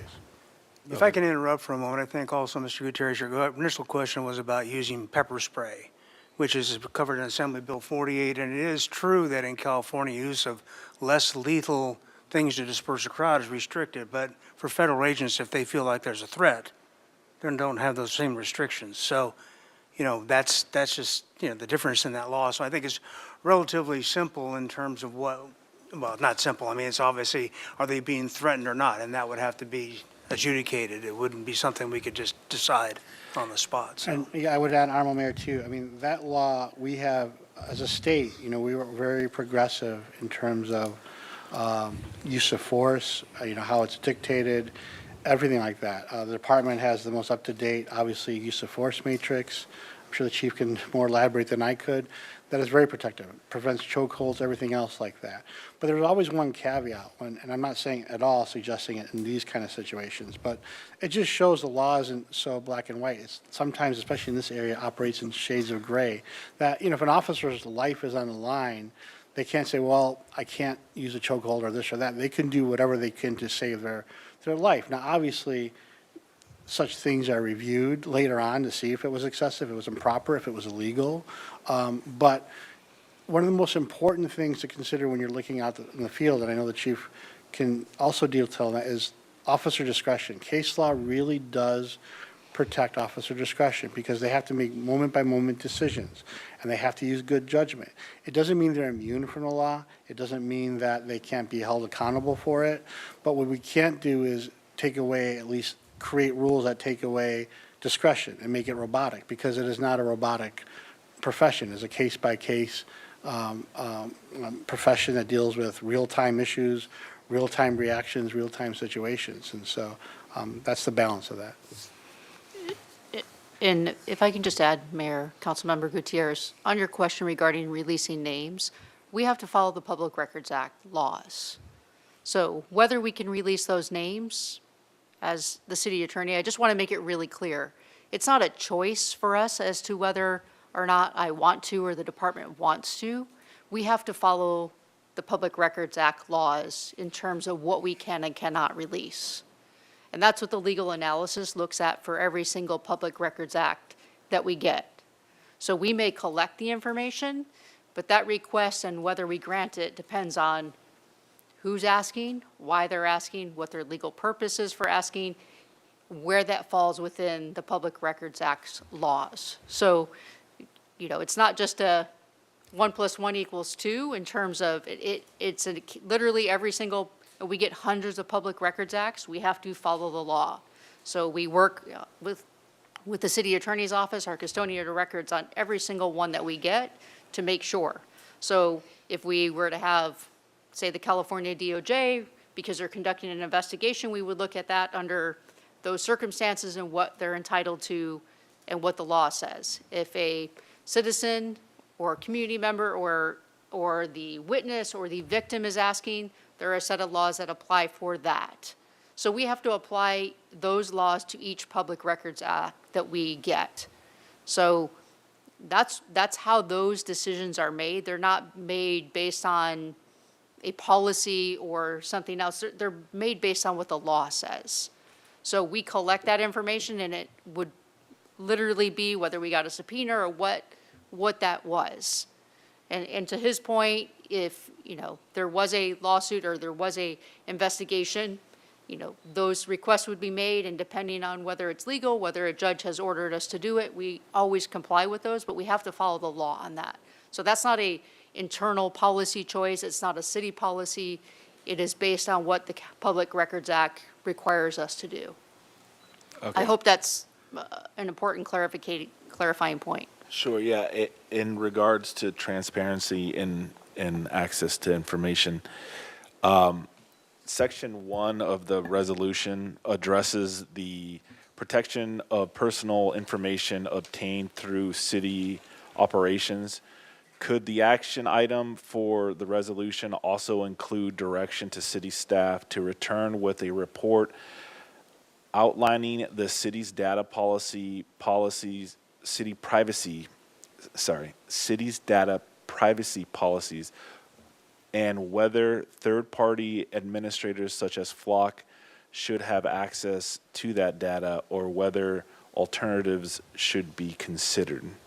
Councilmember Gutierrez, let me just respond. I think since we are going to do some more work on the resolution, I would make that as maybe a separate motion today to have staff work on that. Just if the council wanted to direct staff to look at specifically and come back with a report on data privacy and the systems that can maintain information regarding individuals' personal privacy. I would say today that would be a separate motion from the resolution and maybe sort of bifurcating the two, but that could be given, that direction to come back with that discussion could be given by the council today if that's something that you choose to do. All right, I mean, it is mentioned in section 1, so we just can't. So I would just say is just make the motion just separate from the resolution. So you just say, make a motion to direct staff to return with the remainder of what you said. Sure. Furthermore, there was a public commenter a few weeks ago, and we all know them, but I'm going to withhold their name for now. But they made a comment during public comment that they're in communication with either PD or federal agencies, and that ICE does not communicate with the PD because they have leaked information. Are you aware of this? Did you question her after she said that? Because as soon as I heard it, I messaged her, and she's yet to respond back to me about those comments. So, Mayor Rouse, Councilmember Gutierrez, it is in fact true that the federal government, these agencies that are coming in do not notify us as they used to. I have been told point blank that that's because they don't trust that we will not share it with the community. These these notifications are made for public safety reasons. That's why we want them to tell us. We want to know how many agents and how many vehicles and where they're going to be. They don't share typically who they're looking for or any other information. They just share that they're going to be there, because if we get a call of a man with a gun, we need officers to know that that is actually a federal agent. So aside from the immigration, this other issue, the problem being right now is that we don't get any information, because there is in fact mistrust between the federal agents and our department. And that's not just for our department, that's all our local departments. And that's problematic for us, because that creates public safety, because we could, in fact, get a call of a man with a gun and not know that what we're going to is an actual federal officer with a gun. And we've had those calls, and we didn't know. And so it's a very difficult situation that we're in right now. But I can tell you that isn't true. We haven't leaked any information, quote unquote, like call it what you would like to call it, but they don't share ahead of time that they're going to be in the city. They don't tell us how many cars, they don't tell how many, agents are going to be here, because they don't trust us that we won't share it with the community. And that's reality. So I can't speak to, what she had to say that specifically that day, but I can tell you that yes, they do not tell us. And we have communicated in every way. I can tell you all of the local chiefs have tried to communicate why this is important for public safety, but we don't get that information. And I also just want to make clear while I'm speaking, because all of the questions regarding data privacy have come up. We clearly will take council's direction, but I want to just make it very clear that our policy always has been that we don't share with any outside entities, not just federal entities. We don't also share with California entities. We don't share with any other entity. We don't share our data. We never have. It's in our policy. It's what we've always done with our program. These tools are extremely important for solving crimes. That's how we've solved homicides in our community. So I just put that out there as I understand that there needs to be transparency. We are more than happy to do that and work through what that can look like. But I just want to make it really clear. I understand the concerns. I hear the concerns. It doesn't fall on deaf ears, but we have never shared, nor with any federal agency, or even for that matter, any local agency, we don't share that ALPR data. So I just want to take a moment to say that. We'll take whatever direction we're given by council, of course, but I do want to put on the public record that is the case. I understand that, Chief, and I appreciate you saying that. I'm not necessarily worried about us, city staff, It's the company, the third-party company that I don't trust and don't believe. I completely hear that you and they're not. understand that, but like I said, I just want to make that really clear, and we can talk about the audits that we've done to make sure that they're not releasing our data, but I completely hear your concerns. So I do have another question about whether or not your officers have been harassed or detained by federal agents. Mayor Rouse, Councilmember Gutierrez, I just want to be clear on what you're asking. Our officers have not been detained by federal agents, so the answer to that question is no, they have not. I think everyone has seen the interactions, and they have not always been pleasant between the officers and the agents. You know, in terms of the incident with the pepper spray, I would say that I would call that as a contentious encounter between the officers and the federal agents that day. It was not what I would call the most cordial professional exchange. These are really difficult situations. And, you know, like I said earlier, these are officers that live and work in this community. Our staff members are directly affected. A lot of them are first or second generation themselves. They have immigrant families that live in this community. There's a lot of fear for everyone with this. And I'm not here to detract from what the issue is, but I will say that this is an extremely difficult situation for everyone involved. It's very emotionally charged in those moments. And I'm not here to say we always get it right. We are trying to continuously improve. We're trying to make sure that we are bringing the temperature down so that community members don't get hurt. We don't want to see anyone get hurt. That is our ultimate goal. It's not about protecting federal agents. It's not about protecting federal agents' property. Our goal is not to have community members get hurt. And that can be a really big challenge. And there's decisions that are made that I understand the optics later we have to explain. I can tell you, you know, what happened in front of the station wasn't about protecting a vehicle. It was about trying to make sure that that didn't continue to escalate and ultimately that a community member didn't get hurt because tempers were continuing to rise. And so I just put that out there. I completely hear the community. We've been very open to sitting at the table and we'll continue to do so. So I appreciate the questions, but I just want to make that clear. And our officers have not been detained, but we have had some more less than cordial interactions. So for city staff, some of the information that you were presenting included outreach to the community about what their rights are and what they can do. Can that be added to the SB Connect citizen reporting app so that people can access it quicker? Absolutely look at Yeah. and figure out how we can make that a part of the SB Connect app. All right, thank you. That's all I have. Ms. Santaria. Thank you, Mayor Rouse. I have a few questions for you, Chief.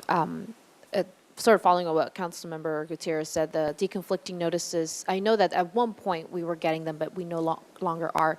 Do you remember roughly how long ago it was that we stopped receiving those notices? I couldn't give you an exact time frame. It's been a few months. Been a few months, okay. Yeah, ballpark, even that helps. Yeah. Have we ever shared ALPR data with the county? I know we haven't shared federally, but No. not even with county. And any other agencies outside of our city? No. Okay. I have a couple of questions now regarding operations out in the field, and these are things that I usually hear from community members. So if an SBPD officer is informed of an erratic driver who is running lights and driving at high speeds, do our officers pull them over? We attempt to locate them and pull them over, yes. Okay, yes. And once they're pulled over, if it's an ICE agent, how do you handle that? We would have to evaluate the situation and take appropriate action. So I can't give you like a definitive. It would really depend on the circumstance. The goal is to prevent someone from getting hurt and stop the behavior. Can we issue them a citation? No. Okay. But you would still be, your duty is still to stop them, even at least so much as to check. Yes. That, first of all, who is the one driving, what they're doing, where they're going, et cetera, right? So Yes. you would do that, okay. Yes. If an SBPD officer sees a vehicle with illegal tinting, do you pull that car over? Just for the illegal tint? No, that's typically not. The laws have changed about what we can use for cause to stop a vehicle. So typically, as with everything that we have, we don't typically just stop a car. I'm not saying that it couldn't ever happen, but typically our officers are looking for moving violations. Our goal of traffic enforcement in this city is to create safer roads and streets, so that's why we have traffic officers, and that's why officers conduct traffic stops. So I'm not saying that no one ever gets stopped for tinted windows, but that's not what officers are primarily looking for. They're looking for moving violations that create public safety hazards. So like I said, it doesn't always mean that that couldn't be the reason, but that's not what officers are primarily looking for. Thank you. Going back to the moving violations then, what would, and you mentioned we would have to assess each situation individually. What constitutes it being okay for a federal agent to be driving erratically, running lights, running stop signs? So, you're getting reports that there is a vehicle being witnessed by multiple members that they're engaging in this dangerous behavior. What do we do in that situation if they're on their way to, I don't know, some immigration enforcement? Most of the time, we would have to document what we have. Okay. Because the one thing about it is if we are not the witnesses to it, then we, just as if it was a community member, we can't cite someone or we can stop them, but we can't take action on something that we don't see. Right. So our goal is to document what we can document. If we can, it gets difficult. Typically, let's just say I pulled someone over for another police agency, and this is what we were observing, and they were in a black and white police vehicle going to something. That's where we would pick up the phone and go, hey, so-and-so, Chief so-and-so, or Watch Commander so-and-so, one of your officers is driving erratically, this needs to be dealt with, this is a discipline issue. We would be able to do that because that needs to be dealt with because it is unsafe. The problem with, now we're dealing with federal agents, trying to find someone to report that to and take action is very difficult. So it's not that we want to ignore it, but figuring out who we can report that to is a challenge. That makes sense. Okay, thank you. So going now, well, let's move on a little bit to, usually what we see the situations are, there will be community observers who are exercising the legal right to observe from a distance and record an operation as they are legally allowed to do so. So if our officers, our police officers, are present when a federal agent uses excessive force, including but not limited to pushing, shoving, deploying pepper spray or bear mace, would our officers de-escalate that situation? And if so, what does that look like? Yes, we would de-escalate it. We would try to create separation. I mean, it may be where we end up moving the federal agents aside. We may end up assisting with handcuffing so that we're creating space and creating where that situation is no longer occurring. It really depends. It could be that, we assist them so that the tempers don't continue to flare because where we have to be careful is we don't know necessarily what they're arresting for and we can't interfere with that piece. So it is a case-by-case basis of how we get in there, how we de-escalate, how we try to be the calmer voice, how do we create some distance and space, because if we have other folks that are from the community that are actively moving forward on that, so trying to where we're creating a safe space, and that's not trying to create a safe space for the agents, that's trying to create a safe space so that things don't continue to escalate. So it could look a lot of different ways, and the goal is always to de-escalate, to document what we have. If it is excessive force, and depending on what the circumstances are, to report that to the appropriate authorities. Okay, thank you. Am I correct in understanding that de-escalate in this case would essentially mean to facilitate the arrest so that it finishes without further complications? It may, not always. I'm just giving you one example of what it could look like. I mean, What's another way that it would look like if you're not facilitating the completion of the arrest? What would be a different way that our officers would intervene? we may be trying to, talk people down. We may be trying to create some space. Our hope would be is by our presence that the actions of the agents would de-escalate just in that moment. It doesn't always happen, but our presence of, hey, we're here and this is not going to continue this way, where they don't feel like they just have ultimate authority to continue. It really depends on the situation. But the goal is, when, let's say they're wielding that can of pepper spray and shaking it, that now we're there and they think twice about just starting to do that. And we saw that in the prior incident. When we arrived, that use of pepper spray stopped. So it could look a lot of different ways. The goal, though, is, based on the situation, is to de-escalate it. Okay.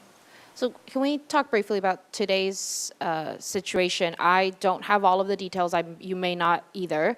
But from what we're hearing, somebody was pepper sprayed or bear mace, excuse me, as they were observing. If you yourself, let's say, you yourself as our chief of police was present, how would you intervene? And if so, what would that look like? If this is somebody observing and they get or bear maced? I can't actually give you an answer for that because I don't want to just respond to a really general hypothetical. I don't know what happened today. It was in the county area. I don't know what happened. Wasn't there at the jail. So, like I said, our goal is for those things not to happen if we're present. Our goal is to de-escalate so that the tensions don't get to that point. If we arrive when that's happening, or after it's happening, it is then to de-escalate the situation. It's to document the situation. It's to make sure we get all the appropriate information. We collect all the statements, just as we did a few weeks ago. All of those things are what apply. We arrived after it occurred. But our goal is, if we're on scene, is it for never to get to that point if we are on scene, so that we're stepping in, as we did in front of the station between the community and the federal agents, so that it doesn't continue to escalate. And Councilmember Santa Maria, I want to acknowledge that medical aid to the individual that's been harmed would be a priority of officers who are responding. That is the primary priority if our community members are being harmed. Great. Thank you so much. This is really helpful clarification just on how our officers engage out in the field, and I think that'll be beneficial for folks. Mayor Rouse, are we combining questions and comments right now? Okay. Go ahead if you'd like. Okay, thank you, Mayor Rouse. So I think one of the public commenters said it best, the situation a year ago is not the same situation we are seeing today. And so when we drafted the resolution last year, I don't actually know that it was even enough back then, to be honest with you. But even if it was, it just certainly isn't right now. And it is on us to amend this and rise to the occasion and make sure that we are responding accordingly.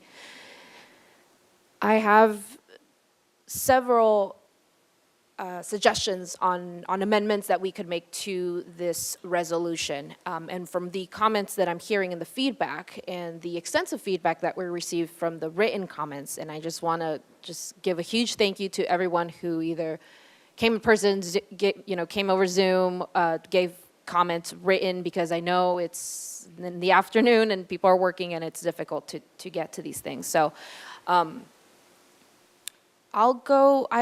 me see. I have 4 key points that I'll go over briefly, each of them. I'll go section by section, and I'd like to just put these forward as suggestions of things that we could look into and consider. But of course, I also just want to make clear that these are not the only suggestions I'd like for us to explore. First and foremost, I want to make sure that we are prioritizing the rapid responders and their experience on the ground, what they've been saying.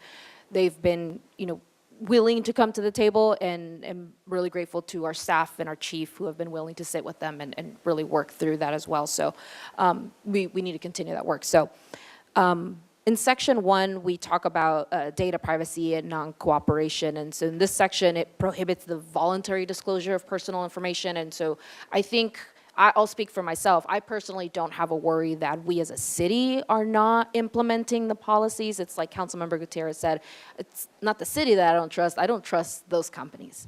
And so we just saw, I think it was last week, the Oxnard Police Department canceled their contract with Flock. Santa Cruz has already canceled theirs. I mean, we are seeing that, we're seeing other cities in their audits that the company itself is triggering different things to allow this data to be shared with federal agencies. And so it seems that there have been, maybe just for clarification, there have already been audits, right, of our... Yes, and I'll just say, I apologize, I was trying to get information to the council before this meeting, wasn't able to do that. The most recent audit is actually on the police department's transparency portal. You can go and it's a Excel file. You can see, it doesn't have specific usernames, but it shows exactly who has accessed that. And I think the chief mentioned to me after the last, the comments that were made, our team went in and just did another audit just to make sure that nothing has been accessed, but I'll let the chief respond further. So just as in Oxnard, they went through all they're called CSV files. We went through we went through them several months ago when the first concern came up and verified all of our settings. We then re-verified. We went through everything again. We also had another set of eyes look at it, and we went through every single one, and we have not had any sharing outside of internally. Thank you. I think that's encouraging to hear that they haven't shared any data, but I think the operative word here is yet. It hasn't happened so far, and I think it would be pretty naive of all of us to see that this is a very real threat. We have seen this happen in other cities, and for us to think that it would never happen to us is not a risk I'm personally willing to take. This is going to be separate, of course, from the resolution, but it is something that is important to connect to this, because this is a section about data privacy, non-cooperation, and I think we have the non-cooperation part down. We're not willingly sharing this information, but by virtue of simply having a contract with these third-party companies that are willing to do that and have shown to do that with other cities' data is enough, in my opinion, for us to really take a second look at even having this contract to begin with. And while I understand the need and value for it in terms of public safety and solving crimes, there must be other services that we can use, and there has to be other alternatives than this type of surveillance, and especially from this company. But I won't make a motion or anything, because I know I'd like to hear from my other colleagues on how they feel about the flock cameras. But I do think that we're at the point that an audit is no longer enough. An audit so far is going to show that they're not sharing the data, but again, because it's not happening now does not mean that we should be taking the risk for it to happen in the near future. Section 2 in our resolution, as is written, speaks of the use of city facilities. So it says here, nothing in the section shall prohibit city personnel from responding to emergencies or providing services otherwise required by law. And so the reason I highlight this sentence from that section is because I'm thinking back through the incidences in February 20th, where we had the federal agents, they pull their car to the police station, and police didn't know that they were arriving. It's not like they invited them over. But in any case, they were there, and so while the response was to preserve public safety, I think it would be important in this language to have clarity and specificity on what constitutes responding to an emergency. Because it's one thing for a large crowd to be gathering.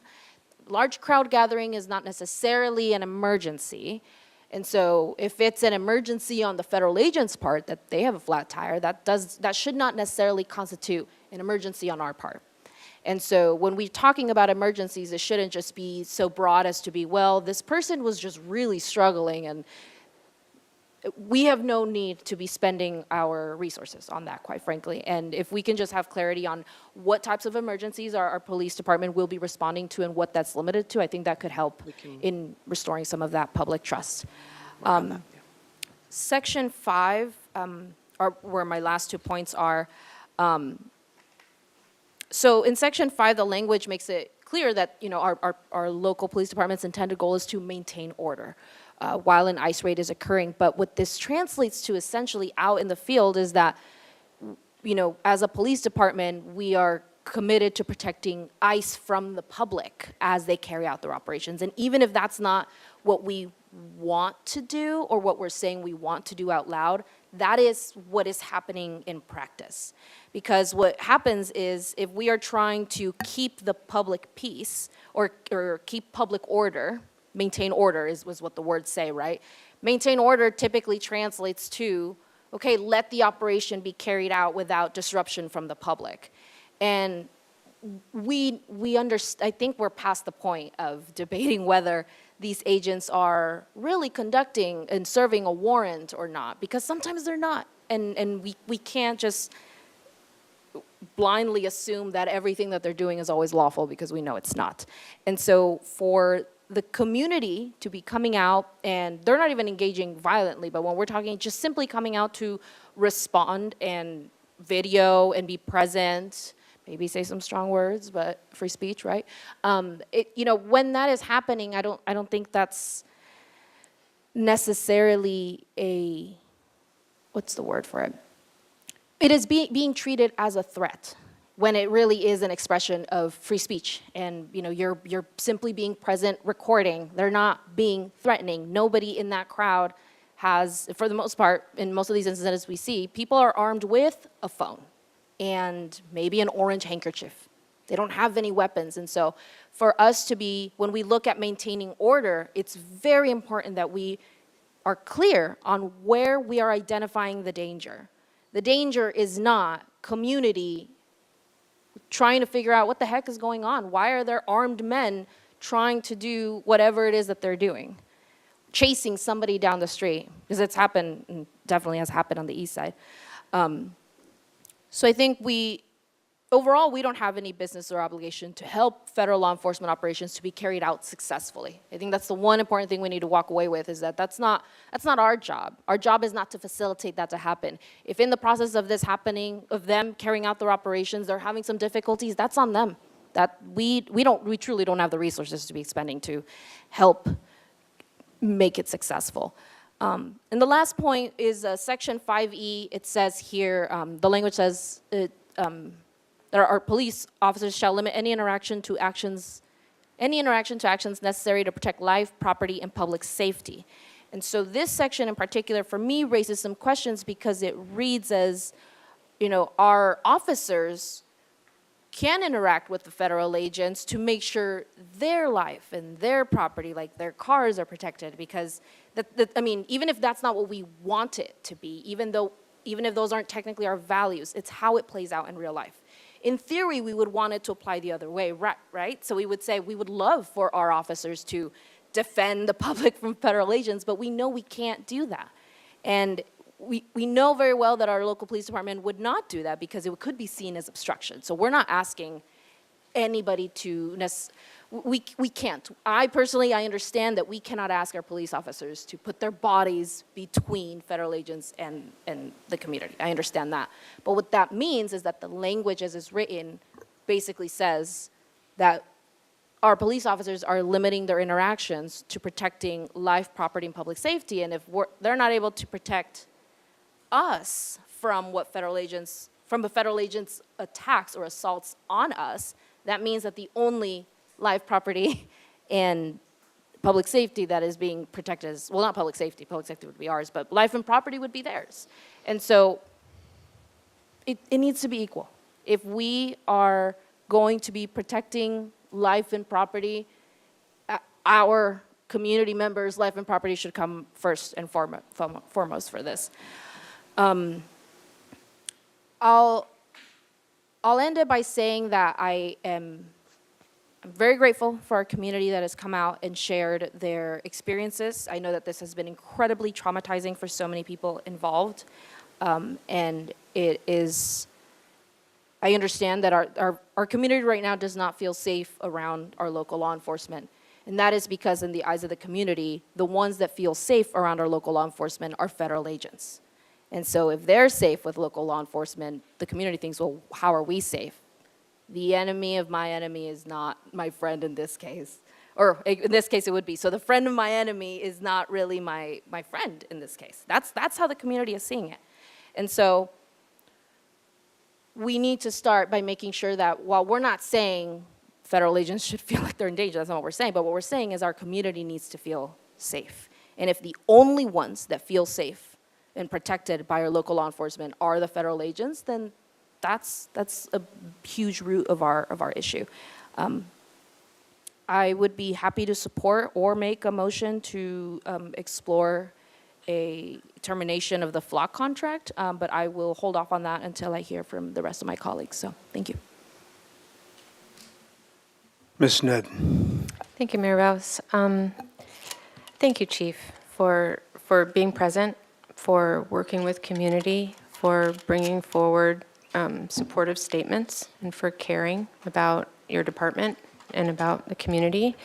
I want to thank members of the Rapid Response Network who are at far greater risk when they come to the table and face more scrutiny, actually. I want to thank them for coming to the table, Indivisible for advocating, and many other members of the public who have come forward. I think we need to broaden that input, either through town hall or bringing it to Fire and Police Commission. One thing I'm noting in the room is that nobody's in the room, and very few people called in, and I actually find that very disturbing. That's something that we are personally and privately getting all kinds of messages about, hundreds of messages. The chilling effect on democracy is here when this room doesn't have people present. And I'm very worried about who feels safe in coming forward and sharing input. And I think we need to be very proactive in how we welcome and invite more input. Maybe we have, I love the idea of SB Connect or anonymous ways that people can continually give feedback. This is a quickly evolving situation, and the tactics change, the response changes, and I think we need to have an open portal of communication that is available to us to respond. I think what's really clear to me is that the rules have changed. We hear more and more through national news that the federal immigration enforcement officers are untrained, they're unvetted, they don't necessarily have background checks.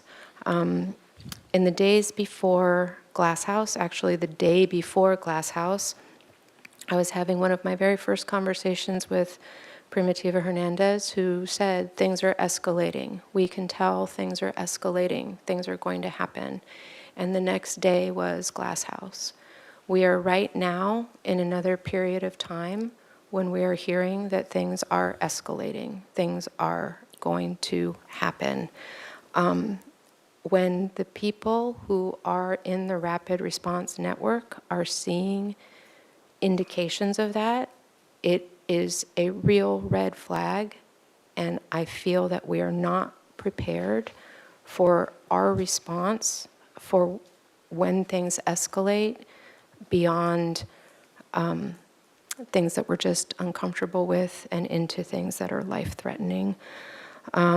So in that, from that perspective, I want to be clear about who I believe is responsible for escalation, and that's the federal agents. They are untrained, unvetted. They are escalating their tactics regularly. Their tactics are the threat. A community who is responding to this escalation is not the problem. The community that's responding is unarmed, unprotected, unfunded, coordinated with each other through networks that aren't open. They are not the threat. I can, well, I'll carry on from there. People are experiencing justifiable outrage. Our constitutional rights are being trampled. We all took an oath to uphold the Constitution, and we have people now who are carrying passports and paperwork with them. Children have emergency contacts in case their parents are taken. There are updated forms for them to fill out. There are targets when children are being dropped off at school. There are volunteers who get up, 5 o'clock in the morning to 8 o'clock. I have volunteered as well to patrol.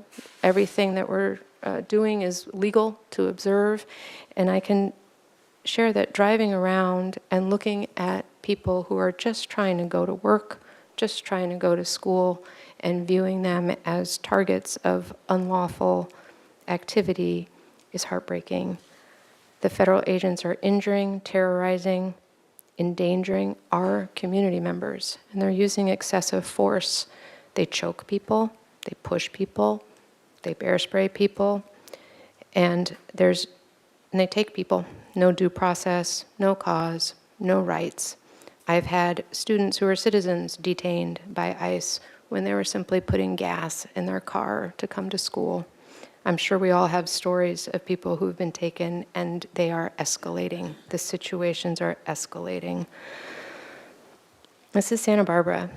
I've been really impressed, humbled by the Rapid Response Network and how it has come together, not just to volunteer to be observers, but also to lend a hand with food, with taking care of each other's children, with funding for gas money or for medical expenses.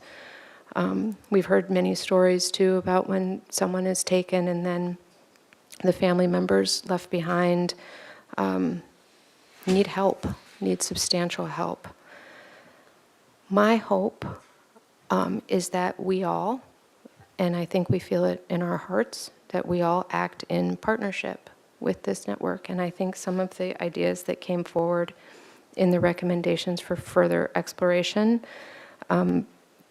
fall in line with that. We need to alert the community, just like we do if there is a fire or a flood or another force that's acting unpredictably and indiscriminately and with potentially life-threatening force. I think this is the same threat to our community as this type of unpredictable activity. If they were acting lawfully, if they were acting with training and with restraint and with civility, the response would be different, but people are responding to what they're being presented with.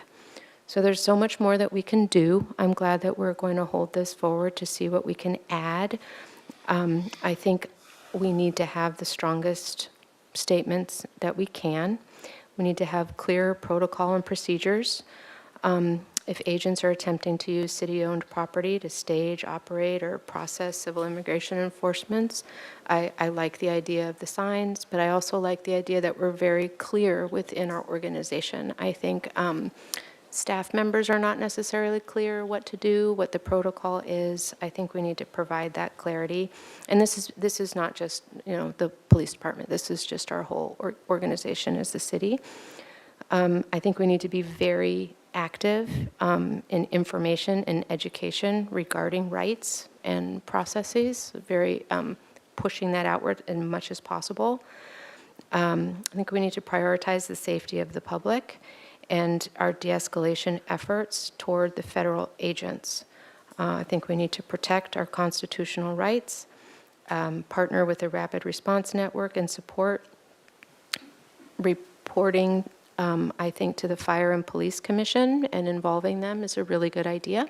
That's sort of why they're here and why we appointed them, and that is a public space to be able to have those conversations. I think for everybody's sake, clarifying the role of police in what happens when excessive force or unlawful detainment is happening. I think that's been very clear here in the statements. I think it's clear in the values statement what the perspective is. I would really like to see us be mandatory reporters, or consider ourselves mandatory reporters of observations, just like we would if there was child abuse or assault.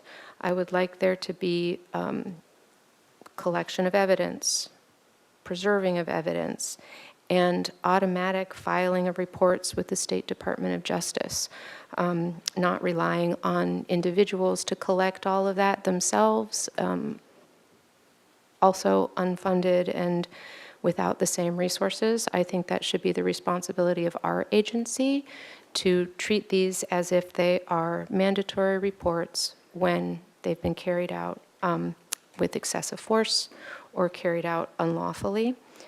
I completely agree we need to protect voters from voter intimidation. And again, just looking in the room, it's very concerning. For this to be meaningful, I think we need to keep that communication going. So QR codes or anonymous forms to fill out, other ways for public engagement.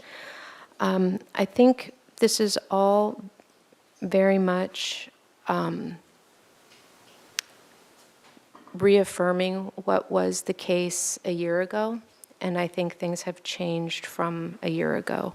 And I think we need to respond in kind with that. And I really, truly appreciate the efforts that have been made in very difficult conversations, and very appreciative and hoping that those can continue, and that we keep moving forward and just keep asking at every stage along the way, what more can we be doing? And that's not PD, that's the city, that's all of us, that's every rapid responder, that's everybody in the community. A call for all of us to be asking what more we could be doing. Ms. Harmon. Thank you, Mr. Mayor. Well, I think I'll start by aligning myself really fully with the comments in particular by Councilmember Sneddon. I think she spoke, excuse me, it's a little late. She spoke with a lot of heart about what we're seeing and about opportunities for the city to respond. So I just fully want to express my agreement with her statement. This moment that we are in calls all of us and calls the city as an institution to respond with moral clarity. The tactics, the undermining of our constitutional due process, the trauma that's inflicted on our community, this moment requires of us that we respond. So I am grateful that this item has come forward, that the conversations are occurring. I really see two imperatives tonight when I think about this item.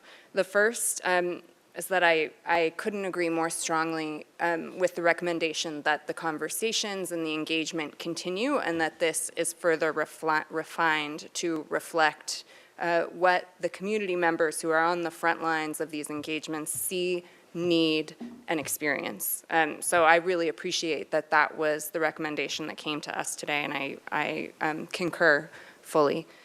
And then the second is that we prioritize, whether through this resolution or any other mechanism, concrete action wherever possible. I do hear that we're moving in that direction, but I want to surface that maybe a little bit more fully. And there are a couple of ways that I have been thinking about concrete action that I hope that we will consider. And I know my colleagues have addressed, I think, all of them in sort of differing ways. So I'm just going to reiterate, I guess, my agreement. First, I agree that the Fire and Police Commission is a venue that we need to utilize. We had many difficult, important conversations years ago to put in place just this, for this reason, for increasing trust and transparency. I remember when Fire and Police Commission came into being, that was my mantra, trust and transparency. This is a moment where that scaffolding can be of huge value to our community. Let's utilize that. What does that look like? To me, That looks like not just quarterly reporting, that looks like after incident reporting to the Fire and Police Commission. I want to acknowledge that the last meeting was canceled because of quorum issues. I think that's really important to be clear about. To our Fire and Police Commission members, we are counting on you. This is a moment to respond. This is a moment, and this is an opportunity for you to do so. So I hope that we will consider that, including body cam footage being shown, and I understand there are very, very specific rules that limit what we can and can't do. Perhaps it's going into closed session with the Fire and Police Commissioners. I trust that we will find a way to lawfully engage with our police commissioners, but I really think we should have a standing process that requires after every incident for a report to the commission to be given, including with the body cam footage to the extent that's feasible. And I agree with Councilmember Snedden fully that it should be an automatic reference to the State Attorney General.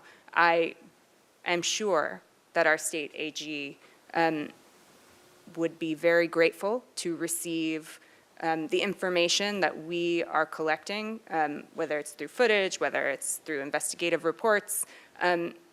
It is so critical in these moments, and I think we've seen throughout history how critical it has been, that we create the record of what is actually happening. And so I do understand and share the frustration that sometimes the documentation, it just feels a bit useless. I mean, Chief, you acknowledged it's such a challenge. Where do you send the documentation? And I can feel your frustration from here. But I would just remind us all, especially thinking about the arc of history, how critical remembering is. And this is part of our work in this moment too.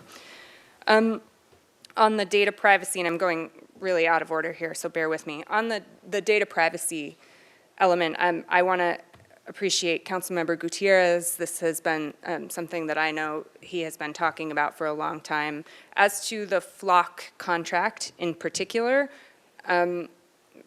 yeah, I'm certainly no fan of flock. I don't know that I would move to cancel the contract today, but I would certainly be open to it, I'll tell you that. And I'll just, on that point, obviously that's not agendized. It's not something that could be done today. I think what the direction Councilmember Gutierrez suggested was helpful, which is come back with a item to discuss more fully, the data sharing, the flock camera contract, other options, alternatives that we could then get direction from. So I think that would be the appropriate motion, is to have us come back for further discussion if council members wanted to do that. Thank you, Ms. McAdoo. Yes, I definitely want to do it.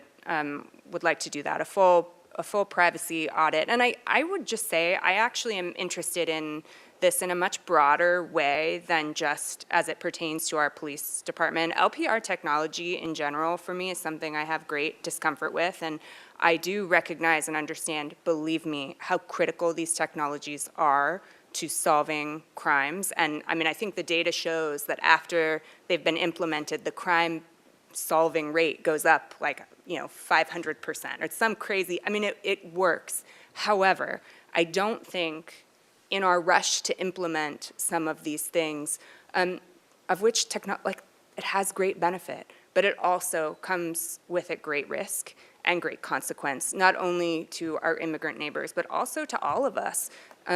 There is no privacy anymore. And I remember when we had the conversations around license plate reading technology and our city policies around that. I had real misgivings approving it at the time. I've continued to have misgivings, and I think we are so conscious of the need to find efficiencies and to save money, and I am conscious of those things as well.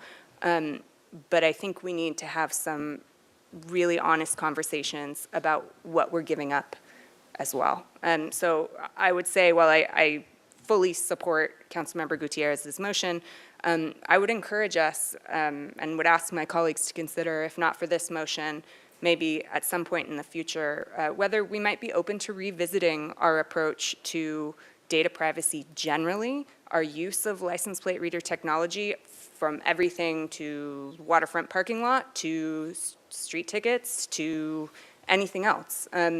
It's everywhere. And I think, well, I won't say, I know for a fact that when I think I voted yes on that data privacy policy, I regret that vote. And then I certainly didn't envision the way that that technology would become absolutely ubiquitous in our lives. It scared me then, and it terrifies me now. And the consequences for our neighbors, particularly our immigrant neighbors, are life and death. So I appreciate that, and I will support that motion, Councilmember Gutierrez. The last piece, the last thing that I want to highlight is really more of an internal matter, and this is for all employees. I know we spoke about it last year, and Councilmember Sneddon alluded to it as well. Clarity around, I'll just say it, job protection for our employees around non-compliance if an illegal immigration action occurs on city property or even off city property is something that is very important to me and I think would send a strong signal. So I realize there are complexities there, and I'm glad our city attorney is not stopping me, but it's something that I continue to believe would be an important step in supporting our community more broadly, as well as our city employees. So with that, I appreciate it, and I'm grateful to all of you for being here. Chief, thank you, and thank you for the continued work that I know will happen. Mr. Friedman. Thank you, Mr. Mayor, and thank you for the comments from all my colleagues, really thoughtful, deliberative, and trying to understand the nuances that our community is facing. So I appreciate everything that everyone has said. Chief, definitely appreciate you being in the hot seat tonight.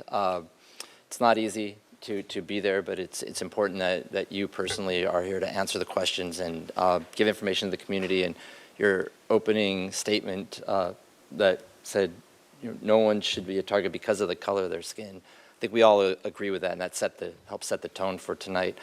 And we all agree with that, and I think many of us, nationally in particular, think that we're regressing from that goal, from a lot of what we're seeing. And it gets to I have just a couple of questions. It's late, so but it goes to the city attorney, because as I've had conversations with people about what is the city doing, one of the issues I bring up is the Perdomo versus Noam case, and a lot of people don't know that what we did there. One, could you explain what that is, and especially in relations to racial profiling, and then what the city has done? Because when I tell them that, it shows something that we are doing that I think we need to do a better job of getting out to the public.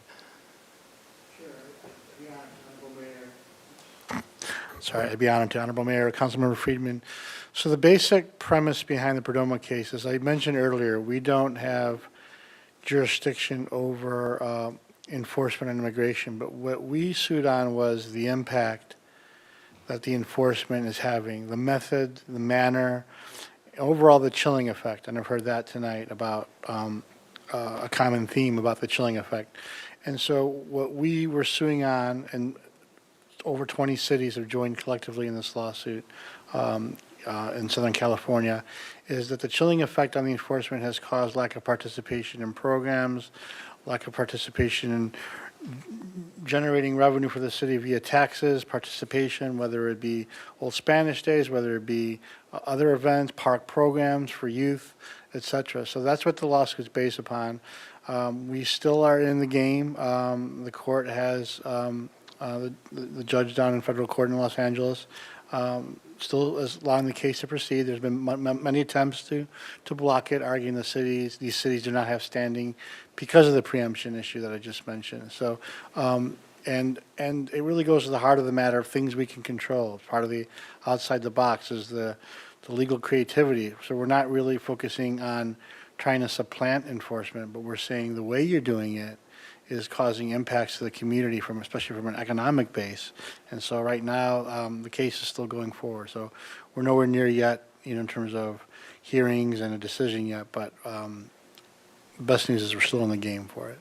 Thank you for that. And I wanted to make sure, because that's something that people are surprised that the city did, and we did that months ago on there. And then to the chief, a couple of things, a couple of questions that I would have. Well, first, I actually want to go back, and I want to appreciate all the public comments today. I think you really set the tone as well of what the community is facing. It's not just being scared, it's being terrified in many cases of the community. And asking for the city, local government is the closest that you have to stand up, and what can we do? And it's important that we do rise to the occasion and protect our most vulnerable residents, and those being affected are our most vulnerable residents. And even members that spoke today, we've had disagreements on other issues, but on this one, there is an opportunity for all of us to work together on this to, one, continue the conversation that we're having tonight. I think moving it forward, refining it, coming back, I fully support that with community input. But with it, one of the questions that I have, and when I look at when a community gets divided like this, oftentimes it's an outside entity that works intentionally to divide communities. And tonight, some of what I hear is the community is divided on federal policies, but we're divided between our community and our police department. And it's the federal policies, and as the city attorney just explained, I mean, we're involved in a lawsuit on that. That is really the pressure point here.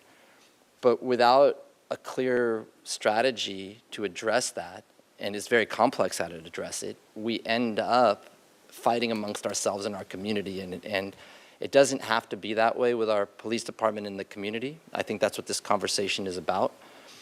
And I would like to ask the chief if you could kind of walk through, because these are other questions I've gotten, is if an officer or anyone with the police department was to try under what would appear to be a situation where they, under normal circumstances, they would detain an individual, but in this case it's a federal officer.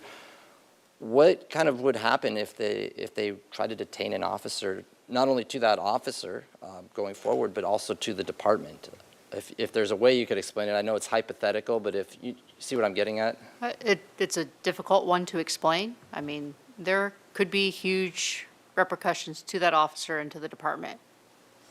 Legally, it could end up in a use of force between two law enforcement agencies, because if you think that the federal agent is going to not have the other federal agents then intervene, so it could literally become a blue on blue, which we would call it, you know, uniform versus uniform, officer versus officer, use of force and incident, because the other agents are not going to, you know, based on the current climate, just stand and allow for another agent to be arrested.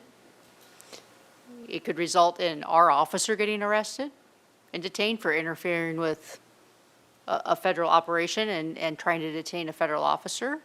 It could squarely put us in the bullseye for having more federal agents here in our city. That is the reality of it. Our officers are going to continuously try to de-escalate and do what we can do to the point of document, take body cam, do all the things that we possibly can do. But if you're asking our officers to detain a federal agent, there are serious consequences for that. Like I said, that could result in a blue on blue use of force. That could result in, even worse, a officer-involved shooting of officers versus officers from different agencies. It could result in our officer being arrested. I mean, quite frankly, I wouldn't put it past the federal government to come and arrest me for my responsibility for what my officers are doing and our officers are doing in our community. So there are huge consequences with that if we were to go that route. Mr. Doimus, you had your light on. Thank you, Honorable Mayor. I just wanted to add, and the chief kind of touched on it, Honorable Mayor, Councilmember Friedman, too. A lot of the focus, too, is on the individual officer and if they can get in trouble. But these federal statutes, many may know, there's a lot of conspiracy statutes, you know, we have federal RICO and all that. So sometimes, depending on the record, depending on the circumstances, depending on the policies in place. I mean, you have a very aggressive, if you have a very aggressive federal Department of Justice could look at all this and not only just jeopardize an individual officer, employee that action, but also the preceding events in terms of charging conspiracy. So when we talk about this, as I mentioned in the onset, this is an issue that cities are facing for the first time in terms of the tactics, and it's really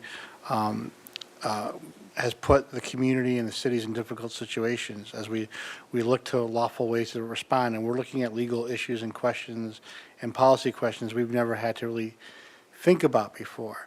And so that's why, you know, there are many things that have to be taken consider in terms of what policies are, how they can be used. We talk about in hearings and all that, establishing a record. What record is created? So if you do have an aggressive, and I'm just playing devil's advocate as a role, if you do have an aggressive federal department and looking at this, it could not just be, the chief made a very good point, it could not just not be the only officer.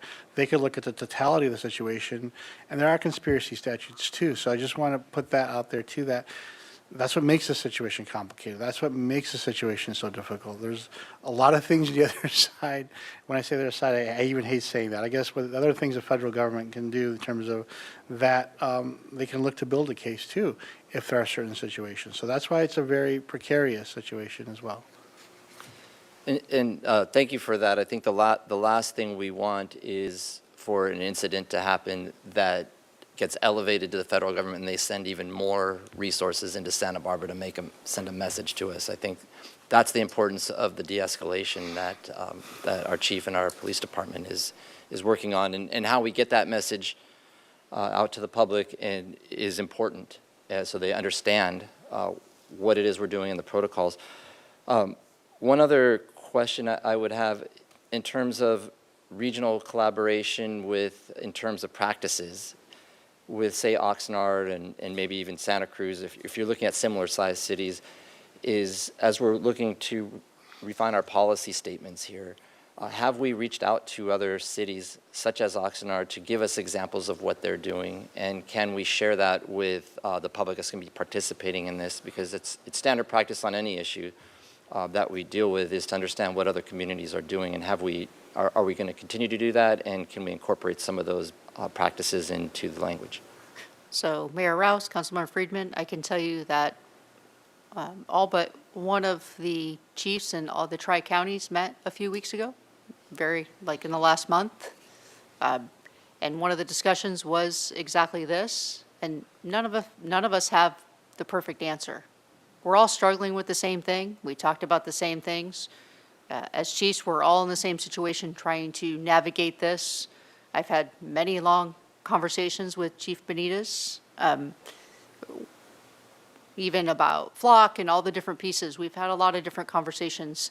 And so there's no perfect answer. We're all trying to share and figure this out. There's a lot of regional collaboration. There's been regional conversations about how we actually can have a voice with someone from Department of Homeland Security so that we can talk about our concerns and what we're seeing in our community. So yes, those conversations are happening. They happen almost daily and will continue to happen. But none of us have the perfect answer with this. Like I said, all of us have been doing this, collective years of experience would be in the hundreds, and none of us have the answer for this. Thank you for your honesty on that you don't have the answers, but you are talking with our neighboring cities. And would it be possible through those conversations where there's points of agreement and understanding the community input they're receiving and how it is similar to what our community is saying, that eventually perhaps a regional or a cooperative policy statement or even advocacy at the state level could take place? Because from what you just said, it's far beyond the ability of the City Council of Santa Barbara, the Police Department of Santa Barbara to address these issues. And if we had multiple cities that are facing these issues, just like you said, come to some type of policy agreement that goes above and beyond this, would that be something that we could explore, maybe perhaps outside of this policy statement, but to get us to where we need to be? From a standpoint of chiefs of police, we certainly can work towards that, but I will say each of us has a different community.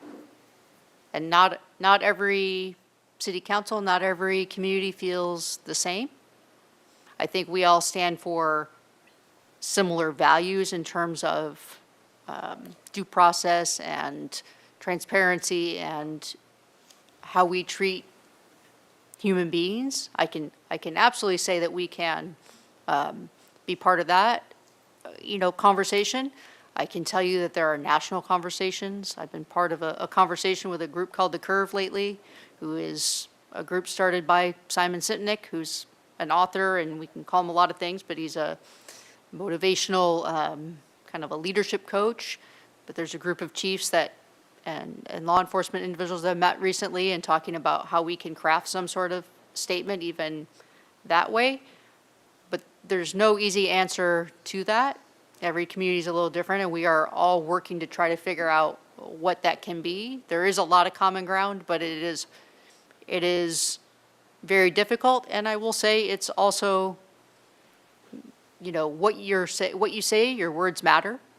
And so trying to say that in the right way, because, to the point, Larry pointed out to me, my words may mean something when I put them on paper, and they are truly from my heart, but the way that they are taken by the community is different. And trying to navigate through that is really a challenge. And I've been questioned about why it's a reaffirmation. There's been a lot of things, and I'm open to all the feedback and all of the criticism and all of the things that goes with it. But all of these things are unexperienced things that we've never had, and so we are literally all trying to work together to meet the needs of our communities and meet everyone where they're at, but also to take the stand that we can appropriately take. Thank you. And to you and Ms. McAdoo, as those larger conversations are taking place with other police departments in California and even on the national scale that you're talking about, the ideas that come out of that, can you be sure to keep us informed here and the public, because there might be some ideas that we're missing, or there might be things here that we're doing that we could give to other communities as a whole. The last question, then I'll wrap up with some comments, and it gets to, I'll use at a higher level, the Figueroa incident with the vehicle, and you have officers who are in a highly pressurized situation, making judgment calls for de-escalation, as you explained it earlier, Chief. Could you just speak to those decisions are made through training, and what are some of the things that they would consider as part of making a decision like that? And then also the second part is, whatever policy statement comes out of this eventually, how will that be shared with our police department so they're aware of it, and then they can have opportunities to figure out how it would be implemented in these high pressure situations, so they're thinking about it ahead of time? So Mayor Rouse, Councilmember Friedman, take for example the incident that occurred on Figueroa in front of the station. There was a commander present, and that decision was made under those circumstances based on the need for de-escalation, how we could de-escalate that particular situation in the safest way possible. Especially, we had limited resources. We were also working on a stabbing and a homicide that occurred the night before. What people don't know is we were bringing 2 vehicles in to the back lot because they were hit by bullets, and we were trying to process those cars. There's a lot of things that looks at resources. How many officers, if this continues to escalate, could we actually have to de-escalate and this crowd continues to grow? All those things are considerations. What is the quote-unquote temperature of the agents? If you watch all of it, the temperature of the agents was not cool, calm, and collected. Some of the agents were still at pretty high levels. Clearly the temperature of our community was extremely high on scene as well. And I will say, people have their right to, their feelings and their First Amendment. But I also, as a chief, someone said to me the other day, well, you're being like Mama Bear. You bet I am. Because the officers also stood there and endured extreme personal insults, and then they're then expected to go into the community and care for the community with compassion and empathy. And they are human beings. They are not robots. That also has to be taken into consideration. How long would we like them to stand out there where it's more likely that the agents' temperatures are going to rise, the officers' temperatures are going to rise on our part, the community activists are rising by the moment. So those things all go into that decision-making process. I can tell you we've had multiple conversations afterwards about what we could do differently, how that would look. You know, could we have taken custody of the individual so that he was no longer in federal custody, but we weren't there to witness the crime? And there were questions about whether it did or did not occur at that, because we weren't there when it happened. There are questions about we now have a vehicle in the parking lot, you know, blocking the driveway to the station. How do we get that safely moved out where no one gets hurt either? How do we ensure the safety of, that's going to eventually have to end up on a tow truck? How can we ensure the safety of a tow truck driver? And I'm not talking about the community, but they're going to end up in the middle of what is continuing to escalate. And this is not a judgment about anyone who was there, but if you're asking me how those decisions are made in those moments, there's a lot of things. And it's really easy, even for myself, after the fact, to, you know, be a Monday morning quarterback. But those are all based on what is in front of the highest ranking of officer that's at scene. In this case, it was a commander. He did offer, please, we'll take all the reports. We'll take whatever you provide us. But in that moment, that's not the moment for that, because we're trying to de-escalate the situation. So there are a lot of factors that go into it. I am the first to say that we don't always get it right, but we are certainly trying to do and de-escalate and make sure that no one else in the community is harmed. Because if we had walked away and then something happens to one of our community members because things continue to escalate, that's also not okay. So I hope that answers your question. And yes, I am very passionate about this. You know, there's emotion that goes with this on all sides. And like I said, I've been accused of being a mama bear, and you're absolutely right, because all of these pieces are important in this process. Thank you, Chief. I appreciate that, and just the reminder that we're all human beings, and this is affecting all of us in different ways based upon the roles, whether it's those who are being targeted, police officers, all of us in the policy decisions. So those are the final questions. And just a quick wrap up on the flock cameras. I agree with Councilmember Harmon. I'd like to understand what they're, in terms of public safety and what they're being used for now. There was a reference earlier that they help solve a crime, or solving major crimes. If we were to go away from those, what would be the implication on public safety? But what are the alternatives that we would have to implement to make sure that we're not putting our investigations at risk to solve crimes? So if there is another alternative, I'd want to understand what those are. Like I said earlier, support the conversation of this continuing with the groups, and then regional action and the power of numbers, if we could do that. And then also, this gets to the comments I made earlier, planning ahead for what's next. If the federal government escalates, how are we going to respond to that?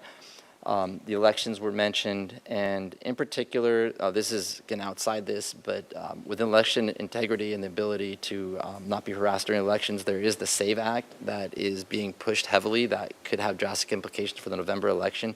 So that is something we should be studying here in terms of any positions that we need to be taking proactively with our federal legislators and even our state, because that would be a drastic change from how elections have operated in the past, federal superseding the state.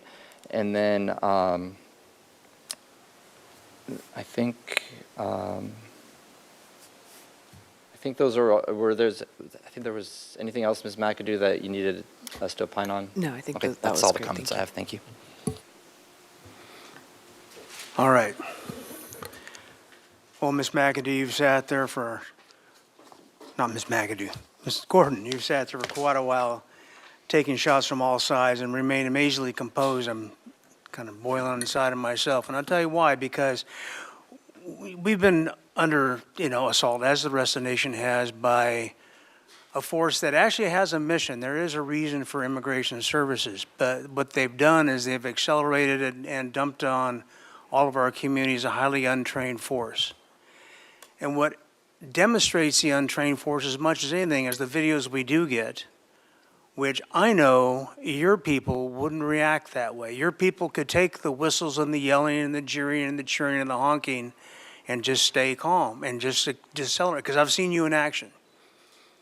And that's what's missing from these guys. Our people have been the epitome of restraint and control and community policing for a number of years now. I've watched the evolution over all the years I've lived in this community to where we've come to today. And that's why I'm a little disappointed in some of the comments from up here on the dais. Some of the comments basically show a lack of confidence. I don't know if it's plain to the audience or what it is. I'm very disappointed. The comments Ms. Santa Maria made about where, the ICE, we're protecting ICE's property and lives more than protecting our community, or the assertion that's disgusting. That's not true. We have, and I think it's demonstrably shown in the videos that we see, the difference between our people and what ICE is sending us. ICE is sending us a bunch of wannabe mall cops that haven't been trained. They don't know how to de-escalate. They do not know how to handle crowds. We do. And now we're getting a hard time for being calm and collected and not being more, I guess, Rambo-esque. I don't know what people want. It's hard because you're between a rock and a hard spot. You've got to maintain control. You've got to maintain the community. You want to protect everybody in the community, including the people that are being targeted. The brown people that are being chased around unfairly. We all want to protect them. You're covered by limits of the law. We're all covered by limits of the law. And actually, the woman that spoke at the Damn Women's thing from, I think she was Legal Aid, laid out 4 great examples of what you do in circumstance. I mean, it was a very well-presented thing. And if everybody, so it's hard to carry those around with you, and there probably weren't that many people there that would need that kind of information. But it was really good, and it was exactly what you do and how you protect yourself. Citizens are going out there and trying to observe, and they're trying to protect those people too, and I get that. And they're being reacted to poorly by non-professionals. Then we show up later on and we're in the aftermath, and now you're getting hooted at. That's fine. The public has a right to do that. We don't. We really need to show, unless you really don't have confidence in our police force, we need to show confidence. We need to show unity. We do have the best. We did hire the best. We do train them the best. And that's what our job has been all along. So to see any chink in that armor for the purposes of putting on a show out here, I'm just flabbergasted by it. I came back because of what happened after the George Floyd tragedy, because cops everywhere were thrown under the bus, including ours, which did not deserve it. And it was just a national narrative. I get it, a lot of pressure. Here we are again. Let's unify. Let's get the answers. Let's get the answers to the public as much as we can. But you've answered these same questions over and over and over again in op-eds and in speeches and all these things. And so, yeah, let's give it all the information we can. But my gosh, let's stand together as a team and let's not pick each other apart from inside. That's the part that's kind of got me frosted right now. So I don't know what we're going to do with this resolution. But the idea that we're going to try to dictate to our cops new policies and new procedures that may or not, Ms. Anna Marie, this is the last comment. We're going to move on. The cops and procedures, and have you change something because of what we think politically is it's not right. It's not in our charter, and we need to be able to do our jobs. At this point in time, I would entertain anyone who wants to make a motion or comment towards a resolution, the change on the agenda. Ms. Santa Maria. Thank you, Mayor Rouse. First of all, this is not the time for us to be getting defensive. We need to understand that the public has lost trust in our ability to protect the public. And it is on us to reflect on those comments from the public and take the according comments. So if we're getting frosty or flustered up here, then maybe leadership isn't for you, because we need to remain cool and collected when these things are happening, because these are people's lives on the line. We don't get to sit up here and say, I'm offended that I got called out for what is being observed. We may not like what we're hearing, but it's our responsibility to answer to this.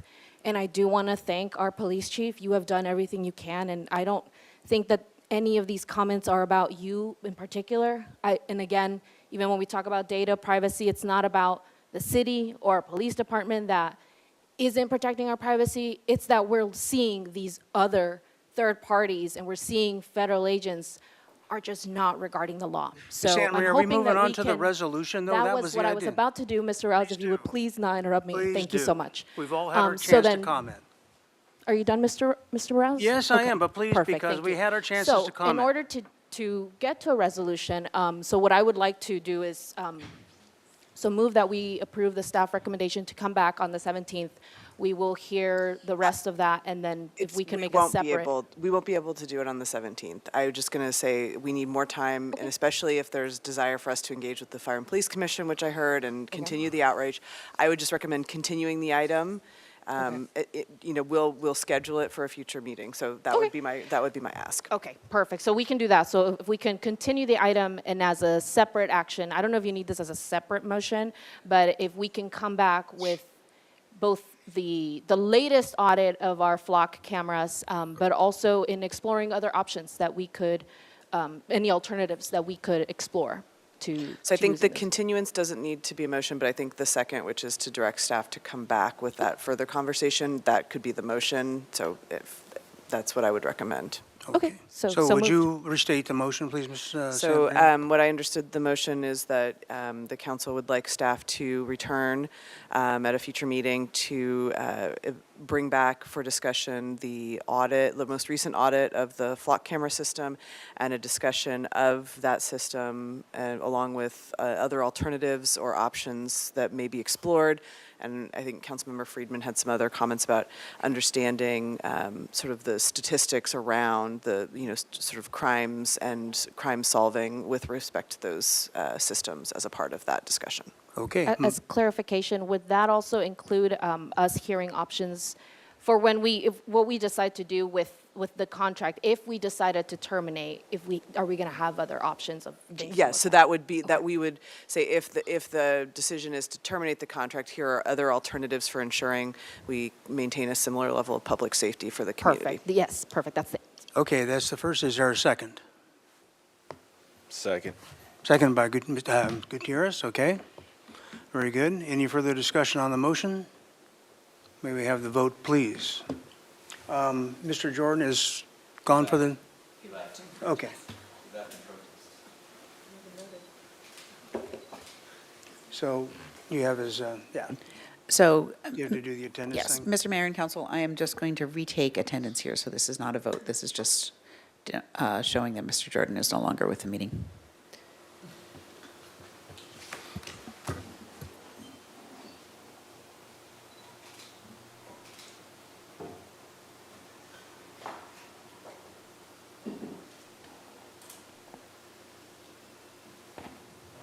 Okay.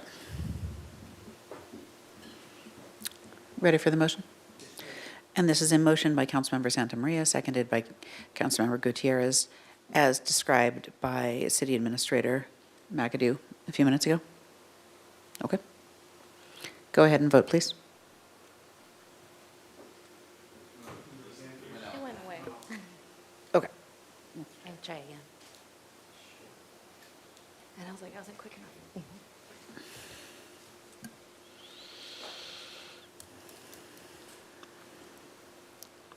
Passes unanimously with all present, Jordan absent. Thank you. Anybody want to do a, Mr. Gutierrez? Just, do I have to make a second motion, or was that included my request to have an audit about the personal data? That was included. That was the Okay. motion that was made. All right, thank you. Okay, very good. Ms. Sneddon? Yes, exactly. Thank you, Mayor Rouse. So Sustainability Council Committee, we heard about biodiversity and the Botanic Gardens, and also heard an item relating to Marburg rates. We had a CCRB meeting, that's Kachuma Conservation Release Board, attended Sierra Club First Fridays, and again heard more about biodiversity, and there was a panel. Attended the Riviera Association, and special thanks to our sustainability and resilience staff members, Julie Lewis and Chris Clark, who gave a very actually entertaining presentation to the Riviera Association on Marburg and rates. Attended the Neighborhood Advisory Council meeting. They presented Own Your Impact and also rent stabilization updates. And I would like to acknowledge Ryan Quinn, who passed away recently, Santa Barbara High, class of '89. And Ryan, you will be missed. Thank you. Thank you. Mr. Gutierrez. Yes, also like to comment on Ryan Quinn. I had the pleasure of working with him at TVSB for years, and yeah, it was a shock. And I implore the public that if you're suffering from any mental health issues, please don't hesitate to reach out to seek help. Thank you. Ms. Santa Maria. Thank you, Mayor Rouse. I attended the 2026 Youth Speak Out, so our Santa Barbara Youth Council invited me to be a panelist along with our sustainability director. Also attended the Civil Services Commission and the Housing Authority Commission. I do feel the need to flag, especially for the Housing Authority Commission, what we are discussing are the changes to the mixed-use families ruling. And so what we are going to be seeing is a ripple effect, and these families are going to be facing either forcing to relocate in their entirety or for their families to be separated. If only their children qualify for these benefits and their parents don't because they're undocumented, some of these families are staring down the face of having to split up the parents from the children. We are in a very serious situation. The Housing Authority is taking this head on and trying to see what actions we can take to mitigate the issues, but it's something that we, even though it's late, we gotta make sure that we look into this, understand that we as a city, we have an obligation to do what we can to help mitigate the issue. Councilmember Santa Maria, we're actually bringing an item back on next week's agenda on that topic. Beautiful, thank you so much. All right, very good. And we stand adjourned.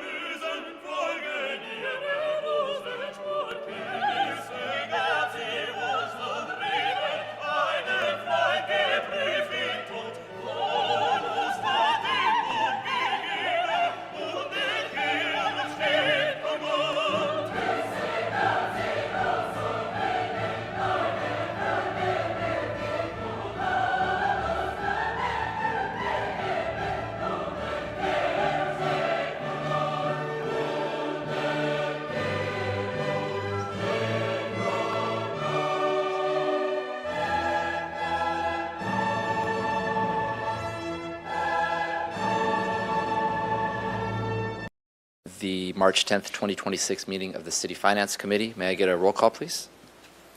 Yes, Committee Member Hartman. Here. Committee Vice Chair Santa Maria is not present. Committee Chair Friedman. Here.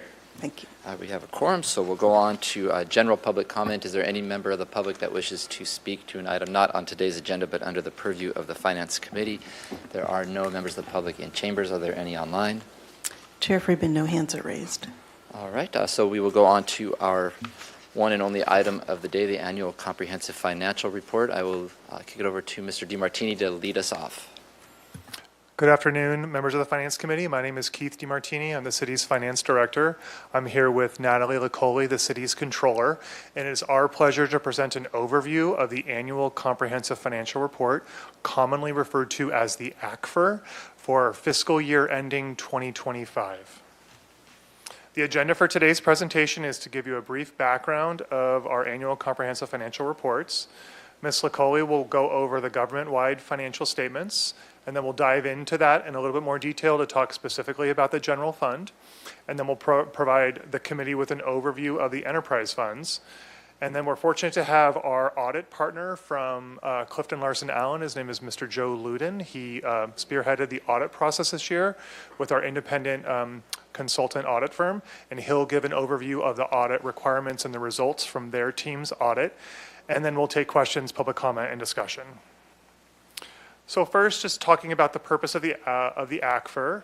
The city charter actually requires that staff produce an annual financial report. It's actually a government requirement for many agencies that give us grant funds and for the state controller's office, among other entities. It's really important that our financial statements are audited by an independent CPA firm, which we have done so for many, many decades. It's also a requirement when the city goes out to issue debt that we have financial statements that are ready and available, and this was proven to be very successful with the recent debt issuance that we did for the new police station and the Dwight Murphy Field renovation, having our financial statements as clean and up to best practices and government standards as possible. It's also an important communication tool for the public. I'm also happy to report that the city has received the highest achievement from the Government Finance Officers Association, or GFOA. We have received this award for 37 years, and we recently received it for the prior fiscal year financial statements, and staff anticipates receiving this again for this most recent fiscal year completion. So with that, I'll turn it over to Ms. Licoli. Thank you, Mr. DiMartini. Good afternoon, members of the Finance Committee. So I will review now the government-wide financial statement, very much on a high level. On that next slide, the takeaway on the government-wide financial statement is that the net position increased by approximately 24 millions from prior year. I would note that when I'm mentioning an increase of 24 million, it does not state that the 24 millions are fully spendable. There's definitely some restrictions